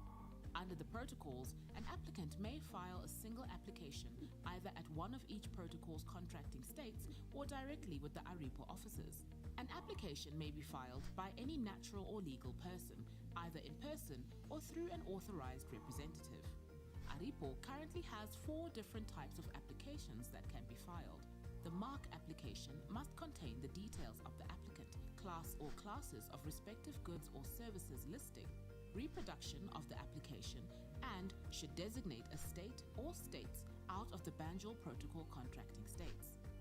The patent or utility model application must contain a description of the invention, at least one claim, drawings, an abstract, and designate a state or states out of the Harare Protocol contracting states. The industrial design application must contain a reproduction of the industrial design and designate a state or states out of the Harare Protocol contracting states. All these applications should be made on respective application forms and can be submitted through contracting states or directly to ARIPO by email, registered mail, courier, or can be delivered in person. ARIPO has also introduced an online service that allows applicants, attorneys, agents, and other users to use the ARIPO services electronically 24/7 in a secure state-of-the-art environment. Currently, 88% of the applications are now being filed online. This facility allows users to file applications, pay fees with a 20% reduction on the application fee, and track the progress of their applications online. For more information, visit our website on www.aripo.org. ARIPO, shaping IP landscape in Africa.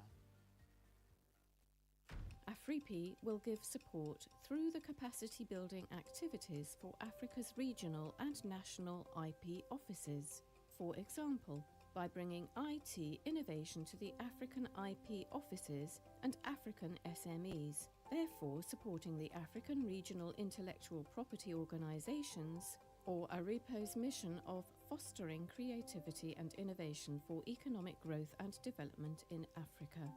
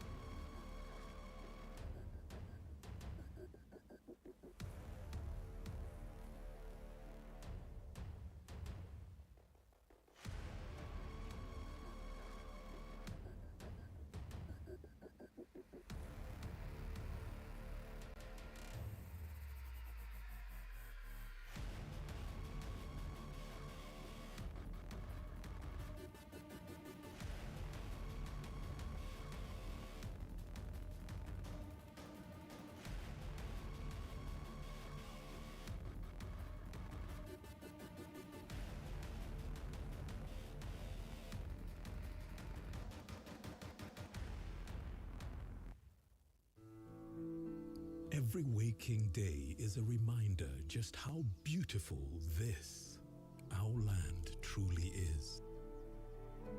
The kind of beauty that you can only find here. In the lush green all around us and the wondrous sights within. It's what you feel in the gentle caress of tropical wind from the mountaintops. And the glow in your heart from a warm neighborly invite.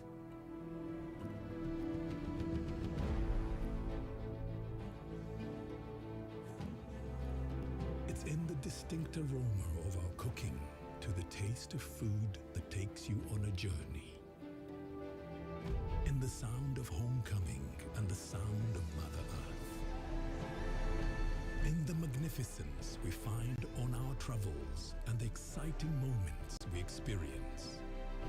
Ours is the kind of beauty that comes in all things big and small.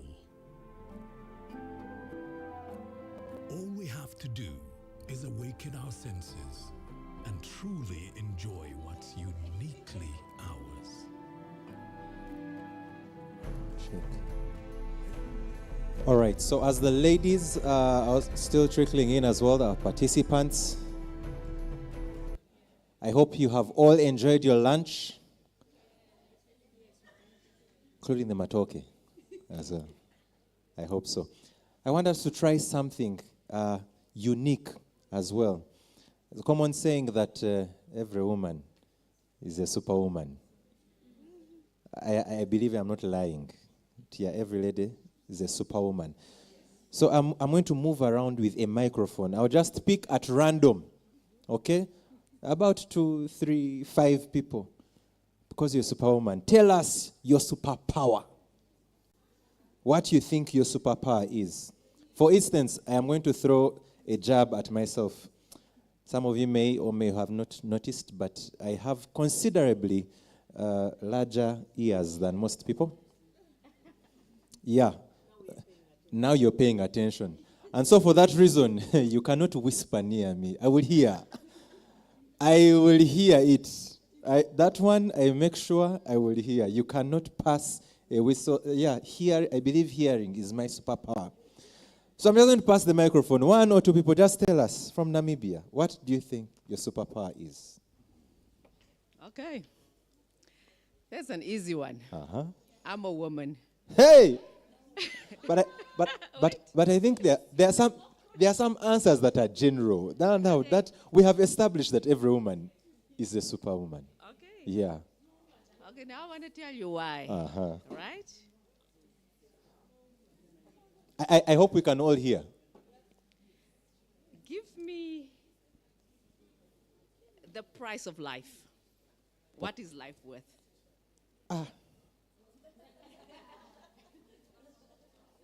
I don't know how the one asking questions is now being asked questions. I don't know the answer. Can anyone answer the? But what is the price of life? Of life. What is life worth? What is life worth? Anyone that can help me, because it looks like the superhuman ability may be the ability to ask complicated questions. That may be the superpower. It is. No, the price. Yes. Yeah. No, I'm just okay. So if you really look at it, and if I look at myself, yes, I've got so much worth. Yes. Because I'm the only one that can produce another life that is worthless. There you go.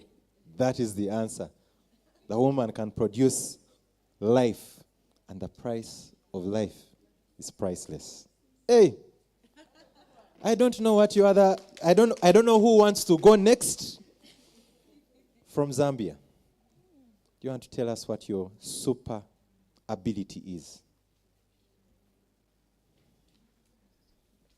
My mouth?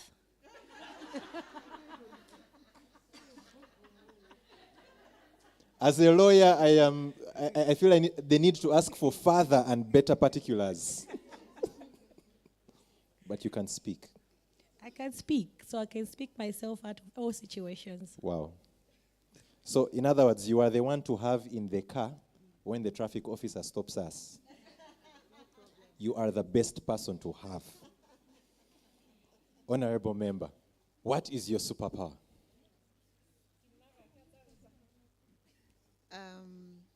Is to change lives, to make a difference. I always push to make a difference in people's lives in such a way that they will be able to feed themselves. Wonderful. I always tell them that I've never been employed formally, so I don't know how to look for job. The only thing that I know is how to build an entrepreneur. That's the only thing that I know, and Wow. I do best. Wonderful. If you want your life changed and to make money, the honorable member is there. Wonderful. Just want one more person. What is your superpower? As a young woman, it's my superpower. It's multitasking. Ah, yes. Yes.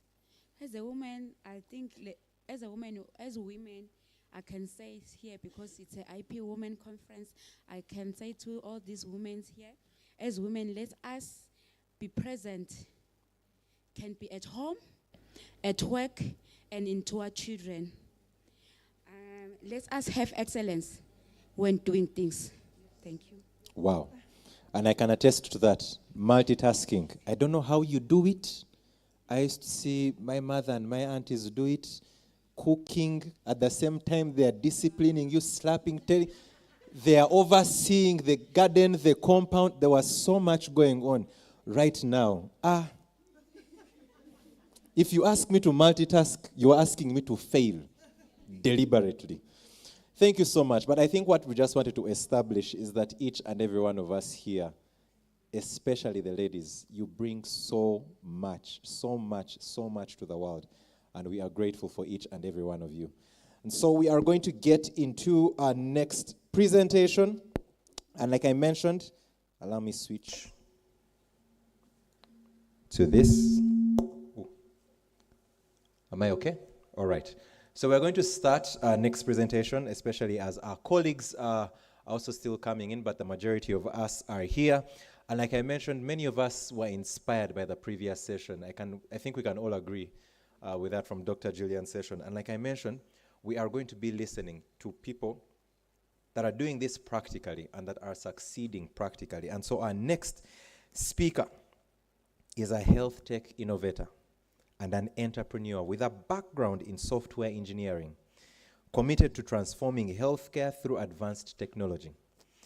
As the founder of Afrigal Tech, she developed MDEX, a smartphone-based diagnostic tool for sickle cell disease, which offers rapid and accurate diagnostics in low-resource settings. Her innovative work has earned her patents in Uganda and the USA. Our speaker is a Global Health Corps alumna, Grace Hopper Fellow, a TEDx speaker, and Microsoft Patent Program pioneer. She has led her team to success at the Imagine Cup 2014 National Finals, representing Uganda at the World Finals in Seattle. And currently she is leading the creation of a comprehensive microscopy data set to improve the diagnosis of sickle cell, malaria, and leukemia. With over a decade of experience, she is also pursuing expertise in technology entrepreneurship, driven by her passion for transforming visionary ideas into impactful technologies. Ladies and gentlemen, let's welcome Miss Bonita Beatrice Nanziri from Afrigal Technologies. And she is going to be sharing on overcoming gender barriers in innovation and patenting. Let's welcome her. Let's keep clapping. Like I mentioned, we're going to be hearing amazing, amazing stories and ladies that are doing amazing things in these spaces. So Miss Bonita, you are welcome.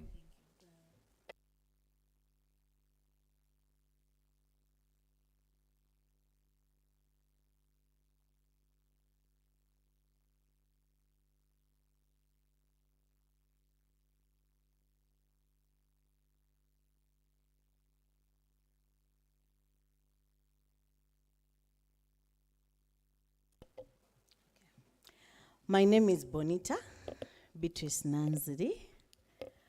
they made the introduction, and I was thinking, who's that person? So I'm going to show you the different versions of Bonita. So on some days, I am doing serious work, like speaking about sickle cell disease. On other days, I am selling juice from a tea flask. I'm an entrepreneur. On other days, I'm taking risks. And on other days, I'm posing with statues. I would like to share my story as a woman innovating in health tech and navigating the IP space. Growing up, I was always a tinkerer. You know, those of us that have children, you know those kids by every time you come home, you know they've spoiled something? I was those children. And not limited to remotes, radios, flat irons, name it. So in that picture, I was teaching 6 to 12-year-olds how to create a power bank using a candy case, batteries, and a few wires and sellotape. So I can say that I've been an innovator half my life. My other picture is not showing, but on our first day at work, the office attendant brought in a table to be assembled, and he took long. So I just told my friends, you know, we can fix this. So we were fixing a table. And when I joined university, I told God that I don't want to just graduate with a degree. I want something to show for it. And as a result of that, I was at every tech event in Kampala. Every tech event in Kampala that I got to know of. And that's how I got introduced to something called hackathons. In this picture, like you can see, I was the only girl in that group. And that wasn't, it was very common. Sometimes I'd be the only girl in the room at a hackathon. And at one of these events, specifically the Orange Expo, I'm moving around and I find a stall where a gentleman had created an app that helps women to feel their children's heartbeats while pregnant without having the need to go to hospital. So I asked him, I'm a very curious mind. I asked him, so what is this that you do? How can I create something like this? How do I also create something? And after our conversation, he was like, for a fresher, for a year one, you're different. I want to mentor you. I was like, okay. In my head, I was like, whatever he has seen, he'll struggle with it. So around the same time, we had just learned how to develop apps. We had learned a course unit mobile app development. And it so happened, a week after I'd met that guy, I lost a friend to sickle cell. And while at the vigil, I'm like, that guy created an app for women, I can create an app for sickle cell. Then in our first check-in, we have the conversation. He's like, okay, that's good, but first you're going to create a team. I had always known if I'm going to create a team, it's going to be women. So those are 2 members of my founding team. We were at one of the hubs in Kampala. It's called Outbox. So I created a team. And when I created a team, he was like, okay, now, when we are creating problems, you don't just go and start coding. You go and understand the problem. So he told me to go and do research on sickle cell. I reached out to a few people I knew who are doctors. Then they kept on recommending me, and what we found out was that there were 3 major problems. First and foremost, we discovered that 80% of all the children that were born with sickle cell in Uganda at that time, I'm speaking 2014, passed on before 5 years. And when we try to understand the why, I'm a person who asks why. we found those three major reasons. One, there's limited access to quality diagnostic services. Let's not forget, people imagine sickle cell was witchcraft. So it was always a story of, oh, that woman gives birth to children with sickle cell. Then there were not very many people who had the expertise to be able to identify sickle cell from a blood slide. But that was also the point of time. The government had rolled out free sickle cell clinics at regional level, but before one could be enrolled, they had to first be tested. And at the moment, it would take between a month to 6 months for someone to get their results. And you know what used to happen? Sometimes these results would be sent back when those people have already died. So I figured that with my background, that's something we could easily work with in tech. So we birthed MDEX. That was the very first prototype. So it was your basic mobile phone. Then we had, at first we had a mobile phone case cover and then the external lens of a microscope. And how it worked was, you can see here, so that's how, then later we graduated to 3D printing. So that was our very first prototype. So what would happen is a medical personnel would prepare a blood slide, then take an image of the blood slide, then they would be able, there was an algorithm on the phone that would run the image and then give results. In case there's need for a second opinion, there's an option of sharing with an expert, maybe in Kampala or wherever it was. And when we presented the first prototype to our mentor, he suggested that the Imagine Cup Uganda finals were coming up, so he suggested that we submit it to the Imagine Cup. Why not? This is something we could have fun doing, so we improved the prototype and submitted to Imagine Cup. So in the picture down there, that was us convincing judges. You know, we were pitching, presenting. Please remember, because I'd attended quite a number of hackathons, my pitching game was on point. So we were convincing them, we managed to convince them, and we emerged as the winners for the Uganda Imagine Cup in 2014. We went on to go through the semi-finals and eventually represent Uganda at the World Finals. But now for me, this was a wake-up call. At this point, it stopped just being an app. It stopped just being an opportunity for me to showcase my developer skills. It became something that I actually wanted to dedicate my life to, something I wanted to develop to fruition. And I remember after winning the Imagine Cup, we needed to improve our prototype. After winning the nationals, we needed to improve our prototype to be able to submit for the semi-finals. At the moment at our university, there was a software business incubation lab. So we went to the professor that was running it, and his wife worked at the sickle cell clinic in Mulago. So he introduced us to the wife, and as luck could have it, that very same year, a world-renowned sickle cell specialist was visiting the hospital. So we got introduced to Professor Howard Ban. We told him what we were trying to do. Then he shared that something had been done in Nigeria, but when we tried to walk him through how we're trying to build it, we're trying to use as minimal resources as possible. We wanted to make sure that even people with less expertise are able to use it.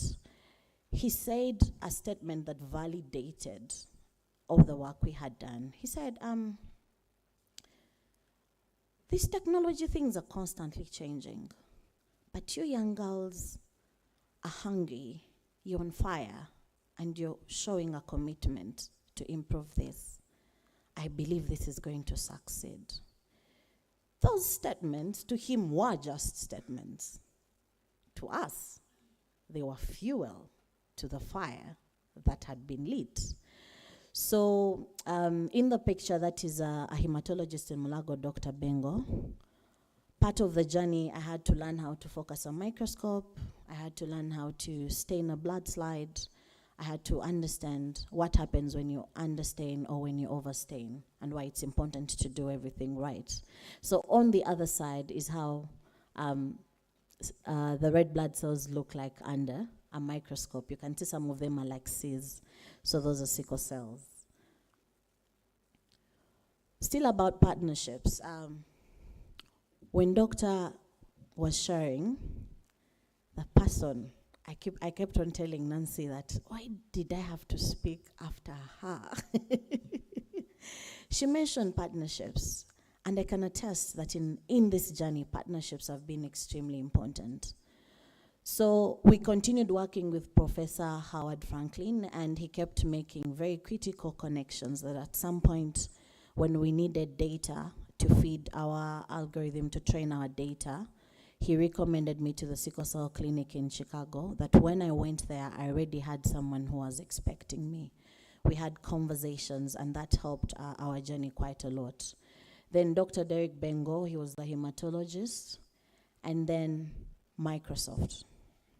So my IP journey starts when I go to visit, when I'm invited to speak at a conference. My auntie picks me up and asks me, so you're out here telling people about what it is that you're doing. Have you protected it? I'm like, they won't understand.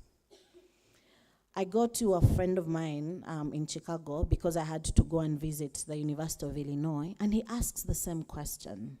So that when it occurs to me that this could be a valid point, these people stay here, and there is a reason as to why. So in our next check-in, Microsoft used to check in with us every once in a while. So when they asked what challenges we were facing, I mentioned that the world is taking interest in our solution, but we have not yet protected it. So that very year, they had just launched the Microsoft patent program.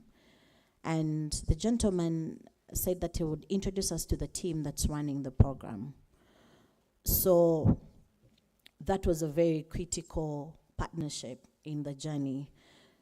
And I would like to acknowledge the support that Microsoft gave us, because they handled most of the patent costs, the patent process costs. And all we had to do was to sit with engineers, sit with legal partners to help them understand. Then they would draft documents, share them with us. We review them and then suggest amendments or improvements. And that process as well was quite an eye-opener. They asked me about the diameter of a red blood cell.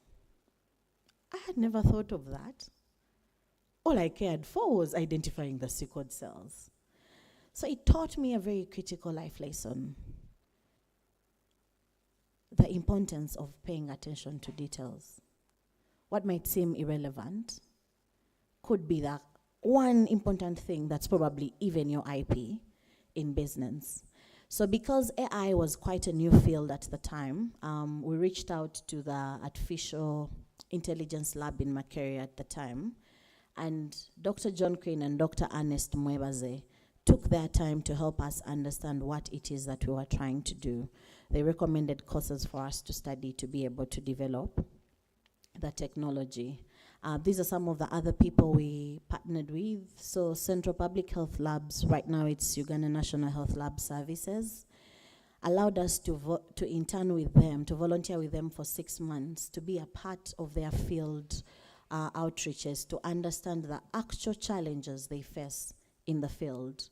We won funding from Close the Gap, Big Ideas Berkeley, as well as technical support from Engineering for Change. So normally when I say MDEX was mostly 2 parts, a phone and an external lens of a microscope. So now that we've had the journey of MDEX, I'd also like to share that part of this is what our milestones look like for the IP journey. So in September 16, thanks to URSB, we were granted a Uganda patent. Then in November 2016, we filed the US patent, and in May 2018, it was granted. So now that we've had that story, there are other parts to this journey, especially as a woman.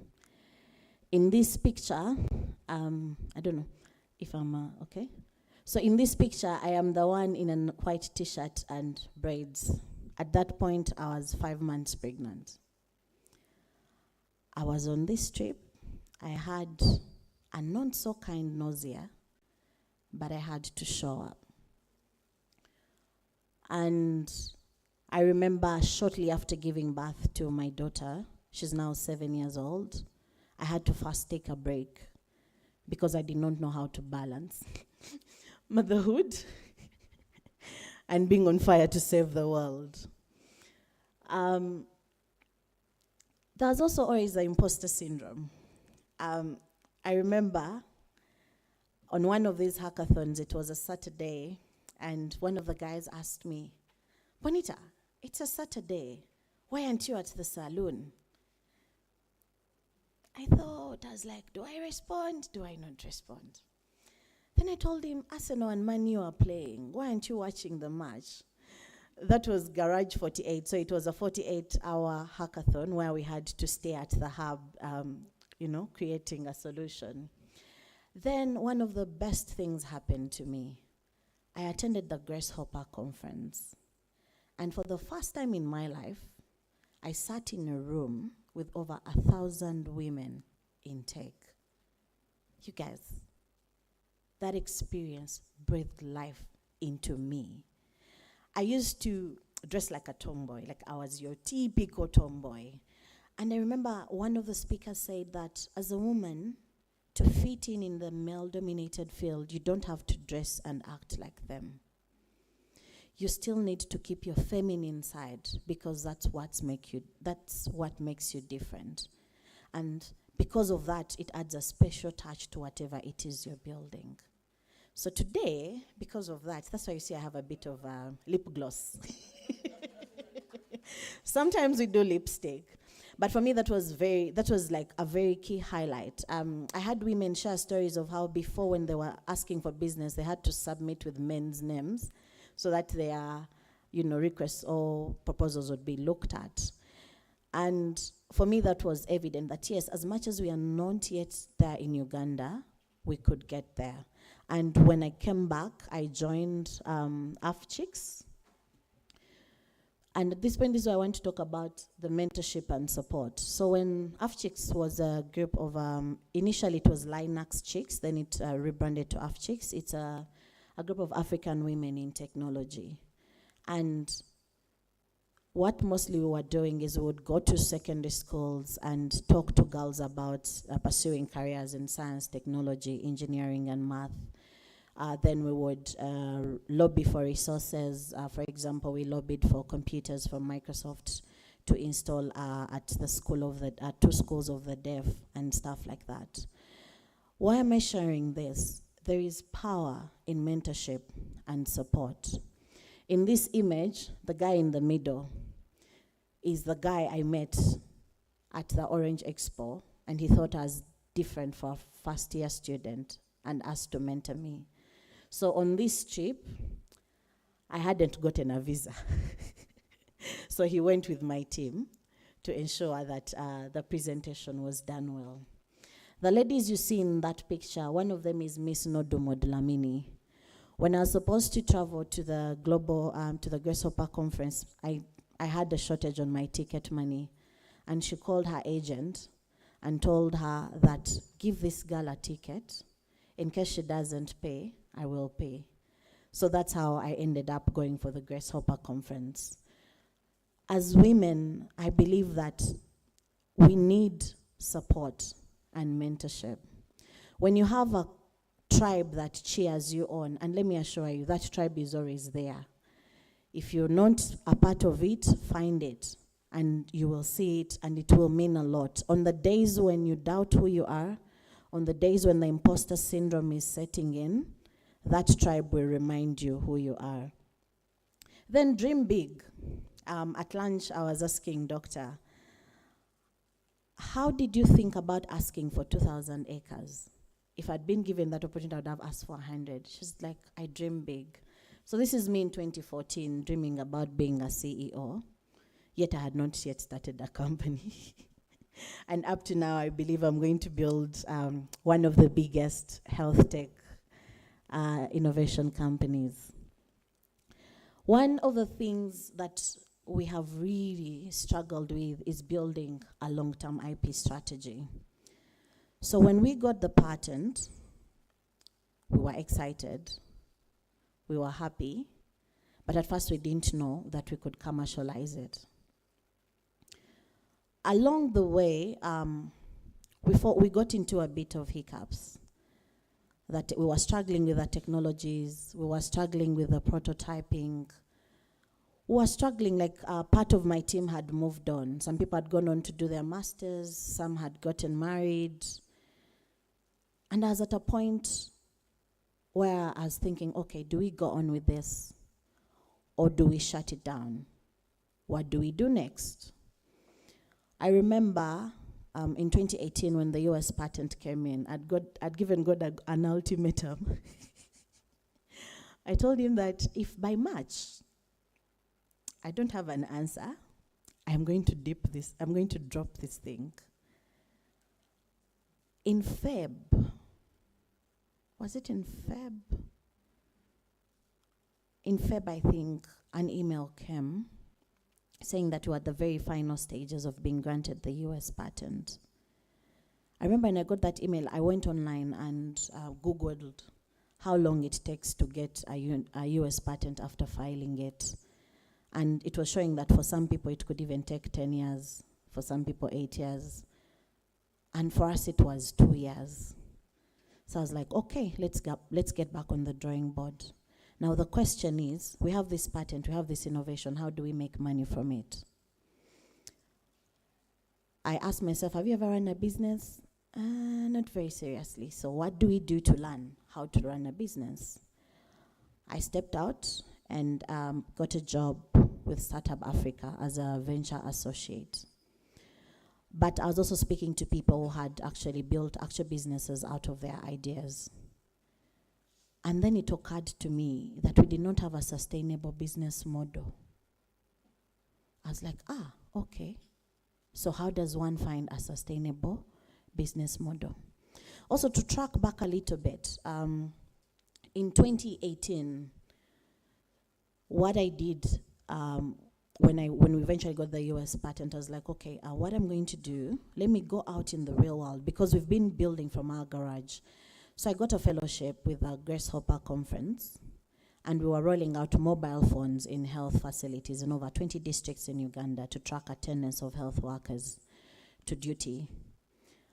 And that 1 year showed me everything I had been doing wrong the last 5 years.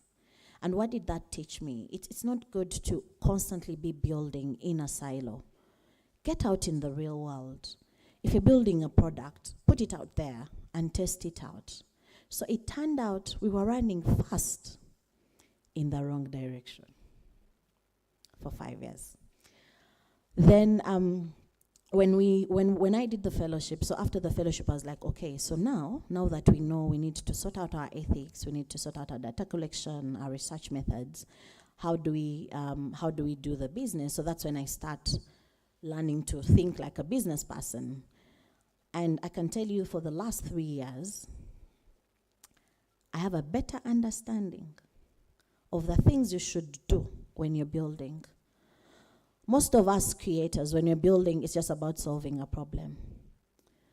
But can you think about the possibility of marketing from the time you start developing your solution?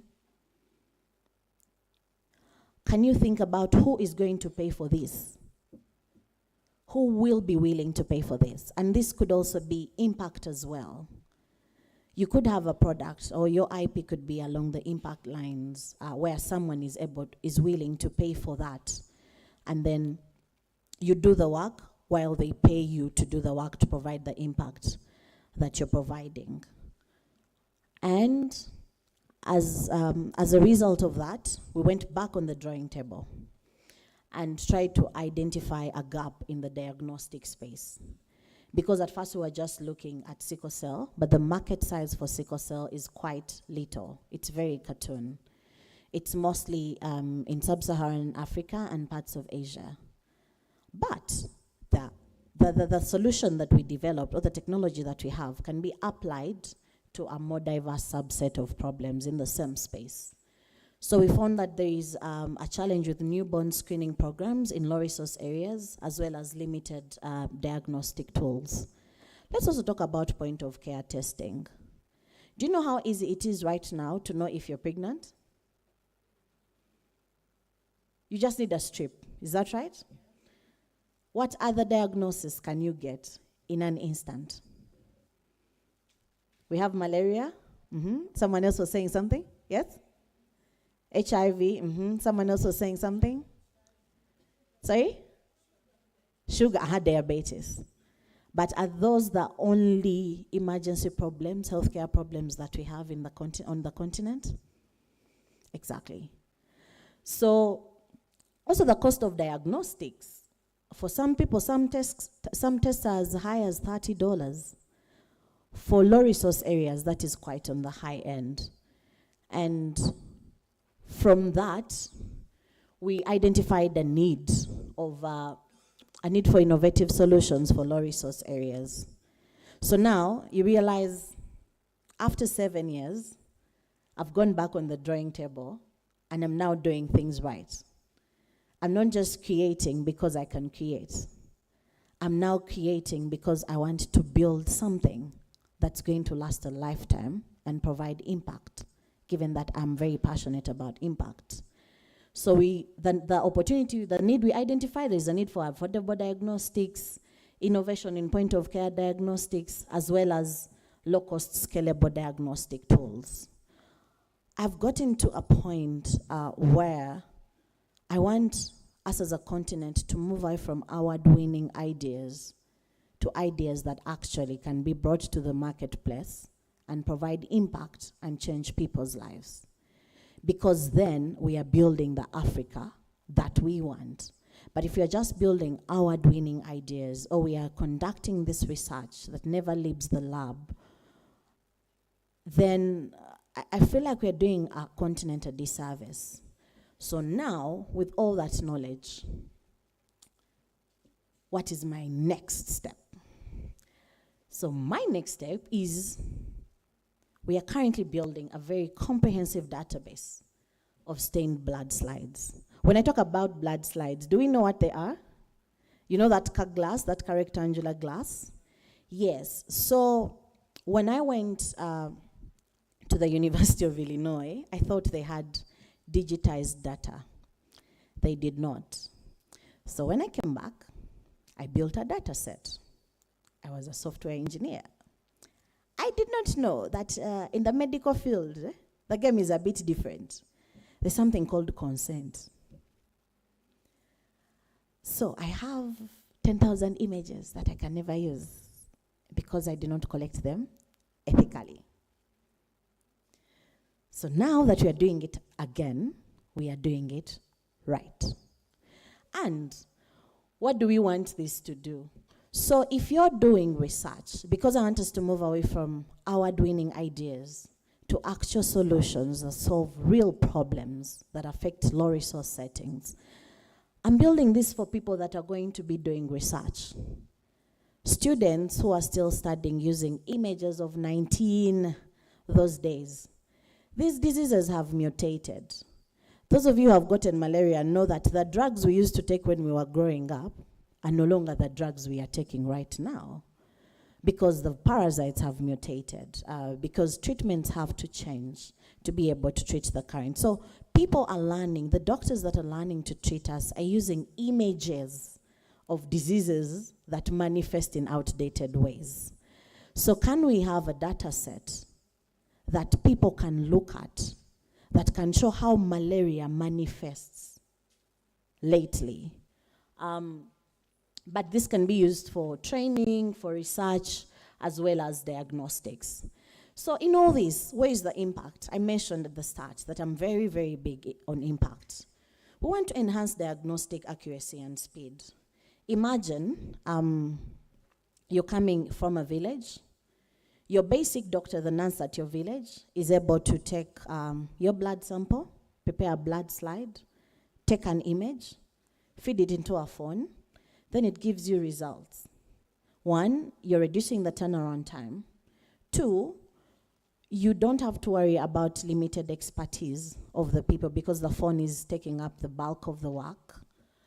But then also, we will be having better patient outcomes, and advancements in this space.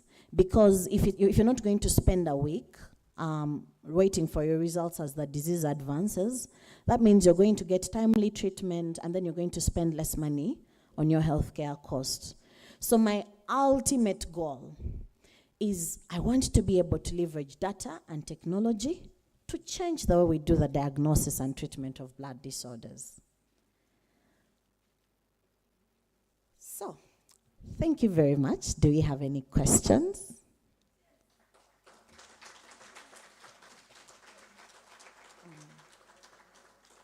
Yes, please.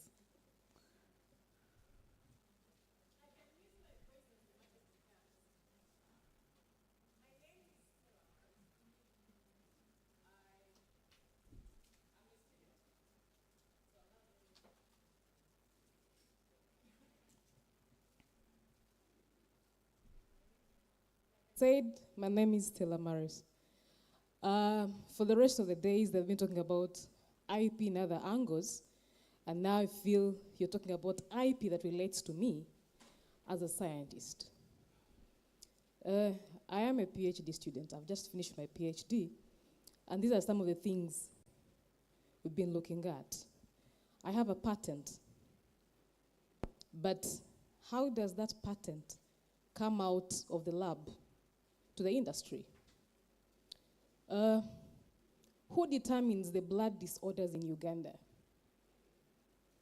This may not be a question, but I want you to look at it in a broader sense. When we are talking about, let me put it where all of us can get it. Blood sugar, for example. The limits for the blood sugar, normal blood sugar ranges, right? Who puts those units? Who determines the units? Do those units work for Uganda and East Africa and Africa?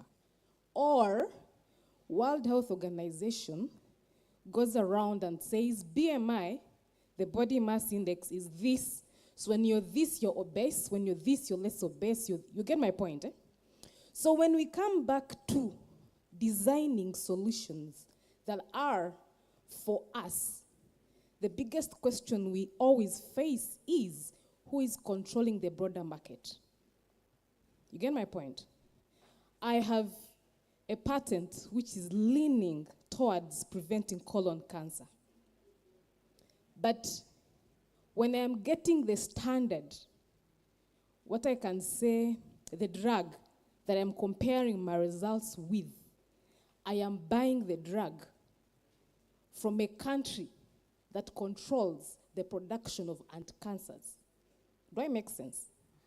So as you make that prototype, you're using it against statistics and data of a country that is producing new diagnostics kits and supplying them to Africa. I know that makes sense. So I want to understand, when we talk about this IP, especially in terms of marketability of our products, especially diagnostics, until we have a mechanism of controlling our data that affects our health care here, I feel like our innovations are hitting a ceiling. Who is designing this, the kit for getting malaria? You get it? India is doing it, China is doing it, US is doing it. So when, as a Ugandan, you collect data and say, Ugandans look like, their blood cells look like this when they have malaria, right? You're giving that information to who? To the person who is producing the kit. I don't know if I'm making sense. So I'm as a scientist, that's where I get a challenge. I got an opportunity to go to Malaysia to study in their labs.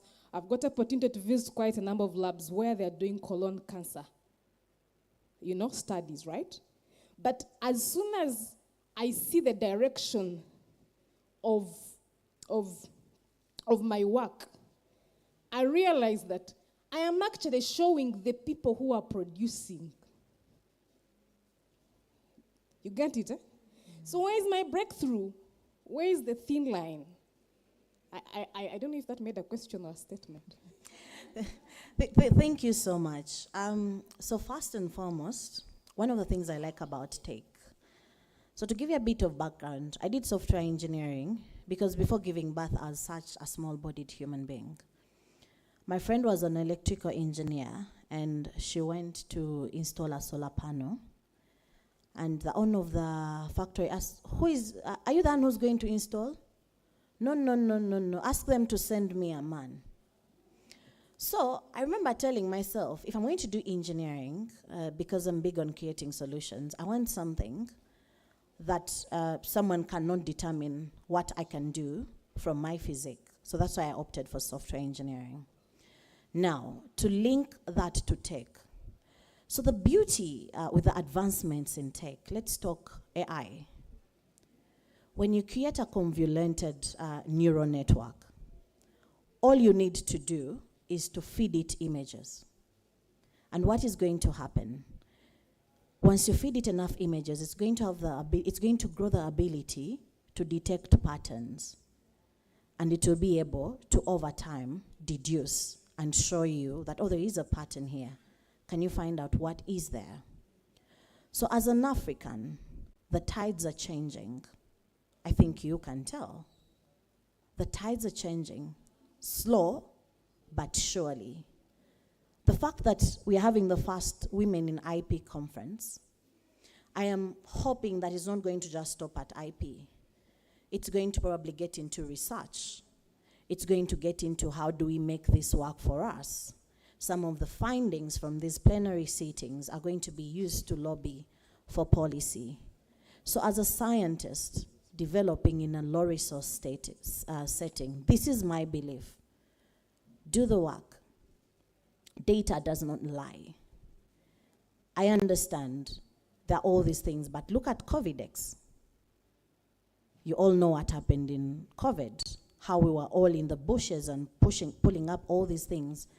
But then we had COVIDX developed by a Ugandan for Uganda, and I am sure we used to line up and scramble for it.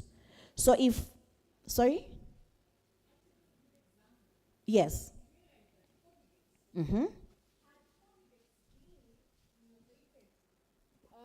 Had COVIDX maybe come out of India or China, it would have been a different story.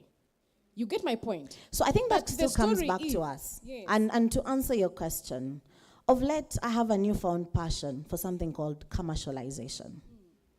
Why? A lot of smart people create stuff, but they do not know how to get it to the market.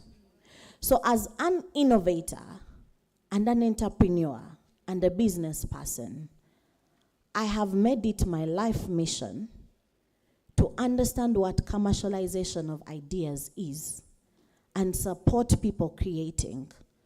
And at the moment, I'm doing a Harvard course on tech entrepreneurship, from idea to market. Like, how do you bring something from the lab to the market to have someone pay for it?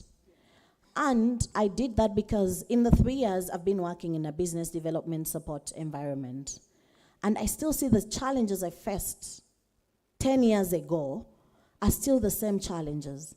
What is happening, some of these young people are pitching their ideas and they're being taken from underneath their noses and implemented and people. So my mission, my new mission in life, I'm going through a process of a season of reinventing, is how do we support people? I love to call them the mad people. The people that come up with these ideas, these insane things. How do we support them to make money from their intellect? And I think a year from now, I'll be able to give you a more solid answer, because I think I'll be in a better place to support people that are creating ideas. Because we've had a patent for what? Since 2016, and we've not yet figured out how to commercialize it. So I do not want us to just continue saying, oh, I'm a patented inventor. No, I want us to start saying, I have a patent that is being licensed here, that's being licensed here, that's being licensed here, and I'm making money from it. And I believe as women, if we do more of this, other young women are going to look up to us and start saying, I want to be like her. I want to be like her. But the thing is, if no one does the work, it's not going to get done. So I decided to take up, the opportunity of I am going to learn. I know what it means to create. I know what it means to struggle, to find a working business model for whatever it is that you're building.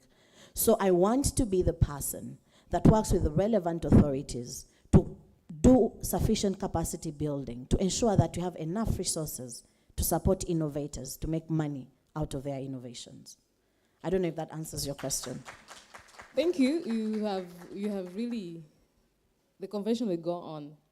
The other one was something about award-winning ideas versus the practical ideas, the industry, which I think that is one of the biggest games Africans are playing. I work with the Presidential Initiative on Banana Industrial Development under the mentorship of Reverend Professor Florence Muranga. I got a scholarship one time to go to the US, and she told me, no, don't go. So I was very angry with her for some good time, and I was asking her, why? I mean, I should have been in the US. But the idea was, what they wanted me to do was for them. So let me say the project runs from A to Z. I was going to run from, let me say C to D. I get my PhD and come back to Uganda. I would have been a high end because I've been to the highest labs, but I would never apply that here.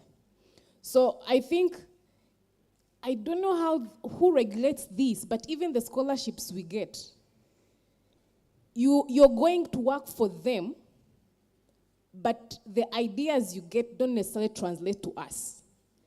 And to make us feel very good, they give us awards, $10,000.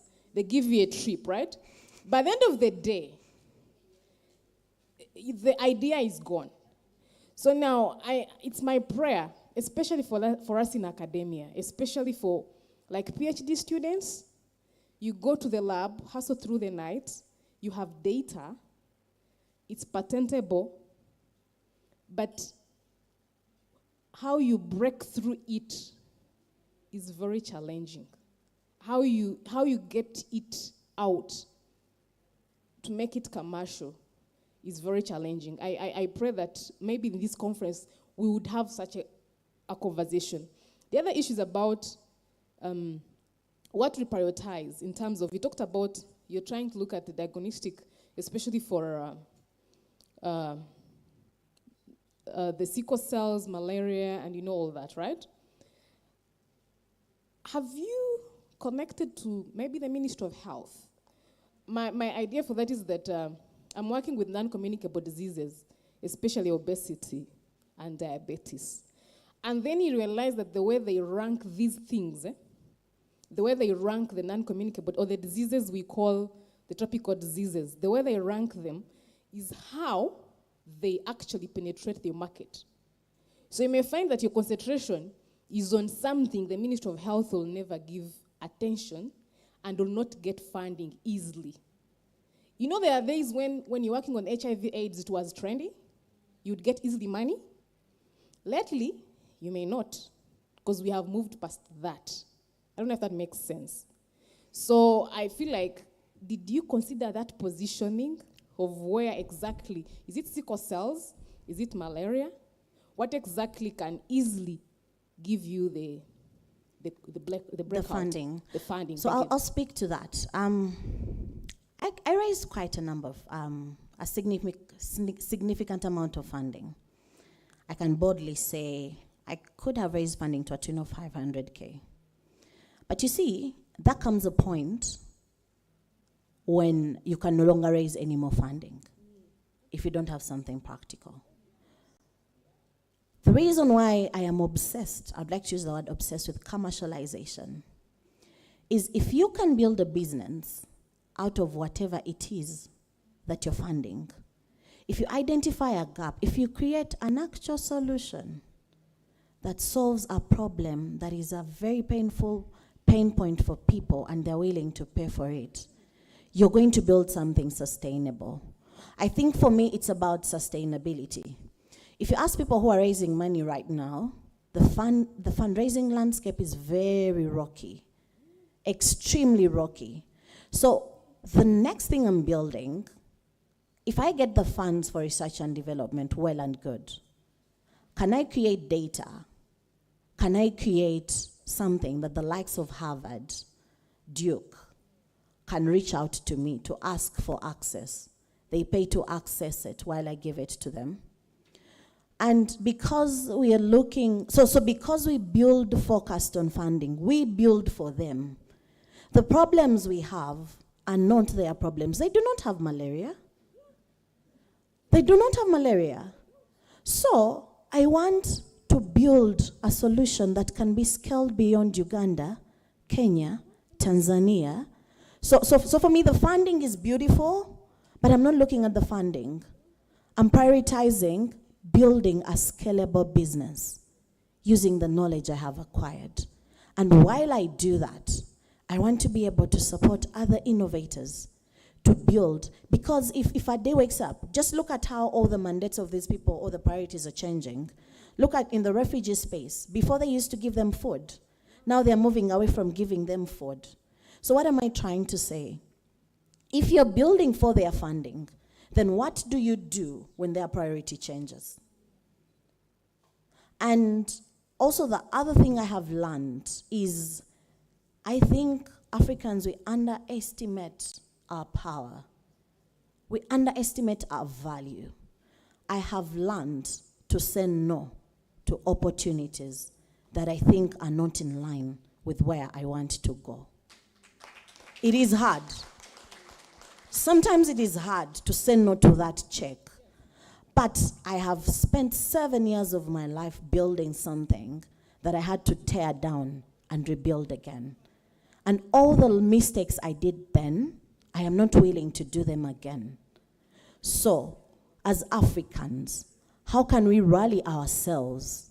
I'll give you an example. I'm part of Nambi. It's a community of a community of very ambitious Ugandans who are living across the globe. Those who are working with Netflix, Amazon, and the likes. And one of the things we want to do is to create a fund that supports African businesses to grow big. Because you see, the thing is, if they give you money, they have their goals, right? They have the things they want to do.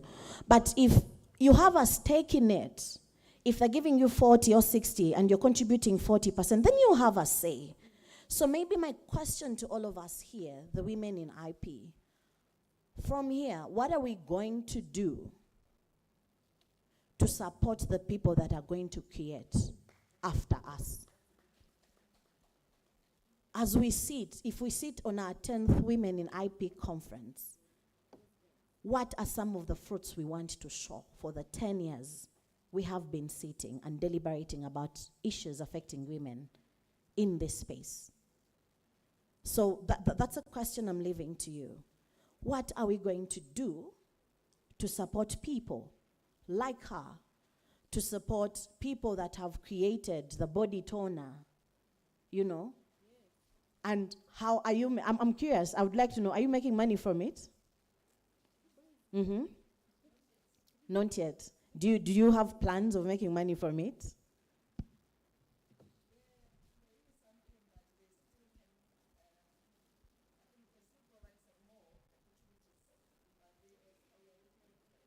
We are working on a plan.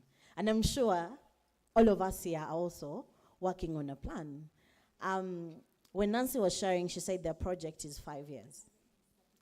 So us women sitting in the room, when the project by AFRIPI closes after 2025, will we still be able to host our Women in IP conference? I'd like us to start thinking about these things, because until then, we are going to still design for them. And when certifications, you know the certifications are actually controlled by them? ISO.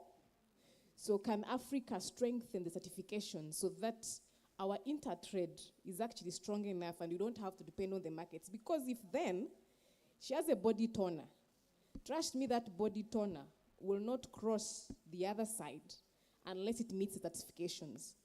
But those certifications are going to be made intentionally, not to favor you. You get it, eh? So we need to have an interplay where this IP thing also goes into the certifications. Yes, you can have the product, but it will not cross because you've not satisfied the certification bodies.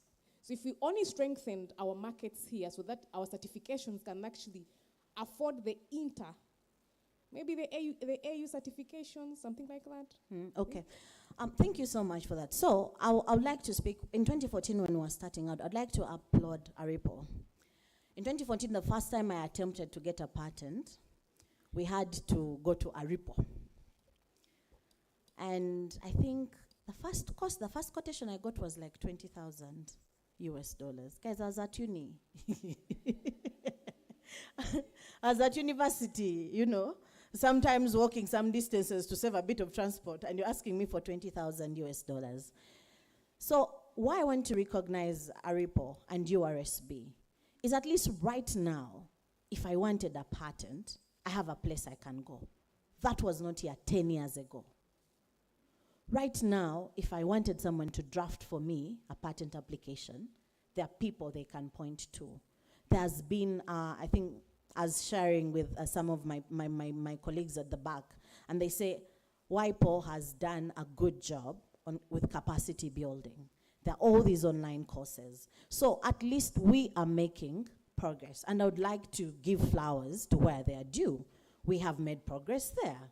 I would like to thank URSB. URSB has always invited me to any IP-related events. And trust me, at each of those events, I learn something. At each of those events, I learned something. Today, we were all in a session before lunch that left us like, what are we doing with our lives?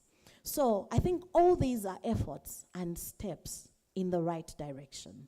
Because putting us in rooms like this, having us hear stories and what other people have made, it kind of also tunes your mindset in a different way.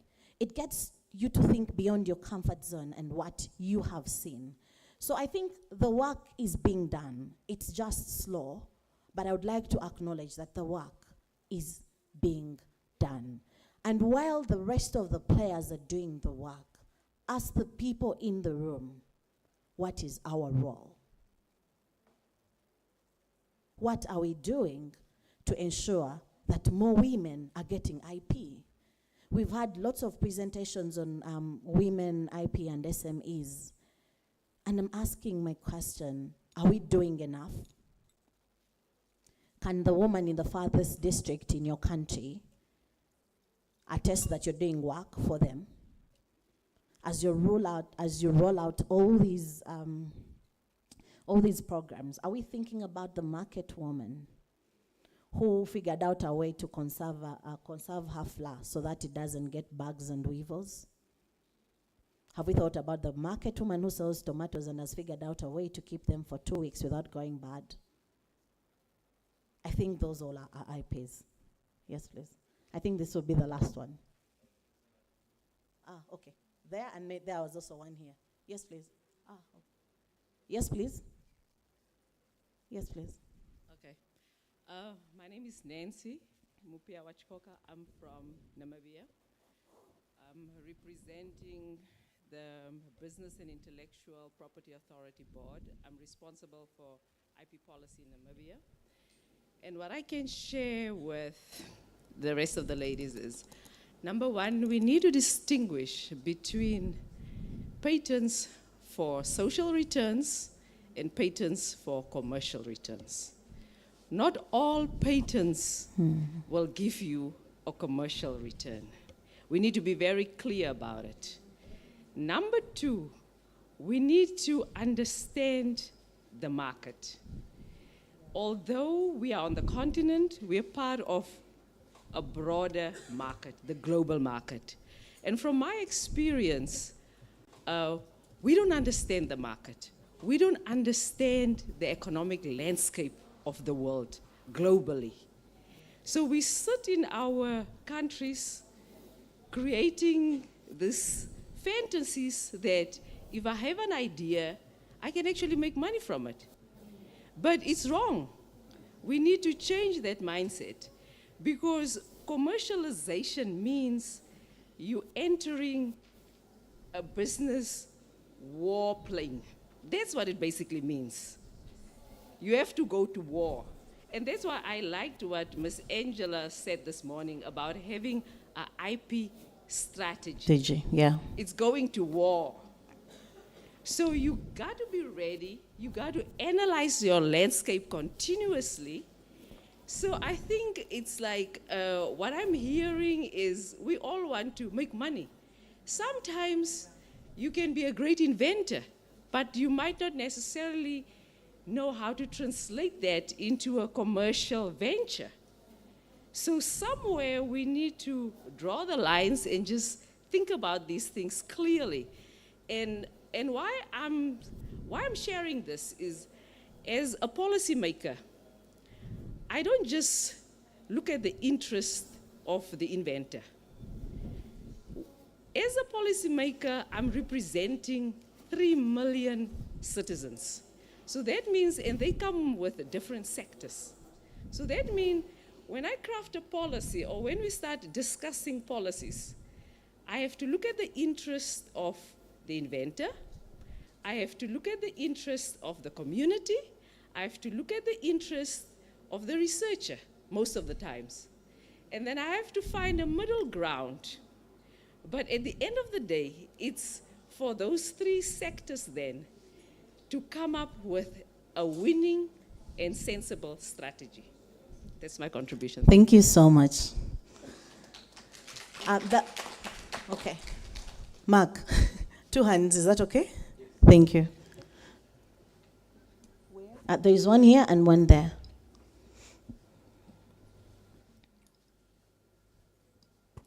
Okay, good afternoon once again. I'm so lucky to get the mic the second time. I'm Sebenzile Dlamini from Eswatini.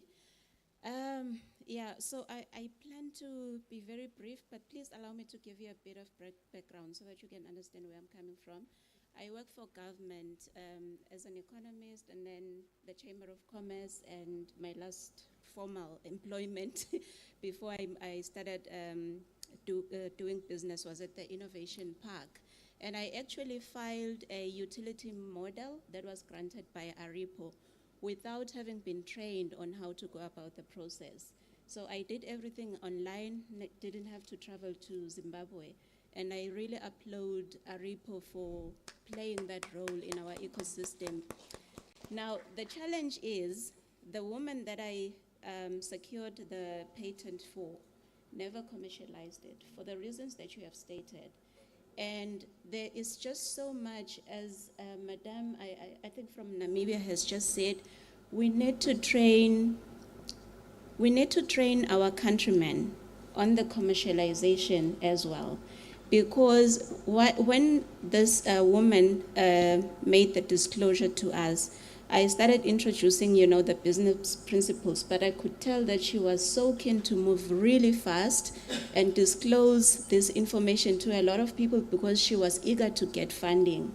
And that's how she never managed to actually commercialize, because all the people that she was telling, including some big companies in South Africa, actually took the idea and they started making the product. And then the other thing that I want to say is that I'm a founder and director of a not-for-profit organization called Women in Trade and Development in Eswatini. And I'm using the information and the knowledge that I acquired while employed by government and all these other entities to empower women, especially in my country, to understand the interconnection between business and intellectual property. Yeah. And what I have discovered, just like in the traditional SMME sector, is that sometimes as Africans we miss an opportunity to direct the development partners on where the funding should go.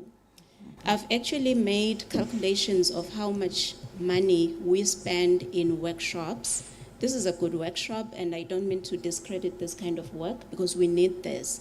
But if we were to take the amount of funds we direct to, workshops where we are delivering presentations, and the amount of money that we could channel to SMEs and inventors or upcoming innovators, I think we could start seeing a difference. Because right now, we all know that SMEs and inventors are high risk, and the formal lending institutions do not want to give them funding. But we have an opportunity to direct these development partners to say, okay, we need capacity building.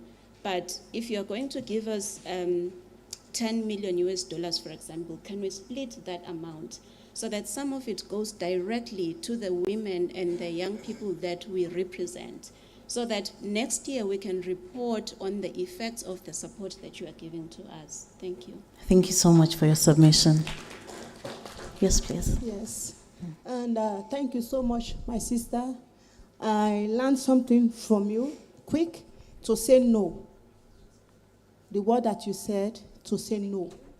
And thank God I have been saying no to some opportunities. Because imagine, there is no money from my family. Somebody just comes in and say, let me help you. I'll get machines, I'll get this, I'll get that. So do the soap. Can you train me? Boy, I asked some questions that if I teach you to do this product, I want to be shareholder. Then the person said, no, you just train me that. I said, okay, how much do you have? The person said, okay, I have 20,000 as a start, but I will order for the machines. I said, okay, I think I'm not in that place. I said, no. So you talk about consent again, to ask the right people, meet the right people. In terms of medical, I'm a nurse. In terms of our own field, we have our own way of doing things, so that you will not get lost again the way you lost your slides. Remember, you talked about losing your slides, that they did not use it, right?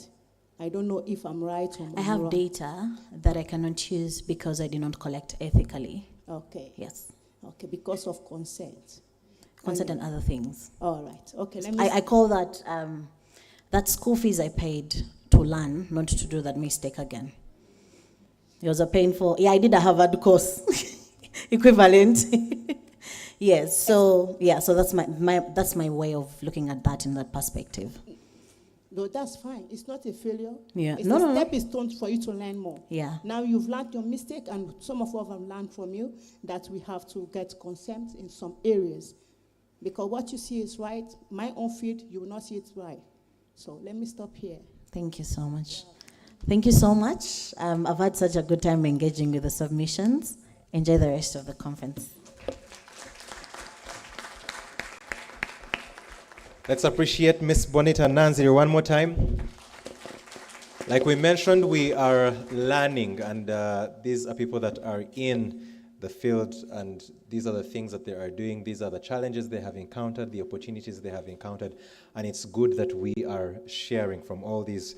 While she was speaking, we were joined by our Registrar General from Uganda Registration Services Bureau, and I am proud to report that she's one of the most influential CEOs. Not even women CEOs, but just CEOs in the country and in the region as well.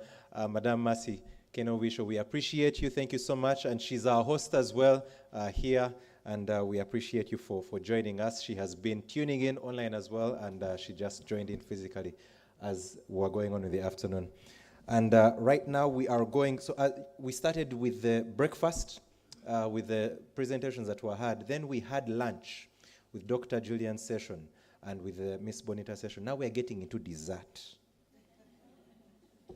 We're getting into dessert, and I am not worthy to take you through the dessert. So I'm going to invite Miss Nancy Samurio from AFRIPI, and she's going to take us through a session. And the good thing is that each and every one of us actually got into this session where we were sharing our experiences, especially as entrepreneurs, as innovators and inventors and creatives.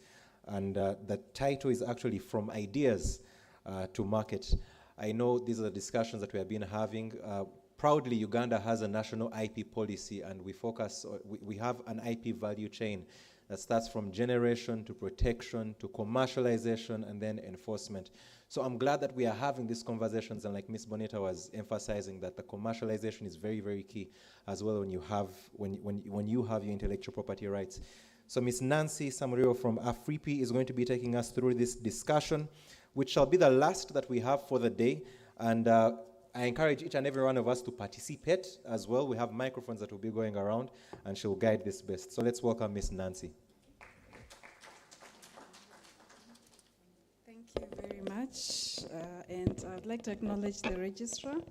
Thank you very much. It's been a great day, and thank you for lining up very inspirational ladies. It has been amazing. So ladies, and of course the gentlemen amongst us, this is actually now the practical session. And I'm really honored that we are speaking and having this conversation. This is more conversational. It's us sharing ideas now, especially after listening to Dr. Julian Omala and Bonita. Very important questions have been raised, and I think, you know, it tallies with what we are doing now, because we're saying, what is it that we wanted to do? You've got intellectual property rights, you've got your patent, just like Bonita said. So the question is now, how do we move these ideas, this intellectual property, to the market? So these are issues of commercialization, issues to do with scalability, issues to do with sustainability, so that at least we transform, because we don't just want people to have intellectual property rights and then you stay with the patent and you're paying annual maintenance fees. Those who've got those rights, you know that you have to pay every year. So every time, you know, you've actually created and you've registered, you want that something to give you a return on investment. So what we are going to do is we'll start first with those who've got experiences other than what has already been said, and perspectives on how they have encountered this transition from market, from idea to market. And helping me will be Susan from ARIPO. We'll be having these sectorial interests. ARIPO, of course, as you know, will be in charge of maybe formulating policy for ARIPO member states to see how this is an issue and how they can drive it forward. And then from my perspective as AFRIPI, we'll also be seeing how best we can then also, maybe in future plans or future activities of the EU, see how best to take this issue forward. So we will open the floor by just, you know, raising hands. Anyone with any experiences, we are emphasizing experience sharing. We are also emphasizing solutions, how you think we can move this conversation forward. So we will have the hostesses circulating the mics. Susan, you can come, because we're together. Anyone with any thoughts, especially positive suggestions on how in our countries we are doing these things, how we can move the conversations? Yes, thank you. Thank you, Nancy. But before I give my response in what we've done in my country and our experiences, are you asking about how we can move the conversation of IP for women forward, or what conversation, what are you talking of moving what forward? Okay, so we understand intellectual property. Some of us have registered, but it's the issue of transition to commercialization. What are our challenges? What are our experiences? And how do we think we can move with the commercialization? So we want to understand what your experiences have been and what your aspirations are. Okay. Susan? Okay, now that I have an idea of what really I really need to comment on, based on case studies back home, yes, we have several success stories. We have worked on various projects on empowering women.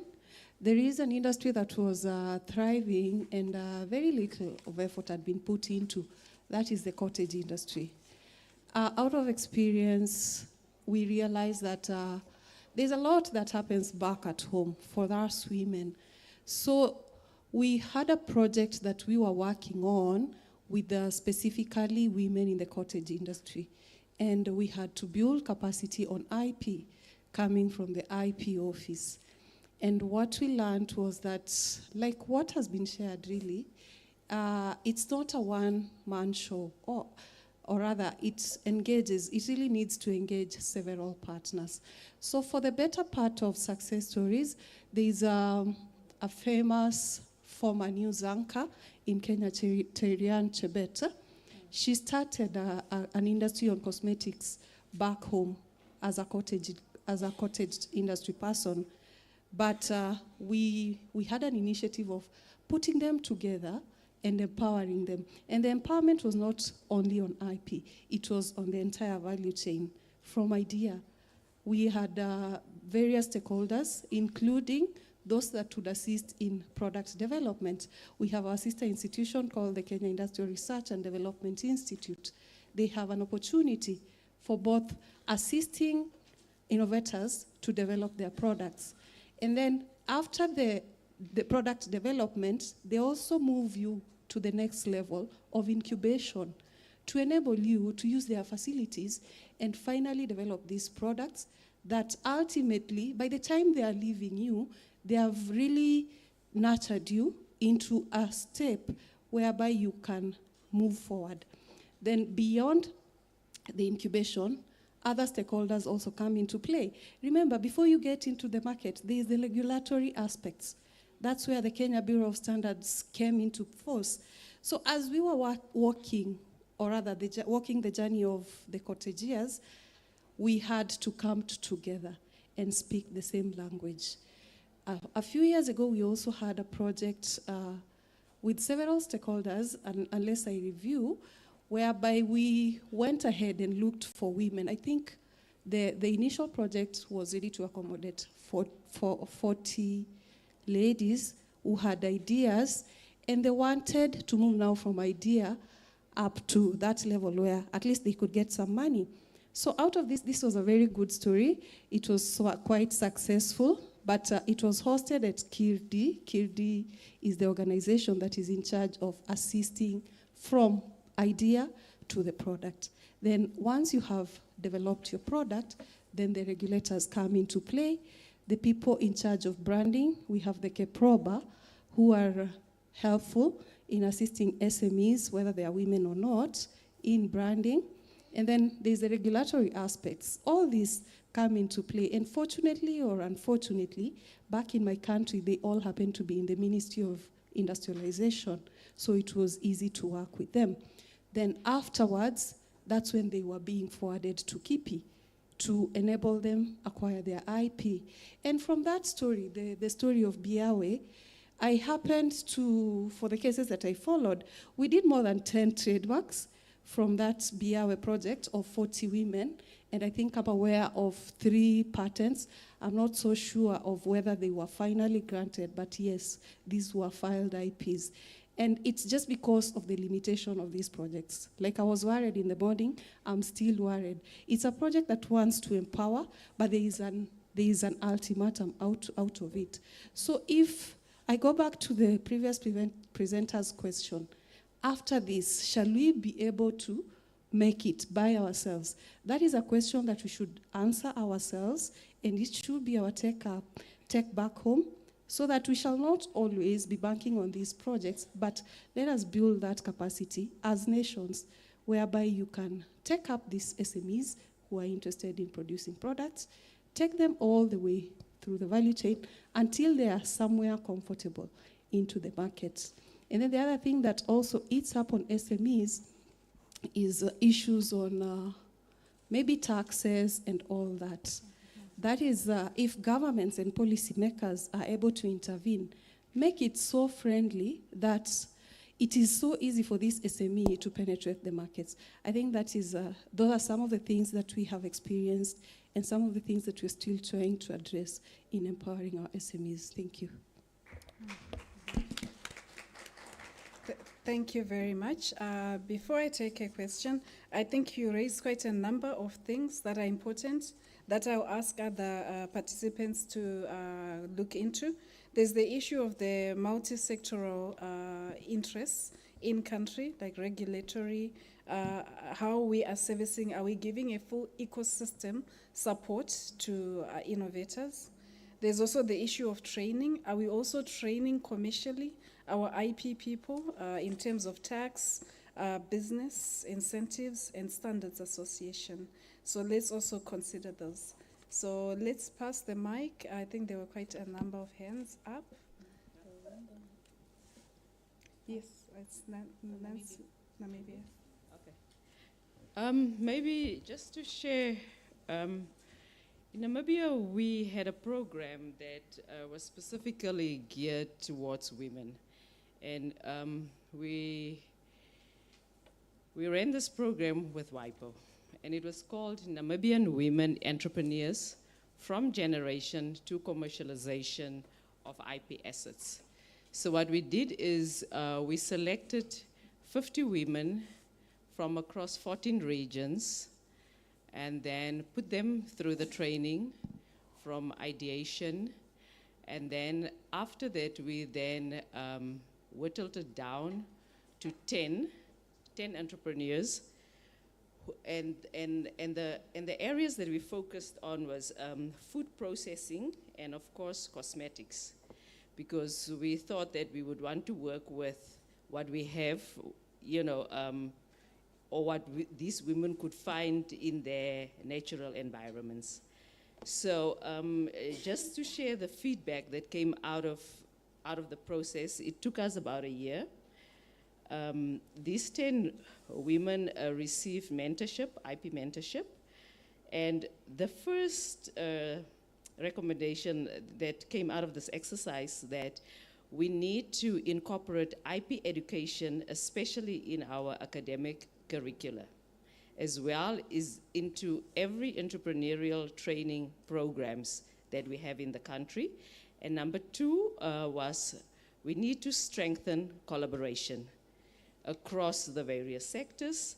And then the last one was we need to measure the growth and profitability, as well as the socioeconomic impact of this program. And right now, I think we managed to get, I think, 4 or 5 registrations for trademarks, etc., for the products, and improve the branding, etc., of the products that came out of this training. But it's an ongoing exercise, and we will continue to measure and update accordingly. Thank you. Thank you. Thank you. There's a hand in the middle, and then we'll move to the last row on this side. My name is Sarah. I work with the Research Institute and a business development center. So there is one of these programs that we're doing with academia, and I must say that yes, we're in this room, but we don't interact with each other in terms of key players. We all want to sit in our little corners and then get comfortable. Then when we come for workshops, we seem like we are on one page, and then we go back to our little corners. So this is what we do, is we borrowed an idea, it's called empathy mapping.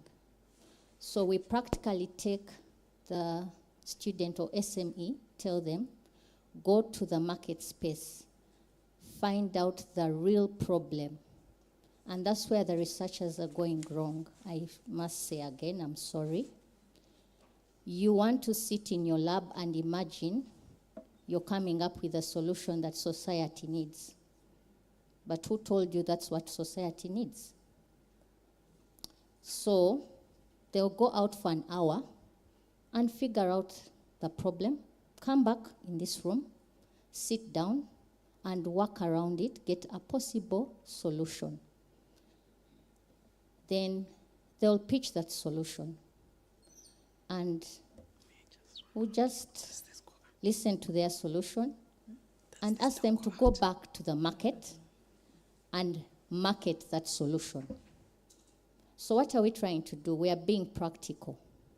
So after that whole exercise, they have feedback. They have walked the journey. They understand what society needs. Then they understand the business concept about it. So I think we need to get out of theory, and we need to get out of our courts as policymakers, as government workers. We are so comfortable. We don't want to mingle with the people that are outside to understand. We need to get down to their level and find solution for them. Thank you. Thank you.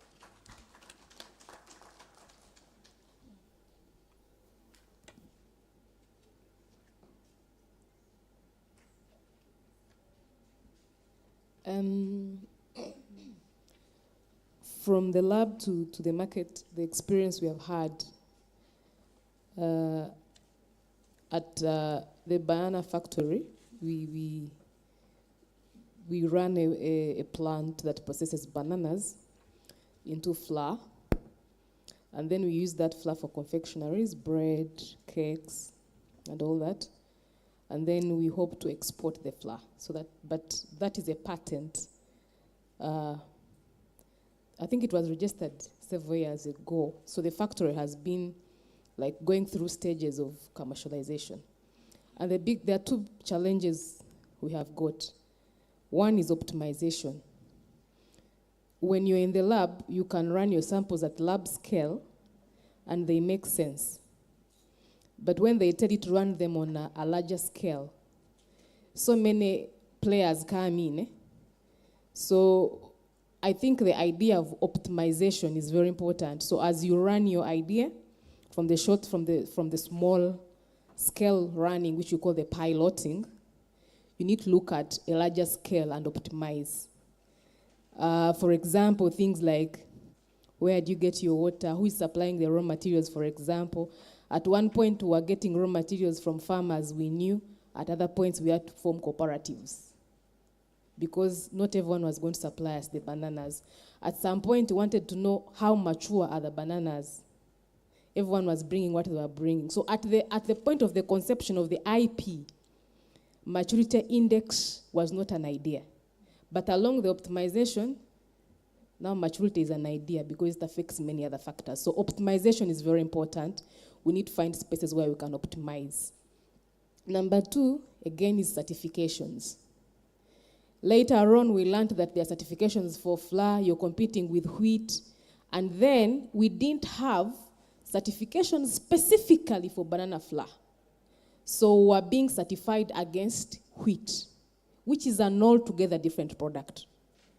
So we had to go back now to designing banana flour standards which were going to be mapped against. So again, when you're designing your IP, I don't think you think about some of these things. So for me, from the lab to the market, two things stood out: optimization and certifications. Thank you.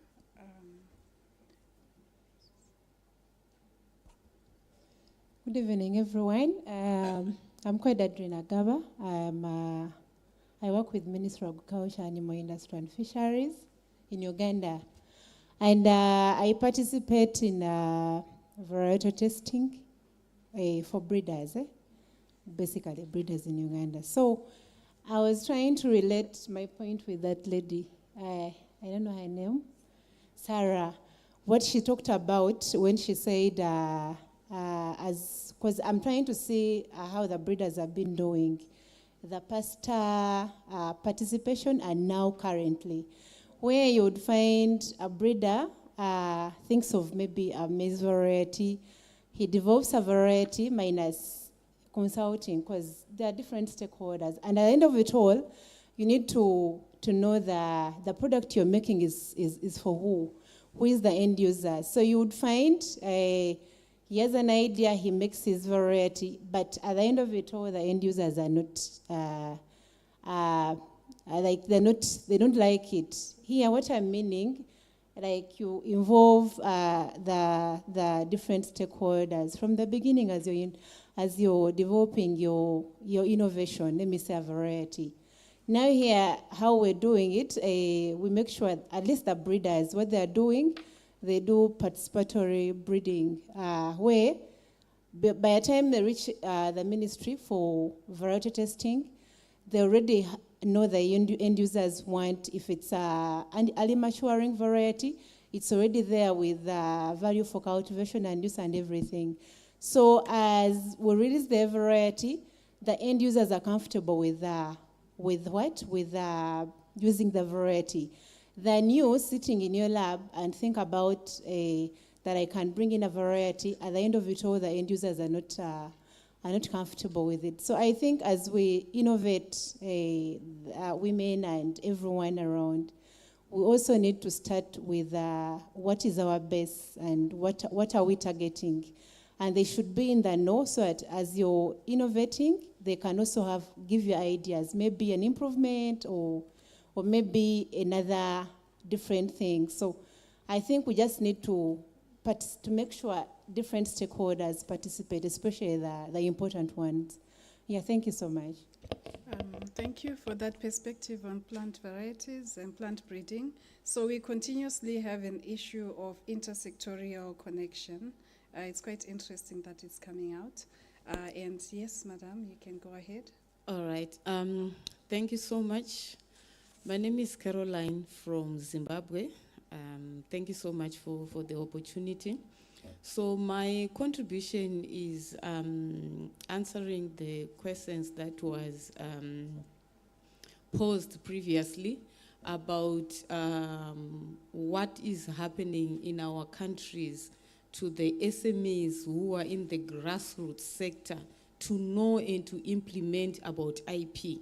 So where I'm coming from in Zimbabwe, I would want to give flowers to our trade, to this organization that is called ZimTrade. It's the trade facilitating parastatal in our country. So it has this incubation programs that takes SMEs who are from grassroots, then they train them export development. So in the process of training them, that's when they talk about IP. So I'm sitting here because I'm a product of one of their programs, which is the Next She Exporter program. So they took women from all the provinces who had potential to export. So when we were in the export development program, that's when we learned about IP. We didn't know, we were in business and the sectors were different. I'm in crafts, some were in snacks, some were doing leather. We were so many different product lines. So taking us from that, we learned about IP, and now we are using IP, and we thank them for that. But the problem now is we only got to know about IP in terms of protecting our products. But how to commercialize? Now I realize that it's no longer the mandate of ZimTrade, but now ARIPO and AFRIPI, if you can collaborate with them, then have the same incubation hubs, maybe that is more or less like that of the export development, so that you can train the SMEs better. Because like now, most of the women that we spent a year on in this trade and investment program, they only know about protecting their products, but they don't know about commercializing. They don't know about the other factors that I'm learning here. So it is my plight, it is my plea to ARIPO, to AFRIPI, if you can take us a step further, hold our hand, take us further so that we make an impact. Coming from the grassroots, we can make it. Because the problem that is there, most people, they don't have information. They don't have the awareness. But if you link yourself to this organization, each and every year, they have women from all different 10 provinces that they train. So if they are done with those women, then you take those women up from where the Zimtrade had left. I think Zimbabwe will never be the same again. Thank you. Thank you. Thank you, Caroline. If I may just pose an extra question to you. I think it's interesting that that training was done, and it's a good thing. But from your training, were you taken through IP, the importance of IP registration process, IP rights maintenance, and then IP enforcement, or the training was just an introductory training on IP? Can you comment on that? For me, I can say it was an introductory segment on IP, because like I'm saying, this incubation hub was for a year, and we were not like attending lectures every day. It was maybe 4 days a month. We had assignments, then the next month we had 4 days. So you would find that we had so many slices of cakes to take away from. So if I remember very well, our lessons on IP, I'm sure they were just done on a day. Okay. So within that day, we didn't grasp everything, but all we were left with, we need to protect our products before we take them out, because their main mandate is to equip us to be export ready. So they were only targeting on us having our products protected so that we will be ready to export. But when it comes to commercialization and the other language you are talking now, it's Greek to us. And I think we really need to know all that, and things will move. Yes. No, thank you, Caroline. It certainly does help us, in like policy formulation, to see how much of the training, the scope, the content that we can recommend. Thank you. There's a hand there for the mic. Good afternoon. This is Gloria from Rwanda. I just want to share a story of one of our members that has used the traditional type of products, but she had an idea, and an idea that artisans would not have by themselves. And I remember her case, I've followed it.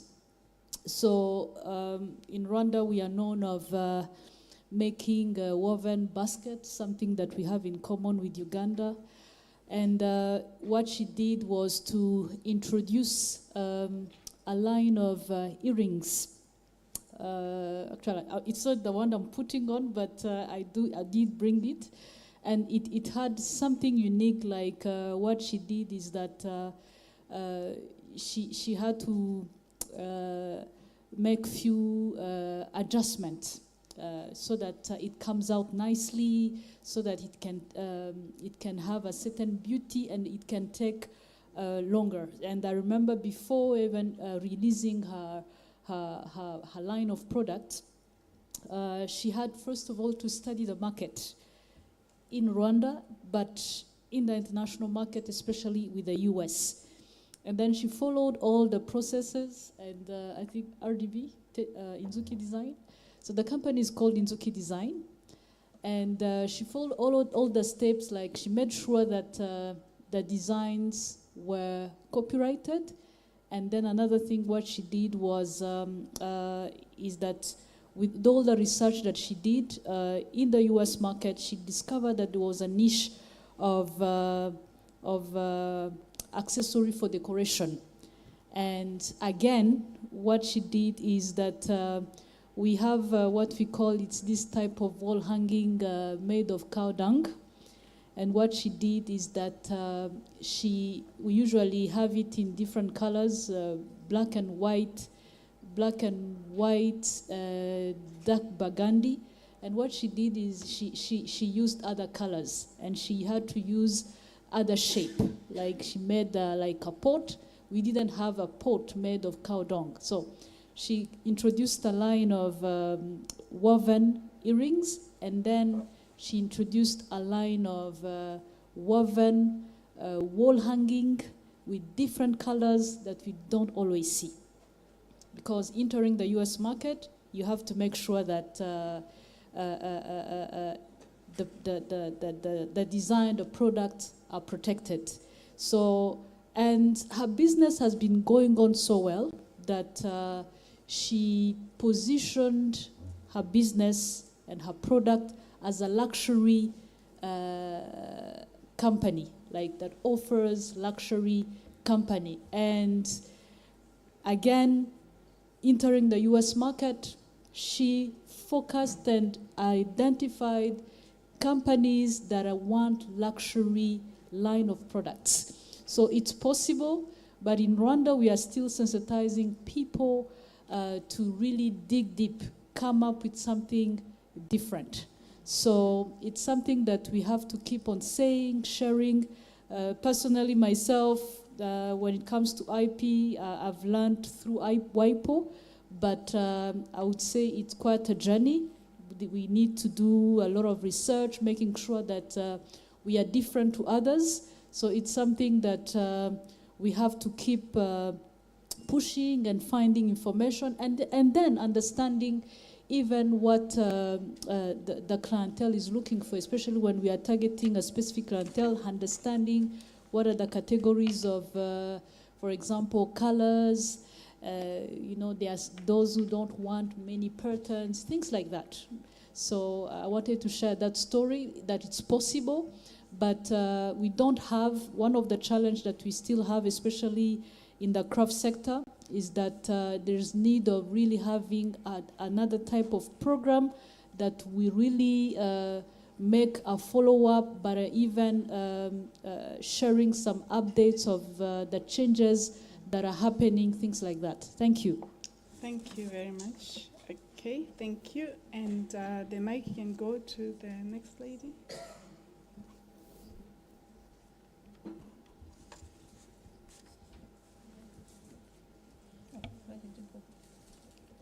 Sorry, please, Asha's assistant, the mic. Okay, good afternoon. I'm Adelaide da Graça from Sao Tome and Príncipe. I work at Intellectual Property and Quality Service, Senapic STP.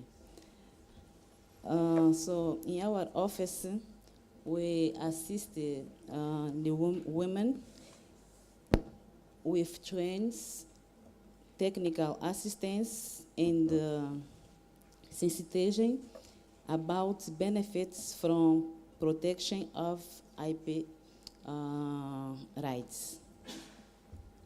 This sensitization can be done individually or by trade fairs.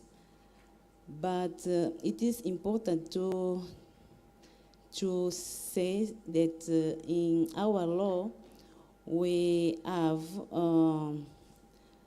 our fee is reduced to 75% for patent application and utility models for people that don't have financial resources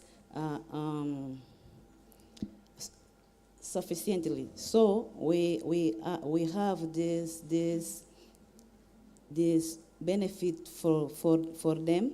So in this regards, the application was increased in our office, especially the application done for women.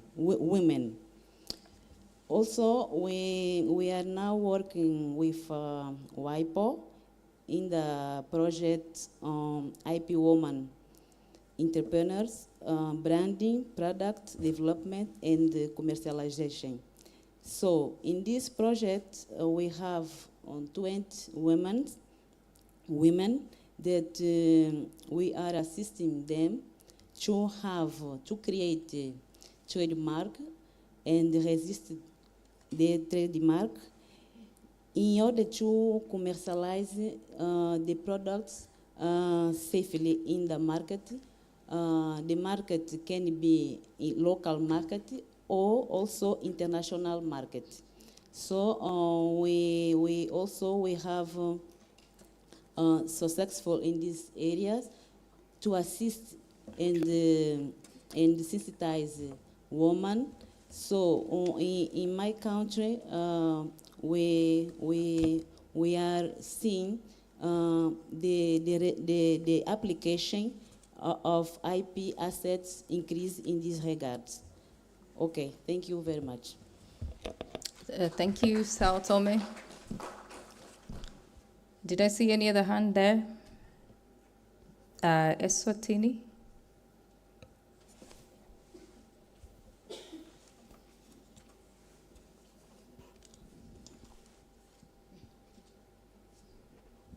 Thank you so much. Good afternoon, everyone. I'm Tsepsile Makakula from Eswatini, Intellectual Property Office. I just want to share some case studies in Eswatini. We have Eswazi Secret, a natural beauty product, which is the Eswazi Secret is a successful brand in Eswatini, founded by a woman entrepreneur. And that woman is the Queen Mother of the kingdom, the mother to His Majesty the King Mswati, the dad of the country.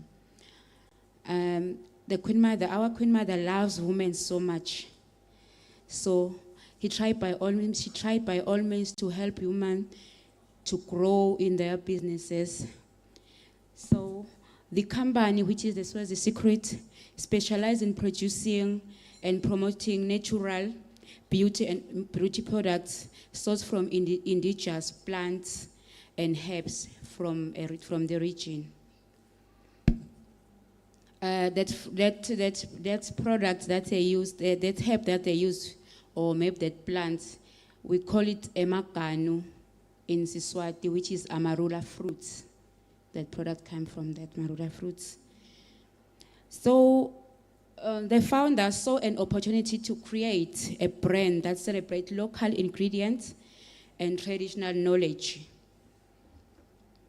From the initial idea to develop a line of skincare and beauty products using local sourced ingredients, Swazi Secrets focused on building a brand that was able to create unique formulations and products that resonate with consumers looking natural and ethical sourced beauty solutions.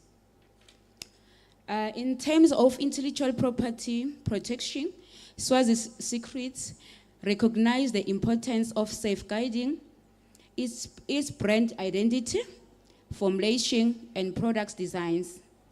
The company invested in registration trademark for its brand name, logo, and product names to establish a strong brand presence in the market and prevent unauthorized use of its intellectual property. Thank you. Thank you very much. I have another hand down there.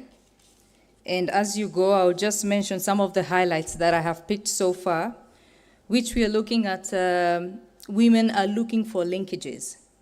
They want to know, where can I protect? How do I protect? Where do I go? Do these women know where they can go, where they can protect? Do they know what the issue is in the market? For example, someone down there mentioned about going to the market to do a research. This research, when we do IP, we are always looking for a problem. We are trying to solve a problem in our community. So that's a good thing. But also we have to remember that even when you go do a research and come back, you must protect and you must treat it with secrecy until you have protection.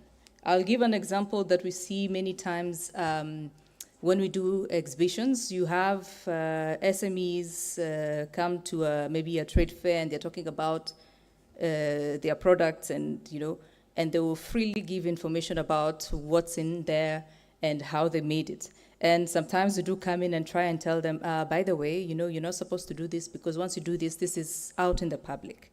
And nowadays, I don't want to say we have a lot of people coming. We have Chinese, we have many people coming. And soon after you have disclosed, you see it in the market because they have the resources and you don't. And they're able to produce faster. So as we go on, we look into all this. There was the creating linkages, linking people so you know where to go, how to do it. I will give an example of what we are trying to do also at ARIPO. We have now, I think it's been mentioned before by Nancy, we are working with IP communicators. Not all offices have IP communicators, someone in the role of communications. Some work with the communicators from the ministry, and some just work directly with the media. So in our training, we have incorporated communicators and journalists. And we have been training them for them to understand what IP is, to recognize IP in the community, and to be able to tell the stories about IP, what people are doing, but also about the importance of protecting and commercializing.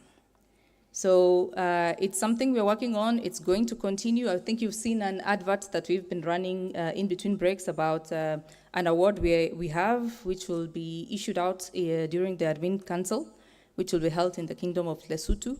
That is another incentive that we're trying to do to encourage people to write about what's happening. And that way, we are able to reach many more people, your grandmother, your neighbor, everyone, so that they can understand. So we are trying to demystify IP. Yeah, there was also another issue raised about IP not being in the curriculum. It's still something that we are working with our member states to see how that can be incorporated, because most of us, I'm sure, we got to learn about IP maybe as a unit when you're in uni, and sometimes maybe you didn't even know about it until you're out in the field and you're trying to do business and somebody tells you about IP. So it is a lot, but we're here to listen to how best women can be supported to come from the idea to the market and to ensure that you actually benefit from your products. So we'll continue. There was a hand up, yes, and then we'll come to you. Good afternoon. My name is Gisela from IP office at Mozambique. And I would like to thank you, all the speakers, for the ideas. Today was a great day. And secondly, I would like to express our gratitude to AFRIPI because they gave us a lot of support to register our first industrial geographical indications. And for us, it was a success story because local community have the opportunity to benefit with their product. And the challenge is there, the commercialization, and we need to follow up to see if they are building the IP strategies. The challenge is there. And regarding to the question, Mozambique has a lot or several success stories regarding protections of IP. I can mention first of all, a story for an inventor of ambulance chair, which have the opportunity to help a community, which the village that doesn't have access to ambulance. It was a success story. But regarding to women, we have registered a patent of women which invent a process of making flour based on the peel of banana. And this was a success story on Mozambique. Thank you. Thank you very much.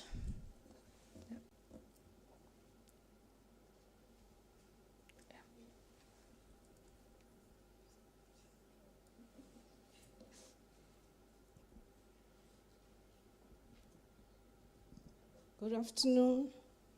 I was prompted by the fact that ARIPO is going to we are going to host ARIPO in Lesotho in the coming month, and I am very grateful for that.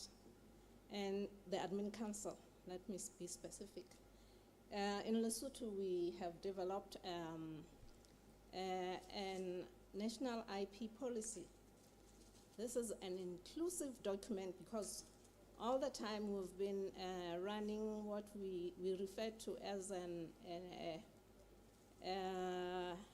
IP registry, and we didn't want that because people didn't know about IP. So what we used to do is just register, submit applications to ARIPO, and then wait for the results, and that was it. Now, in the IP policy, there are many role players. There are women, clusters of women and researchers as IP generators, innovators, judiciary, law enforcement agencies. It's an all-embracing document. And we are expecting that now that many role players will be there, we will take IP to another level. We are seeing women registering their industrial designs and their trademarks. And for us, we are preparing to educate them on commercialization of the their products. And we are even more happier that after the admin council, we will be preparing to educate.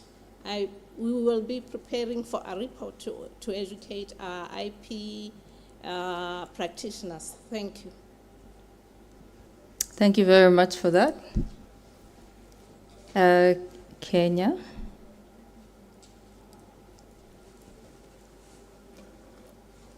I would encourage that we at least hear from each country here so that we get to understand what your challenges are and the support that the women in the country would need. I think that would be a good way to also see if we can learn from each other by having like an exchange program where you share ideas on how it has worked in your country. Yes, Belinda. Okay, Susan, thank you. I think what just came up after I had shared my initial experience was we had a challenge on, yes, once we have granted the IP, what next?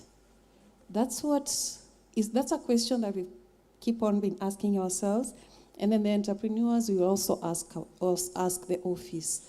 So after the IP, just like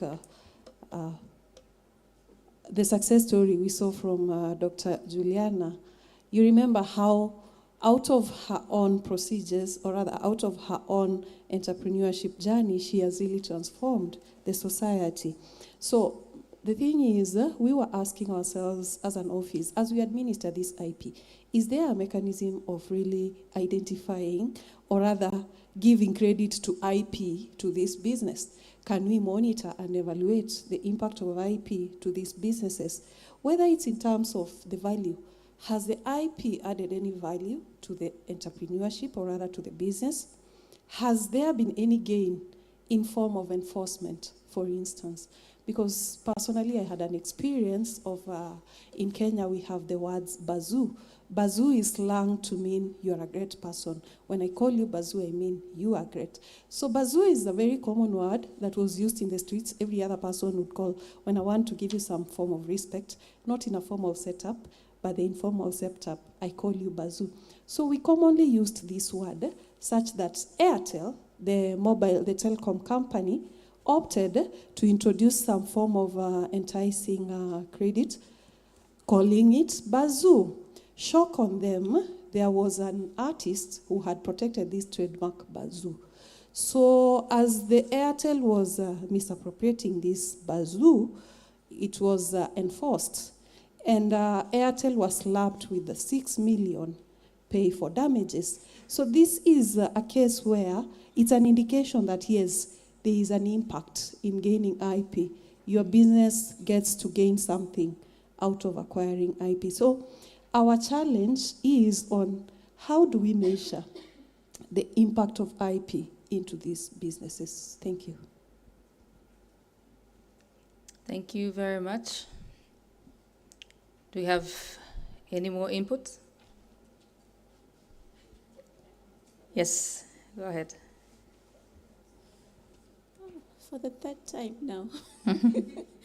Okay, I just want to add to what my colleague submitted. We have several trademarks that have been secured by enterprises in Eswatini, and the products are traded globally now. Some of you might be aware of Black Mamba, if you attend food expos, for example. And we also have some woven products traded as Gone Rural.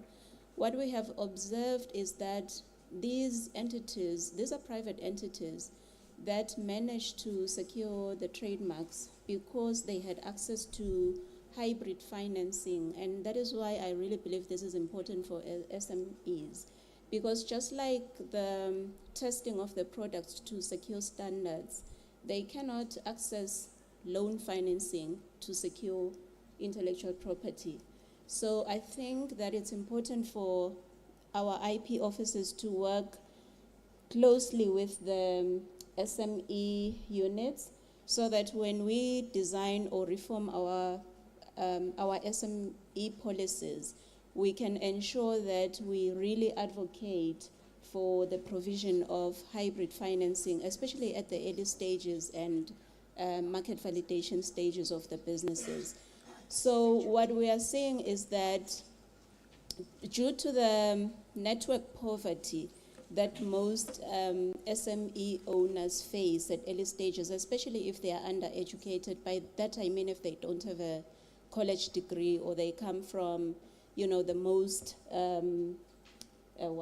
rural parts of the country, they tend not to even know how to express their needs when they are in government meetings where funding tools are being discussed. So when we meet to develop the policies or validate those policies, they are not able to articulate how exactly these financial policies or financial instruments that are managed by the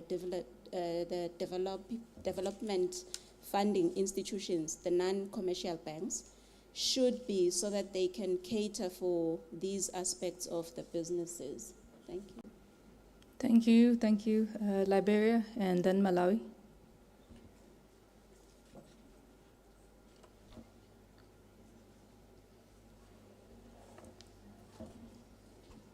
Thank you, Susan. We will continue to talk about IP, and IP. But I think we have to blend IP with business, people who have business background. Because I've encountered SMEs who we try to train them in IP, but they are into business. They don't even have a business model. They don't have a plan. I'm from an IP background. I will be speaking to them on IP, but I think we need to balance the equation that they will be able to understand the business aspect, not just taking the product, carrying it in the market, but they need to have a plan where they will take it from stage one, adding the IP knowledge, protecting, and selling their product. So with that, it will be able to help them, because just talking about protection, yes, after protection, what next? How are they commercializing? Do they have a business plan? Do they know where they want to reach? We need to ask all of these questions, and if we have answer to this question, I think it will help. Because with the ARIPO is going to my country next week, and it will be training SMEs on intellectual property access management. So they will just be looking at us like this, but we need to balance. You need to have somebody from their sector to speak to them. For example, you will go to the bank for loan. They will give you $10,000. You want to monitor the $10,000, maybe this month, you should be able to take from $10,000 to maybe $11,000. That's the commercialization we're talking about, not just taking the loan and say, I took a loan. You took the loan. What have you done with the loan? Are you making profit with the loan? Are you making profit with your IP assets? Maybe you have 2 or 3 IP assets. You want to know which one is actually making more money. So we have to have all of these discussions, not only talking about intellectual property protection. Yes, we want to have more awareness on intellectual property protection, but once it comes to commercialization, we have to bring other stakeholders to get involved. Thank you. Thank you. Next to you. Thank you. I'll actually build from where you're starting. The need to bring other stakeholders. I come from the private sector, but from listening here and looking back home, there is expertise in IP, especially on the government side, the registrar's office, but there is no awareness. Yesterday, I was inspired by UNDP presenting, so immediately after hearing that, I reached out to a contact in UNDP. She's high level, and she's responsible for building capacity of SMEs in Malawi. So I shared the agenda, and she said, wow, this is very interesting. If you had told me before, we were going to sponsor someone to come. So already, that shows there is interest. So I'm going back, also inspired by the lady who presented in the morning. It's not about me only, it's about the nation. So I'm going to use the position that I have, or the linkages that I have, to support the office from the government to lobby for more stakeholders to take part in, especially on increasing awareness. Also because the Malawi government is already pushing the industrialization agenda and the commercialization agenda. Actually today I understood commercialization from a different aspect, because where we are, we just think buy machines for, because I'm in the agri, for processing and all that. But where here, the way we've discussed it, I'm now better equipped to go and mobilize and advocate and push that more SMEs get to understand this and how it can also protect our ideas, but most importantly, be able to make the money out of it, just the way she emphasized. Thank you. Thank you very much. I think I'll take a few more presentations. I have Zambia? Sorry. Tanzania. Tanzania. Pole. Asante. Thank you. So my name is Vincencia, and I come from the National IP Office. That's Business Registrations and Licensing Agency, the like of URSB. Back to the discussion, I think in Tanzania, for instance, the push was so much into protection, because we realized that if you don't protect, I think that's the first step. And we've done, I think, a commendable job making sure that the way we partner with R&D institutions, with the universities and SMEs, and women in particular, the protection part has really paid off. Now the question is, how do we move to commercialization? And I think for one reason, I'll have to thank COVID-19. It was a blessing in disguise, because a lot of staff moved from the papers, from the labs to the market, especially when it comes to the traditional medical stuff. We've seen researchers producing or commercializing repellent and so forth stuff. But now the question for us has been, how do we bring in all these efforts and have, say, a database of the products that have been commercialized? Or how do we map and put on the map the innovators who have commercialized the research or the innovations, inventions and stuff? But then, so we came up with a unit. It's called Business Support Unit under the IP Industrial Property Office. And with BSU, what we do, we support innovators. So we've set up programs with R&D institutions, but also we work under the PPP, private-public partnership with, for instance, we have Tanzania Women Chamber of Commerce, and they go around training 100 women in each region. So personally, I've actually participated in training these women. So from February this year to, I think, June, we've trained, I think, over 1,000 women on, among other things, intellectual property. But now we are moving now to a next stage of commercialization. And I think this is where partnership or support from other players comes in, because with under the BSU, we are going now to dig deeper and dive into commercialization and supporting the researchers. We have the, say, part of the skills, but we need also support in terms of the skills, but also in terms of like going around training, especially these women. So for the past few years, the idea of having say the database of how many people have trained, the idea of having the points where people can access information on how to commercialize, but also having a networking event between business people or industries with innovators, I think is also key. So we are venturing into that, and perhaps when we meet in the next meeting, maybe next year, we'll have, I think. Okay, thank you very much. Any more? No? Oh, okay, yes. Thank you.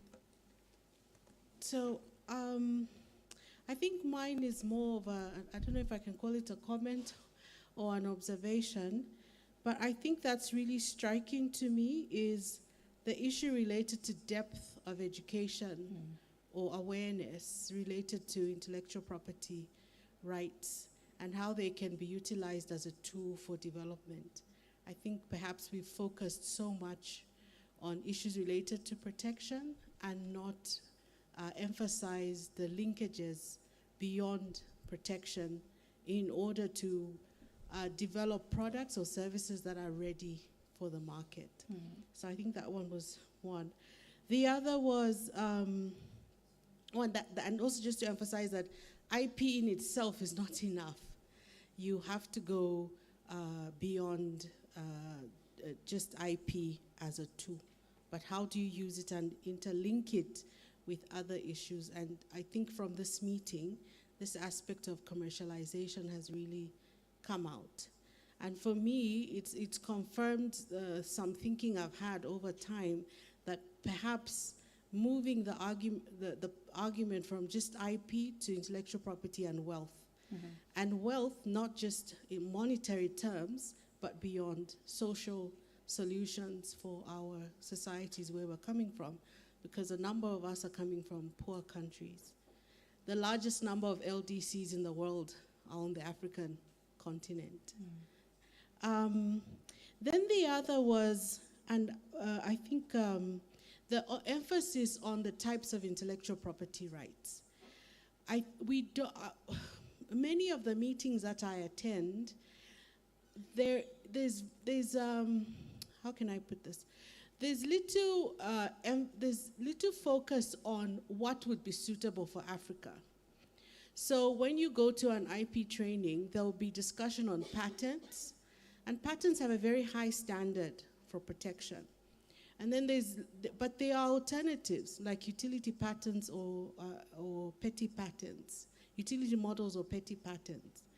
We're not discussing those, but those would be much more appropriate for an African context because the standard of protection is much lower. And then it allows for the possibility of adapting technologies that are affordable and accessible for our context. So I think there should be more emphasis on what suits our context and local needs. And lastly, issue related to rules formulation. One of the challenges, I think, for most African countries is we adopt rules including intellectual property rules, as they exist in developed countries, on the assumption that IP functions in a context where there is a one-size-fits-all model, when in fact it isn't. So I think it would be good, as you provide support, to also consider possibilities for formulation of IP rules or reformulation, and also aspects related to harmonization, but for rules that are more tailored and suited for our context, rather than copy and paste. And I will give you an example with plant variety protection. There is the famous or infamous UPOV model that most countries are adopting. But when you look at the local context and how the seed system works, that's a system that was formulated for European countries.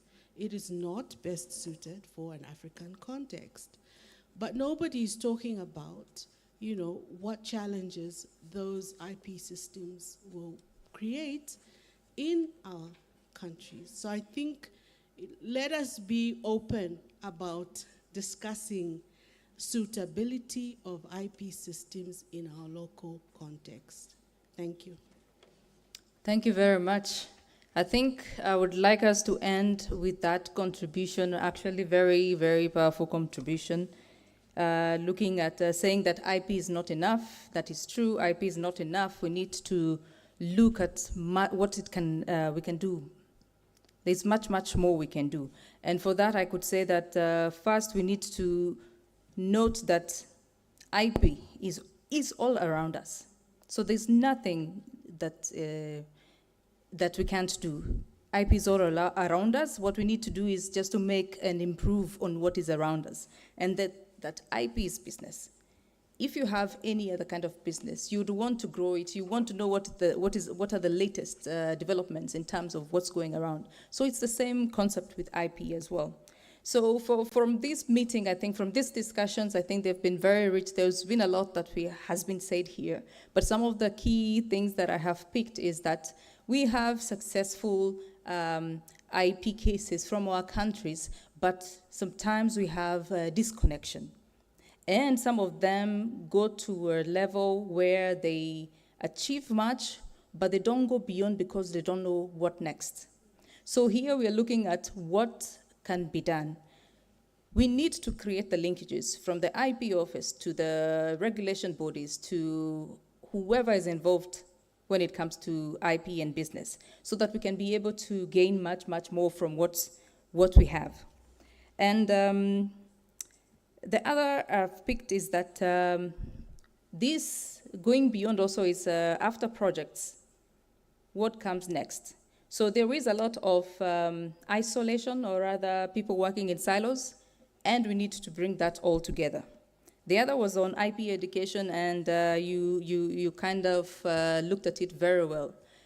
We need to relook into the IP curriculum or come up with definitions, information, and go beyond what to do after IP. I think that is also a challenge to us as ARIPO. We do have the ARIPO Academy that offers the Masters in IP. Maureen talked about the courses yesterday. I think we could go beyond that and also come up with, standalone courses that can be utilized, that can be simplified enough so that they address some of the challenges for SMEs, for innovators, for creators, because some of the terrains are slightly different.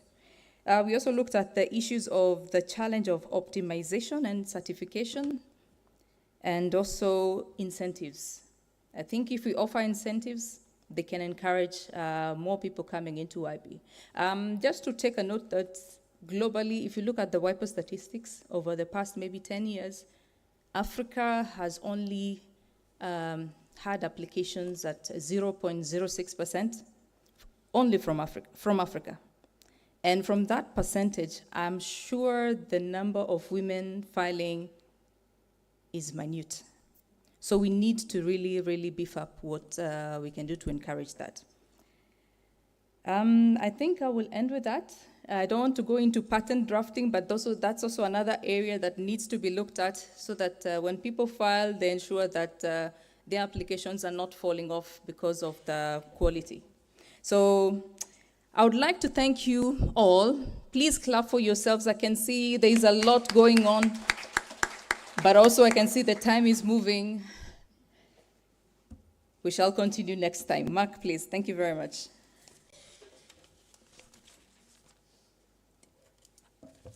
Let's appreciate Susan again, and also Nancy, who had to just step out and attend to something urgent. Thank you so much for taking us through this session, and thank you all for the experiences that you have shared, each and every one of you. And I like the discussions that are happening, just going forward, what we can do better as well to find solutions that are best suited for our situation as well. So give yourselves another round of applause for participating in this. And coming to the end of day 2. And so as we end day 2, this isn't on the program, but we thought it'd be fitting as well as just as we have our host with us, we wanted to just come and greet you, say a word or two, because we'll also be hearing a lot more from her. Come tomorrow, day 3, which will also be another exciting day. So let's all welcome the Registrar General of Uganda Registration Services Bureau, Ms. Masike Keinowisho. I will not mention all the other titles, lest I find myself in problems, but I like to call her the General of Generals. The General of Registrations, not of the Army. Good evening, ladies and gentlemen. Can you stand up for 1 minute? We sit a lot. And for us as women, we have so many responsibilities, even the men that are in the house. Just do a bit of stretch as we conclude the day, but also thank God for the gift of life. Wow, I think that stretch gives us the energy to go through these 2 minutes of my present. You may resume your seats. A good evening to you all, ladies and gentlemen. It's amazing that since yesterday, throughout today, and tomorrow, we are all having discussions that relate to women in IP, women in innovation, women in science, women in technology, women in business, basically women in everything. Because intellectual property relates to every sector and affects every space of our community, including our household. And as women, I want us to reflect on a journey. Just take that journey from your bed, let's start from the kitchen, in your house. Walk through the entrance of your main door, through your kitchen, I'm just using the infrastructure of the African houses, through the living room, the dining room, through the bedroom, then get out in the compound, and everywhere. Tell me where IP is not. Tell me anywhere. Because when we are promoting intellectual property, we are telling the policy makers, you are telling the grassroots person that intellectual property affects every part of our livelihood. Imagine a kitchen without a device for cooking, even if it is the famous fire-powered or charcoal-powered stove for those, of course, that are not climate friendly, but also taking into consideration the different levels of our earnings.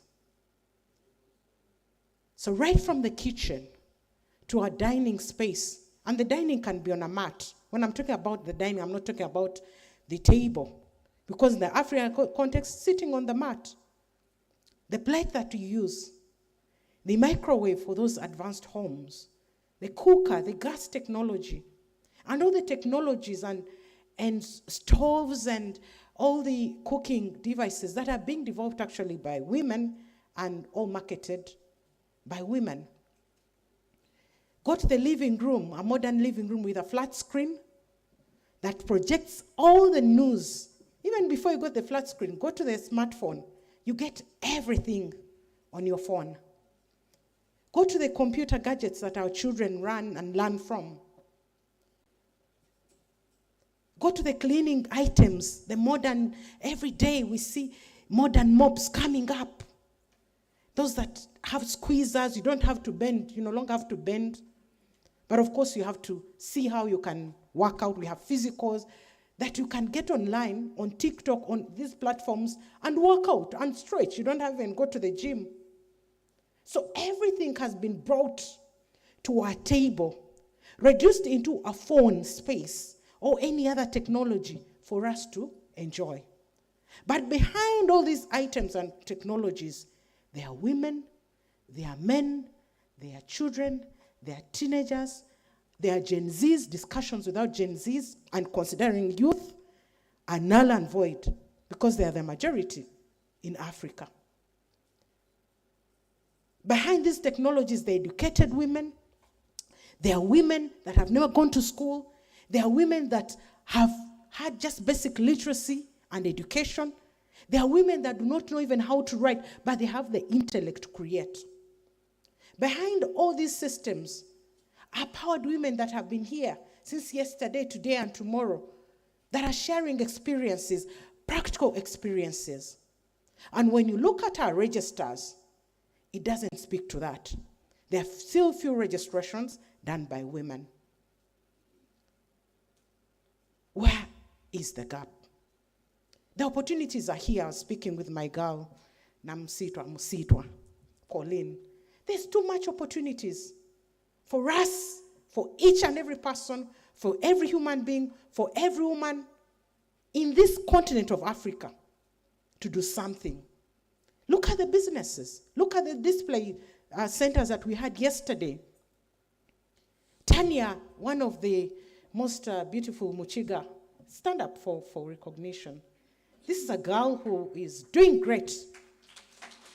She innovated the washable sanitary towels out of just. She runs several businesses. She's an influencer. She even models for beautiful products as a face. You see her face, all these big products. Her face alone fetches her millions. Before even she uses her pen. Yes, please come here, Tanya. I am saying this because these are the realities. She came up with a sanitary washable where just out of that, and it got an award. And thank you for making it. Maybe just 1 minute, since you're my in-law, you know Bachiga. I have Bachiga children, so say something. Bachiga never shy. Yeah, thank you so much. Mercy is one of the ladies in town that I look up to. She is very eloquent. You've called me to talk about myself, but just give me 1 minute to talk about her. We have 3 things in common. I don't know if you know that. We kind of all like looking nice. You can see how she's dressed, the details.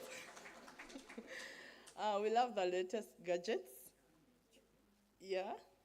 And yeah, okay. And we love elevating women, both of us.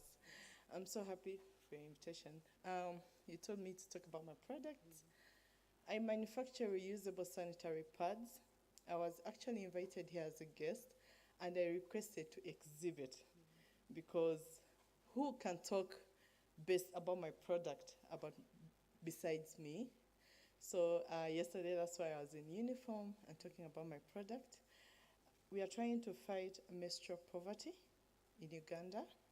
You understand most girls lose on school time because they don't have the products to use, which are quite affordable. And during COVID, we had an increased number of teenage mothers, and these women definitely can't afford even the diapers for their children. And that's how I started this innovation of the reusable products that are quite affordable and safe for the environment as well. What more can I say, Mama? Thank you. Thank you. I'll continue to support you. Thank you very much. Thank you, Tanya. She represents a group of elite girls, the girls that have gone to school but still want to innovate. Thank you very much once again. And indeed, we love elevating women. Wherever women are, there's this, I don't know where this thinking and perspective came from that women don't support fellow women. I don't know where it came from. We better dispel it. Women support fellow women. And if you're a woman and you're not elevating another woman, then you may not see heaven. I'm not going to dig, but let's support one another. I also have a special person in this room. Chairperson, Patience. I know you're looking at me, your time cautious. She's our chair, my boss, regulating. Give me 2 more minutes to conclude this. Madame Nabakoza, she's the secretary of the Law Council and the Ministry of Justice. Please come and greet these ladies. She's a lawyer, a distinguished lawyer. She's the one that renews our practicing certificates. This morning, even when we were following what it was here, we were upstairs attending the lawyers' annual conference as lawyers, and we were together. Please come and speak to these women. I know my practicing certificate for this year is already renewed, even when it's not a requirement in my practice, but at least you're very welcome. She's a powerful lady. No, I'm a normal lady. Thank you, Mercy. Good afternoon, good evening, ladies and gentlemen. Mainly ladies. Yeah, we are at the top. I'm happy to see the group that is here, and I was upstairs with her. I decided to come in and see what's going on here. I have a friend from Zambia, Chanda, so I wanted to see what's going on here, and I'm happy to be here. And in the Law Council, we emphasize ethics for lawyers and discipline for lawyers. We are a regulator of legal education, a regulator of the profession itself, the lawyers in the profession, continuing legal education in the universities, legal education in the postgraduate bar course. That's the regulation we do. And I'm happy to have this opportunity to meet great minds from women. Nice to see you. Thank you. Thank you very much, our Secretary of the Law Council, for those kind remarks. And as I conclude, I know we will continue the conversation tomorrow. I'd like to take special recognition of my colleagues, starting with the Honorable Member of Parliament from Lesotho. I don't know whether she shared her experience, but I saw her step out. She was beautifully dressed in an African attire, Honorable Mapo. Then my colleague, the Director General of the Intellectual Property Office of Liberia, Honorable Gomai Kobai. My colleague, please stand up. She's the Director General of Intellectual Property Office. And in their country, they are honorables. Here, please, can you start calling me honorable? I'm kidding. Thank you very much, my colleague. We have the Chief Assistant Registrar General for Malawi, Ms. Violet Chibambo. Oh yes, my friend, my colleague for many years. We have the Minister Nyakeni from Namuli, the Deputy Minister for Commerce and Administration in Liberia. Yes, Honorable Minister, you're very welcome. Being minister at a young age, we welcome you in your capacity as the Deputy Minister for Commerce. These are networks that we need. We have the Acting Director of Industrial Property of Mauritius, Mr. Rajiv, my friend. My friend, my colleague. You're very welcome.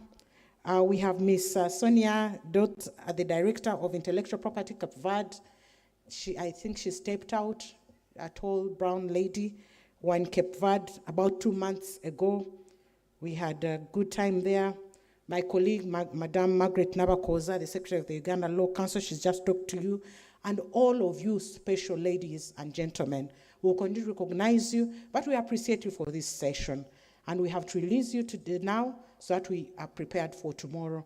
And the MC will give announcements of the rest of the program going through to today and tomorrow. I wish you the very best.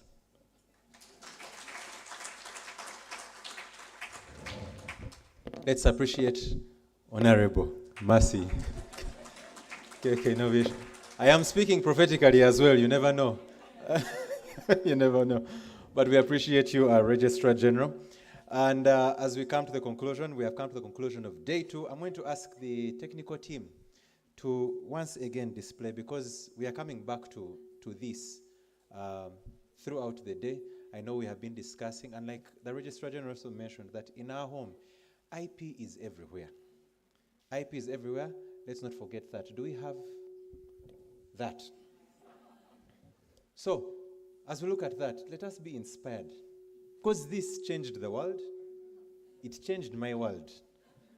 And and I'm also sure it has changed your world.